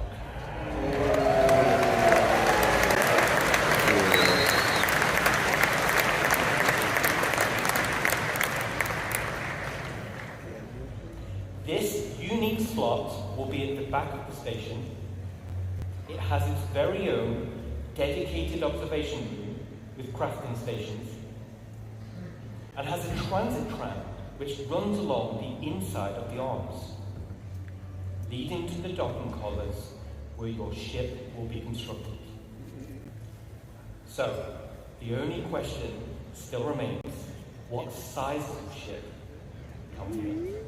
Let's take a look.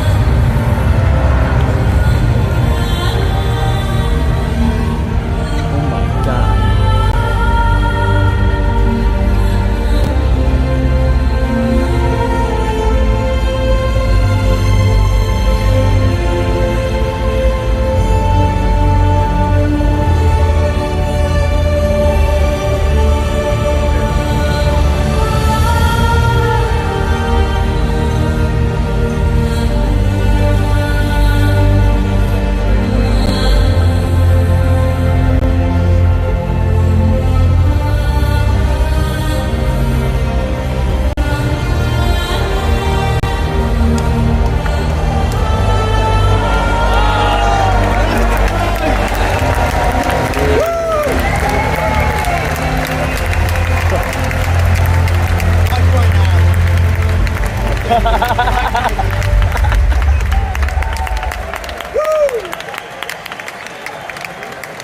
my god.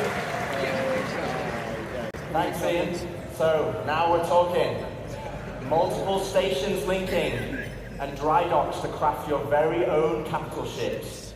The ultimate end goal for any org. Okay, so let's take a step back. At the beginning of this presentation, I mentioned we had 3 types of players and 1 universe. And hopefully you can see we have purposeful gameplay catering to each type of player. But that wasn't the only goal. It was to build a game that connected all 3 together cohesively. And this is where you come in.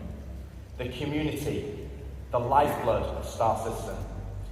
Whether you're a PvE player delving for unique crafting blueprints, a non-combat player mining for high-quality resources or building a base with your friends, or a PvP player fighting for your org in station warfare to protect your base, each one of you supports each other. You need the blueprints to craft, you need the resources to make them, and you need the equipment and protection to be safe. This is what Star Citizen is. It's a universe that caters to all players. Now, I could probably go on for another 10 hours deep diving into each system. Yep. We'll come back tomorrow. But I do Jared out of a job, and he needs future ISCs and SE Lives and Citizencons. Today was to reaffirm what type of game we are making. And I hope you continue to come with us on this journey as we march towards Star Citizen 1.0. Thank you, Citizencon, and can we welcome Chris Roberts? No?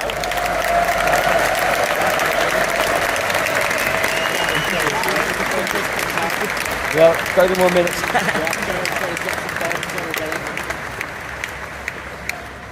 That's pretty outrageous. So we're gonna add a little bit. Of course. Well, LTI is warranty and insurance. That's what you're gonna get. Welcome, Chris Roberts. Oh my god.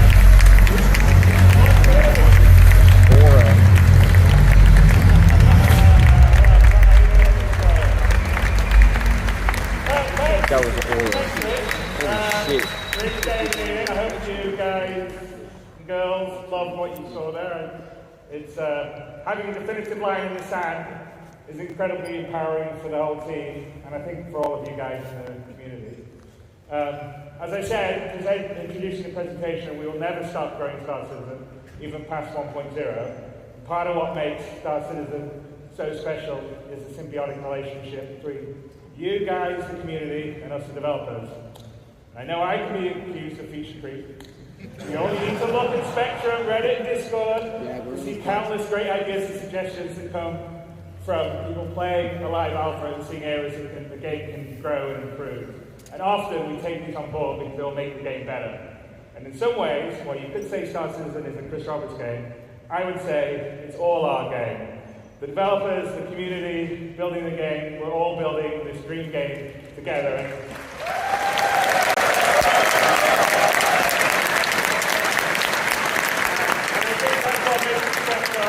I think that's why you guys and girls have been here for as long as you have and have supported us through thick and thin, because we're doing something together, and I don't think in almost any other game you have the opportunity to be involved at that level and have your voices heard and impact what we do. Because, you know, occasionally we'll do things and you guys are like, no, that sucks, and we're like, yeah, you're right, we'll change it.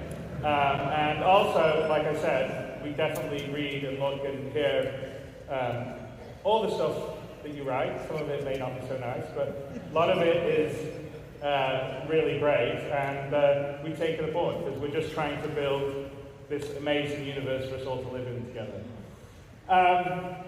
So, what defining 1.0 does, though, for us is give us a finish line in terms of feature and content we are committed to delivering for when your life in the verse becomes truly persistent, your gameplay to progress your reputation, the money you earn, the material possessions you collect and earn will persist even as we deliver more content and features.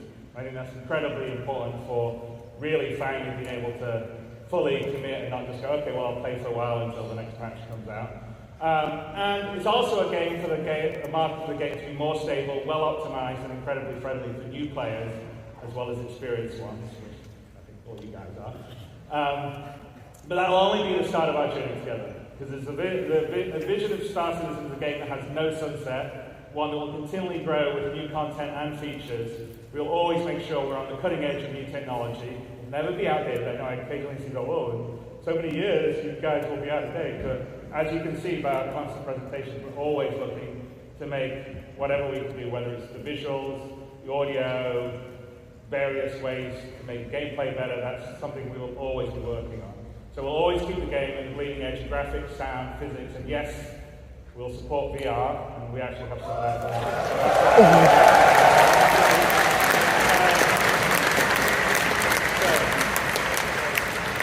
So I hope you enjoyed this year's Citizencon. We demoed a small prologue that opened Squadron 42 live. A few crashes to prove it. As I said, there's a really great full playthrough, no crashes, that Rich did immediately afterwards. It's all on YouTube.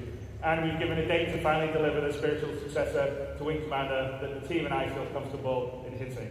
We've defined what Star Citizen 1.0 will be and shown features such as base building and monster hunting that we'll be delivering in the next 12 to 18 months. 4.0 and server meshing and Paro is coming at the end of this year. We're already in Evercati on 4.0. I think some people have been streaming some stuff. And in coming weeks, we'll continually stabilize and improve the experience of users into PTU and then go to live.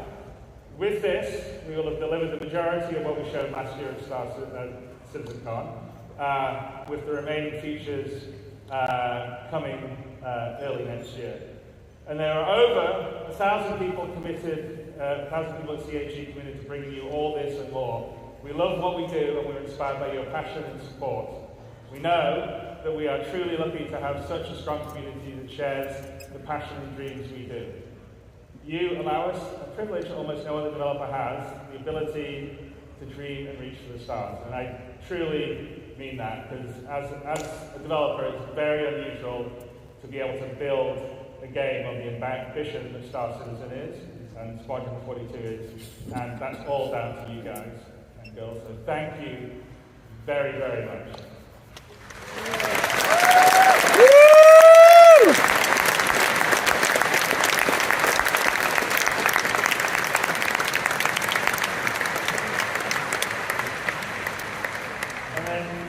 Last year, an incredibly passionate group of people have worked behind the scenes to bring this weekend's event to life. And I want to take a moment to thank Leah and Ed, Tyler, Jared, Kat, and so many others who poured their hearts into making this weekend special for all of you. And a huge thanks goes out to our presenters and teams supporting them, whether they're here with us today or watching from one of our other studios around the world. In the words of Admiral Bishop, I'm proud to stand with our teams and everyone that put the show together. And all of the COG staff working on the show floor, your hard work ensures everything runs smooth and keeps the energy alive throughout the event. Finally, a heartfelt thanks to the community members who volunteered their time to run this year's show. None of this would be possible without their dedication and support. I think all of you,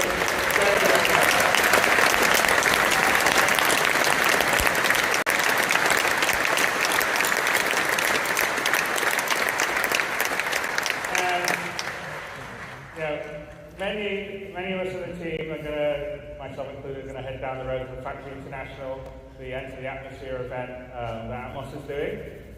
So I hope a fair number of you will manage to make it over there.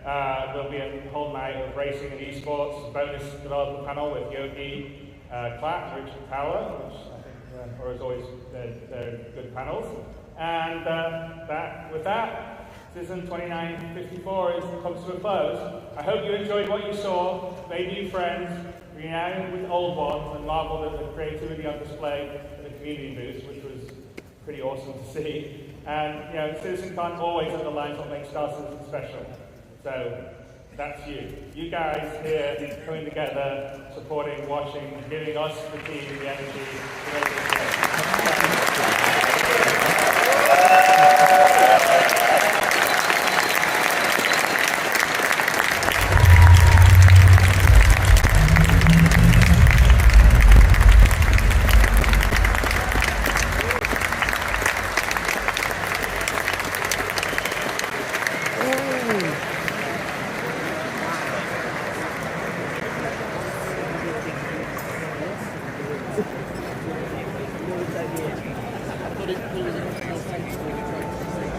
Dang, chat, that was good. Oh my god, we did it.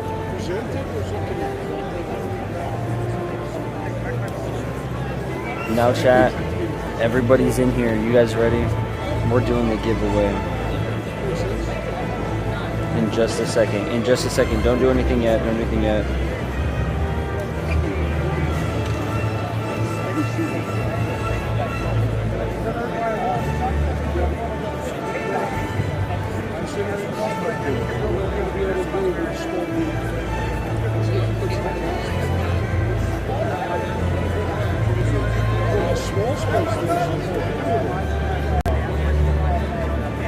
Hold up, chat, hold up, chat, hold up, chat, hold up, hold up, hold up, hold up, hold up.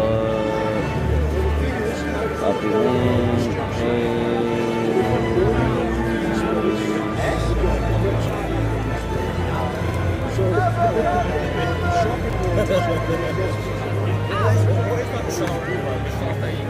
hold up, boys, hold up.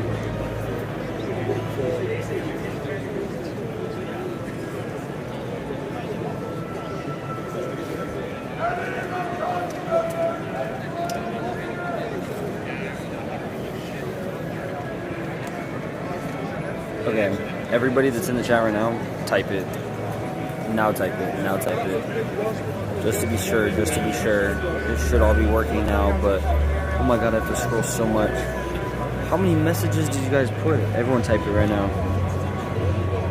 Okay, it's working now, it's working now. Everyone type it, everyone type it. It's for only the people that are in here right now, so yeah, good luck. Did you guys like it? Oh my god, it was awesome. Amazing. You see that space station? It was beautiful. It was so good. Oh, I loved it. This is awesome. Like, I think the space station was like. I didn't expect that. Yeah. I thought the base building was enough. Yeah, right. You know? Yeah. Okay, chat. You guys are all typing it.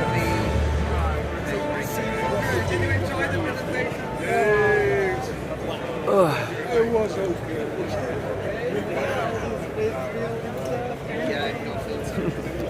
Okay, everyone's typing, everyone's typing. Let me scroll, let me scroll. You guys are all saying it. Good. Rosler thinks that Goose and Capybara is gonna win.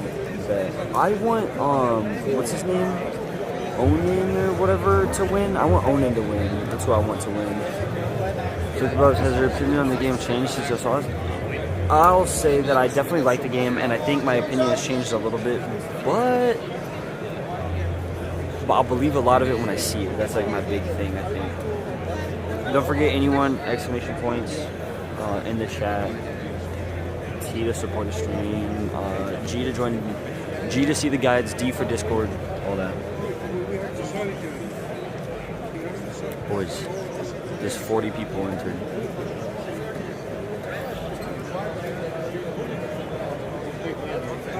You can't even see, it doesn't even focus. Only 41 of you guys. The Evo Kati guys are having a meetup. Yeah, real. Okay, boys, you guys ready? We're about to do it right now. We're about to do it right now. Make sure to type it in. Yeah, don't forget to do all the guides, boys. And support the stream. Because I don't even know if I'm going to be streaming tomorrow or tonight or any of those things with Taylor or anything. So this could be the last stream until I don't even know how long. So make sure to support the stream and have fun being in here, boys. 44 of you guys have entered. Let me get my sweater on. There's too much information. 5 miles away. You know what we can do? We can just find a quiet spot. Have a great lunch.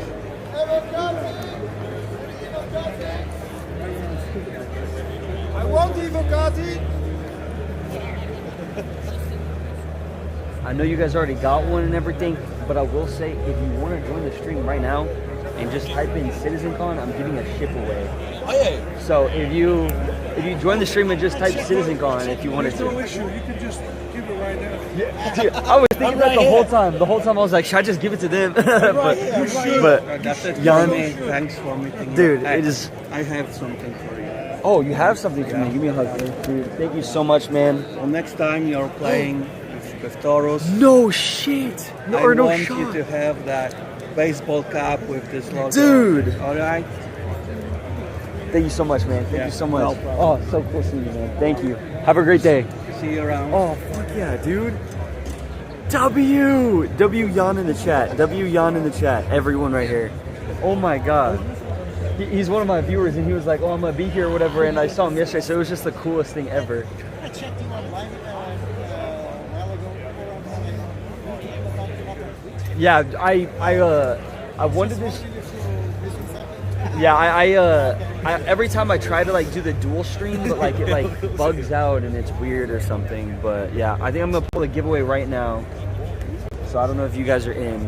Let's get it in the hat of the draw. I can see you. Now you're making us do stuff. Look at you there. Inception. Look at you. It's like Inception. It's like Inception. It's gonna be like the very. Whoa, there's what the freak?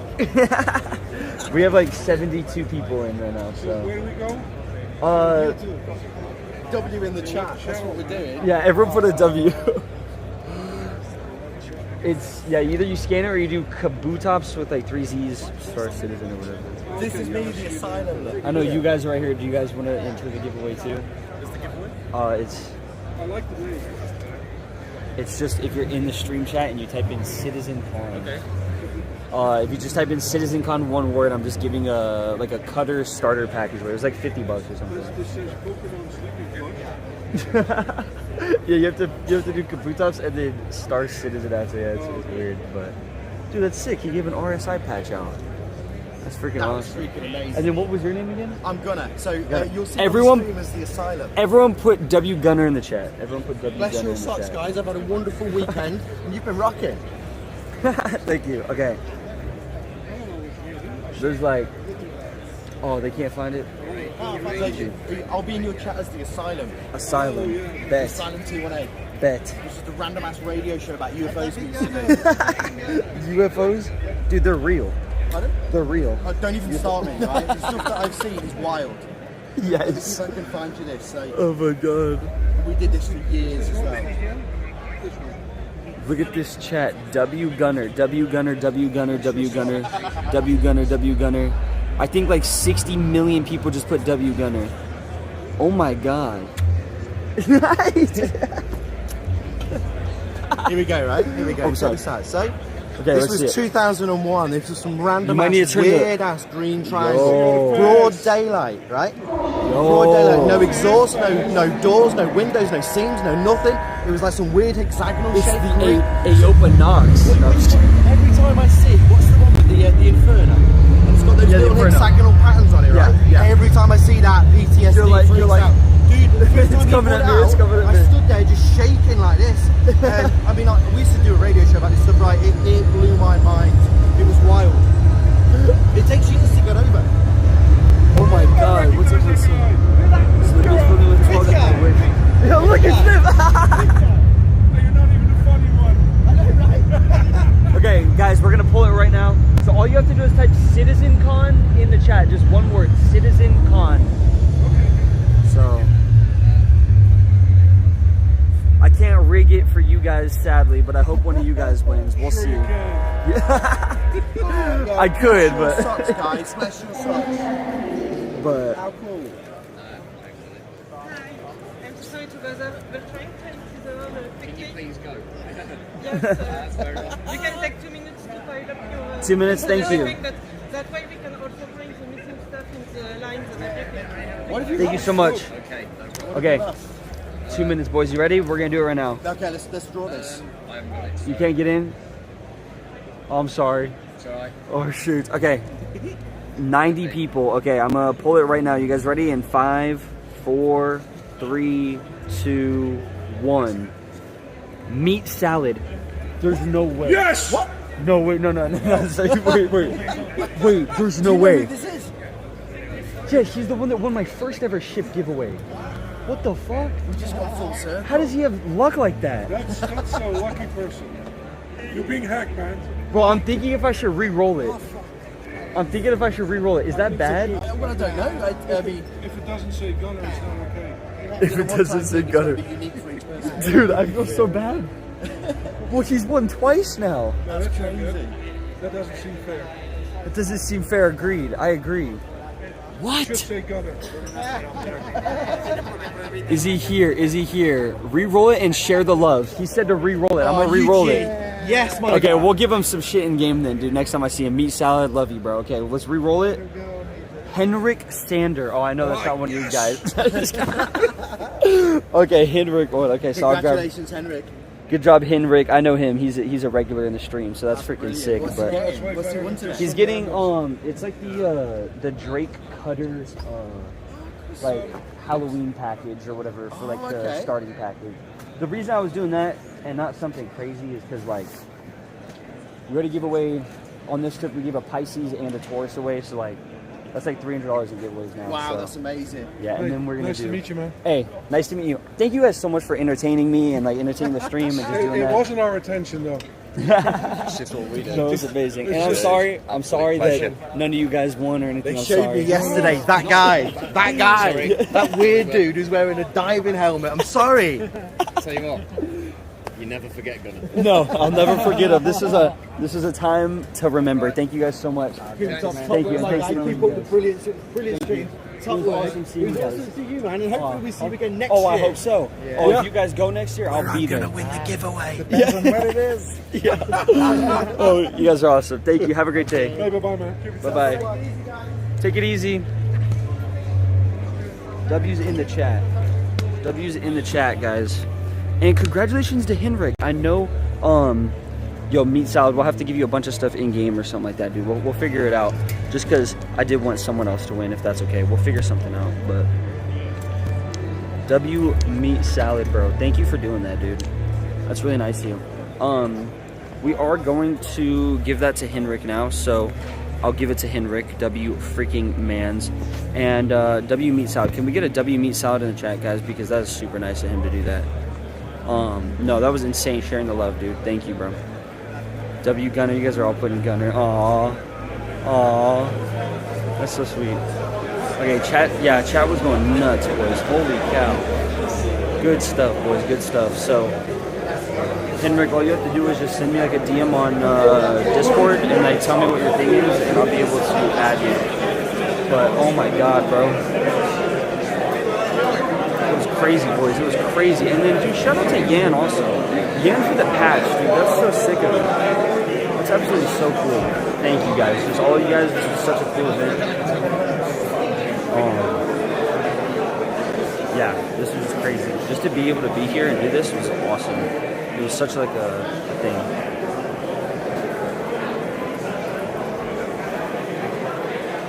Like, for real, thank you. I think I went out the entrance, so that was funny, but oh my god, guys.